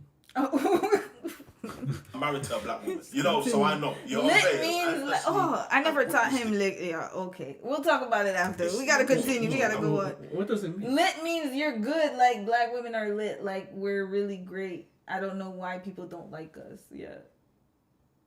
Oh, okay. That's the meaning of the lit. Yeah. Are we lit? Oh, okay. Yeah. It's very hard to say answer then. No, it's lit. Like black women are lit. Like we're not awful, basically. You guys are not awful. I never feel that you guys are awful. There you go. Why I have to feel that you're awful? Okay, so this is what happens when you date somebody or marry someone from another culture. Yeah, you gotta explain. I'll explain later. I got time to explain. It's exactly the same thing. You don't understand the Korean culture. I know exactly. We gotta speed through this, y'all. We gotta speed through this. Okay, let's go to Manon and Cat's Eye. Okay, my brother here, he got experience. No, Cat's Eye are extremely popular, and the Cat's Eye is made up of 6 members. The Cat's Eye is pretty unique because it's a diverse K-pop group. They do dibble and dabble in different genres, but they're predominantly known as a K-pop group. This is personally the first time I've seen a K-pop group that was mixed, you know, with other ethnicities. We have Manon, who is the only black girl in the group. As of recent, Manon has had to take a temporary hiatus from the group to focus on her health and her well-being. Now, there's speculation right now in regards to what the real reason is for her taking this hiatus. A lot of people have speculated, and a lot of people think that it's due to the constant racism and the constant hate because of her race that she's been receiving since she's been in the group. Manon hasn't really come out and explained the reason why she's taking this sudden hiatus from the group. However, somebody noticed that she liked an Instagram post from a pop cultural commentator, Simply Simone. I think I know who Simply Simone is, who claimed that Manon was the victim of undisputed hate due to her race. So, but I just want to say this, we don't know the real reason. We can only speculate, and we can only assume that it's because of all of the hate that she's been getting because of her race. And again, her sort of liking the comment from Simply Simone, or the video from Simply Simone, which indirectly indicates that she left the group because of racism. I just want to say that I applaud Manon for having the courage to step away, because many black women in her position wouldn't step away, because she, you know, is in an incredible position right now. She, you know, is in one of the most hottest new girl groups around, and the fact that she's had the courage to walk away, we honestly have to applaud her, because many that came before her would just tough it out. We all know the strong black woman narrative. They would just tough it out and just, you know, be miserable, but they would rather be miserable than leave the group, you know? The fact that she's actually had the courage to take herself out of it, to focus on her mental health, you know, I commend her for it. I do as well. And I think the rest of the video, he talks about girls in other groups. I'll have to park this for another time because we do have to leave. I did want to talk about Rania and Black Swan, because that's similar situation. There was another black girl, or 2 black girls in the group. In the K-pop group? Yeah. But this one was a K-pop. Yeah, this is K-pop though, not global, but K-pop group. But about Korean people? Was she with Korean people? Oh yeah, she was with Korean people. So it's a Korean people because of K-pop. Yeah, this one's K-pop. Yeah, I think this looks like Korean, and I think there was like different. I think she was the only black one in the Korean group. Y'all let me know if that's so. We true. have another black person here. No, but that's not Hybe though. That's another label. Oh, this is another label. Yeah. Black. Which Swan. label? Oh, I don't know. That's a good question. Hold on. I think there was another video, not that one. Hold on, here, I'll show you. If it's JYP or YG, then good okay, luck. we'll show quickly, and then like give us 5 more minutes, and then we're gonna be out of here. Hold on, it was the only black girl in the group. I think I'll find it. Alex, Rania. Yeah, we're gonna go, honey. Cause it's 5:30 for us. Yeah, because the sun. Yeah, we're about to go. Alex, Ron. Yeah, we're gonna catch the sunset. Her. What happened to the first one?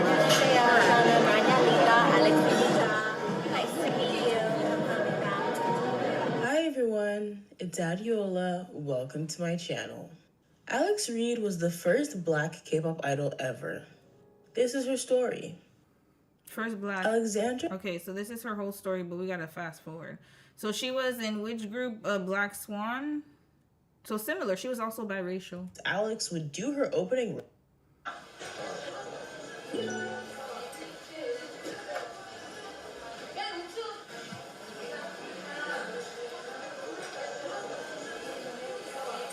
Wait, what?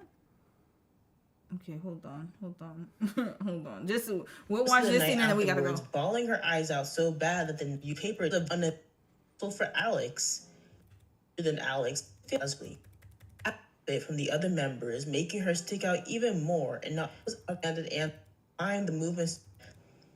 Okay. It was clear to fans that Alex had been ostracized from the group. This was not a result of Alex's abilities either. Despite having to learn the choreography purely by watching the instructor and her band members having to mime the movements to her due to the language barrier, Alex was still able to learn the choreography very well. Rania's choreographer made multiple comments to fans when they demanded answers on why Alex was being excluded, putting the blame on Alex for not being in the choreography. Alex followed up by tweeting that those were lies. So basically, she didn't speak Korean. They put her in the group, and then they gave her an instructor who spoke Korean, and then she tried her hardest, but then they still blamed her for her failure in their eyes. Only was Alex being left out from the choreography we'll just watch of the group. What happened here, because I'm curious to see what happened, and then we're done. She was always in a different outfit from the... So all the other members Asian. Asian or Korean? We don't know Korean. Yeah, I think some are Korean. You guys can let me know. Some are Korean, maybe some from other. They look like Korean, to be honest with you. They might all be Korean, or some are Korean, some from other Asian countries. And then the company put the only one black person in the middle of the correct. Red flag. Okay, continuing. Wait, just wait.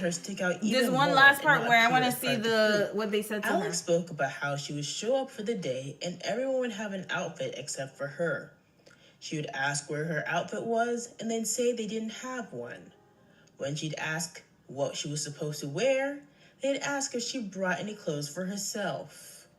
Furthermore, Rania's stylist failed Alex terribly. They constantly blamed Alex for eating too much when she was just as slim as her fellow bandmates. The stylist also blamed her chest. She said eating too much? Her? No. She said she was eating too much? No. But the Korean didn't say anything about that. Okay, what the Korean subtitle said? But just it's a stylist, and then she tried to explain that I went to 3 places to find your underwear. Oh, okay. And she was just as slim as her fellow bandmates. But there's no any kind of Korean sentences that I can prove that she said something like you eat too much or so. Okay. There's no sentence at all. Okay. The stylist also blamed her chest size and continued to fail Alex miserably, despite her being a thin woman. From where? It doesn't say that here? No. Oh. Just a Korean sentence say, I'm a little bit bigger than other ladies. So it's it might be difficult to find the size, but they didn't say that like you eating too much or something like that. So this is a translation. So I wanted to know who said that. All right. Okay. This lady say that? This kind of the YouTuber? I don't know. We'll see. They berated her as if it was her fault. What does that say, Dada? Yeah, because that black lady said that I'm a little bit bigger than I have a little bit bigger size than other lady because other ladies are pretty fit and skinny. So they have a very similar underwear sizes, but my one is a little bit bigger than that. And then I think a stylist is just struggle a little bit to find the sizes, but that's capping because in Korea you can find any sizes in Korea. So I don't think it's true. Okay. When in reality there are plenty of people in Korea that are much larger than Alex, and the stylist was just lousy. Mind you, Rania's stage outfits were custom made. This wardrobe issue was very stressful for Alex, and also the clothing. Mm-hmm. We don't know which clothing they just normally talking about. They just talking about clothing, specific underwear for the performance, or they just looking for the underwear for normal life. I don't know. It's for performance because it's custom made. Then it's so absolutely it's going to be difficult to find it anyway. It doesn't make sense. Very understandable why. One time on a V-Live live stream, Alex's shirt actually busted open. Oh. This was a very traumatic experience for her. She explained how the stylist came and shoved a piece of paper down her shirt to try covering the gap. This was happening live in front of thousands of viewers. Alex spent the rest of the night afterwards bawling her eyes out so bad that the next day, she needed ice to bring down the swelling around her sockets. And my eyes are puffy just from crying yesterday. It was a really hard day yesterday. It was really embarrassing that my shirt came open on camera. Ranya's stylist didn't even have the sense to apologize to Alex, instead going to the manager to apologize. It was only when Alex made a fuss to the manager that he told the stylist to apologize directly to Alex. So she doesn't have a problem. Stylist is a problem. Yeah, stylist. That's what it was. And the stylist not even saying anything to her. Yeah, red flag. Red flag. Okay. She told you sorry? She didn't even tell her sorry. And also, sometimes this is happening. The stylist or makeup artist is not that company person. Yeah, it's outside people. So They're outsourcing something contractors. that's so it's just like it's just nobody over there, and that's why this is happening. So you can see this kind of situation. Okay, this is the last scene, and then we're gonna end it tonight because we got places to go. All right, look at this. So like that translation. I am sorry for what happened yesterday. I didn't mean to do that, but that was part of my fault. I would like to say sagwa. Sagwa. Supuli. Sorry, she doesn't even know how to spell sorry. SORRY. Oh, that's okay. But what did she say in Korean? Then how come she say that way? How come she say another sentence? I think she translated it probably. It looks like translation. Embarrassing. So you say I would like to say sagwa. Embarrassing. Oh my god. Supporting. What does that Spelling. mean? Spelling. I don't know spelling. Oh yeah. Okay, I don't know the spelling. I don't know spelling. Sorry. SORRY. But the stylist translate all the sentence about that. Okay. My point is then where's the translator for sagwa? The sorry. Say red flag. Red flag. Okay, y'all, we gotta end it right now because it is Dom's birthday. We're gonna go out now. That stylist is dumb but as hell. anyways, you know what? We need to do more of these kind of. That stylist is just no brain function over there. So you know how to translate your Korean sentence over there, and then you don't even know how to put your one word sorry. And then you don't even know how to open the dictionary. And then she said, I would like to say something. For example, we have a But she did say, I am sorry. You're sorry over there. I would like to say something. Dumb as hell. Okay, you know what? Wrap this up. All right, y'all. We gotta go now. One of the bird head. Can you do bird sound? Bird? No. We gotta go, honey. We got to go. Wow. We're still sun outside, but we gotta go. Too much. Yeah, we gotta go. Yo, that's too much. All right, so let's read a few comments and then we're out of here. And then we can continue this another time because I would love to have Dom read the subtitles from shows and tell us the real translation and the Korean context behind it because that matters too, right? It's different cultural context. I'm too shy. I'm ashamed myself that I'm saying Okay, Korean. I'm skipping comments, but the last ones, if I didn't read your comment, I'm so sorry. It's because we really have to be mindful of time. Okay, so Prince, you said I was into K-pop heavy at this time. It was super messed up. I need to find out about Rania. I remember because I was in Korea at that time. I think she came around 2017, around that time probably. So I would love to do more of these with you. Yeah. I'm sure they were all Korean except Alex. Okay, thank you, that art girl. So they were all Korean, yeah. Oh, yeah, okay. That was before, and then they replaced her with another black girl. So we got next live stream. Dom's in. Which company is that? Which company is that? Why so stupid? Which company is that? Why? Wait. Sorry, I'm gonna look it up. Okay, hold on. Black. What was it? Black Swan. They replaced her. Okay, so here they replaced her with this black woman. Okay, which here. company is that? Black Swan Company. Oh no. Black Swan K-pop. Sorry, y'all. I would show it, but DR Music? Yeah, DR Music. I don't know who that is. Is it Korean company? Yoon Dong-ryong? Hold on. Yeah. Who? Yoon Dong-ryong. DR Music. DR Music? Yeah. Do we have a website? You're gonna have to look for it. We must. Okay, how about this? We're gonna discover this next time. Next time Dom comes, we're gonna talk about I might find the information myself. Yeah, let's talk about. We'll do when you come next. When you come next, we'll dive into some shows and dive into K-pop and strictly that. We won't add more stuff to the live stream. I was doing too much today. So it sounds like if we put the Korean just entertainment, whatever it is, I can easily translate it and then show a real perspective of a Korean. Yeah, I'm gonna take screenshots because I really want to do some shows, but it was the copyright. But if I do screenshots, I can show you, or we can watch videos of people doing commentary and stuff. Okay, a few more comments. Rosie said, I like K-pop still, but only the old stuff. I went to the Twice concert recently, but I don't listen to any of the new groups after third generation was out. Yeah, I think now it's too manufactured. It's the same as rap. All right, they all said happy birthday. Thank you so much. Oh, they're managed by Vox? Who's Vox? Baby Box. Yeah, Baby Box. Oh, okay. I know. Baby Box is very like first generation of the K-pop group.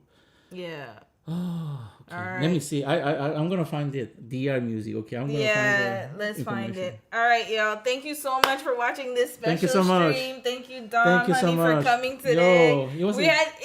Time went by so fast, y'all. We were just like, oh shoot. I'm actually okay, but I feel sorry for Mimi. We're gonna take Mimi out. And then for us it's still evening. That's why it's like almost. And Mimi's supposed to go out to just a little bit play outside, but it's too long, so. We might. Oh, Mimi's up now. Oh, Mimi's up now. All right, y'all. Bye. See you guys later. Bye. And palette cleanser for next week. All right, we'll see you guys later. Thank you so much. Bye bye. All right, bye. Mimi. Hold on, he's gonna go chase Mimi. Oh.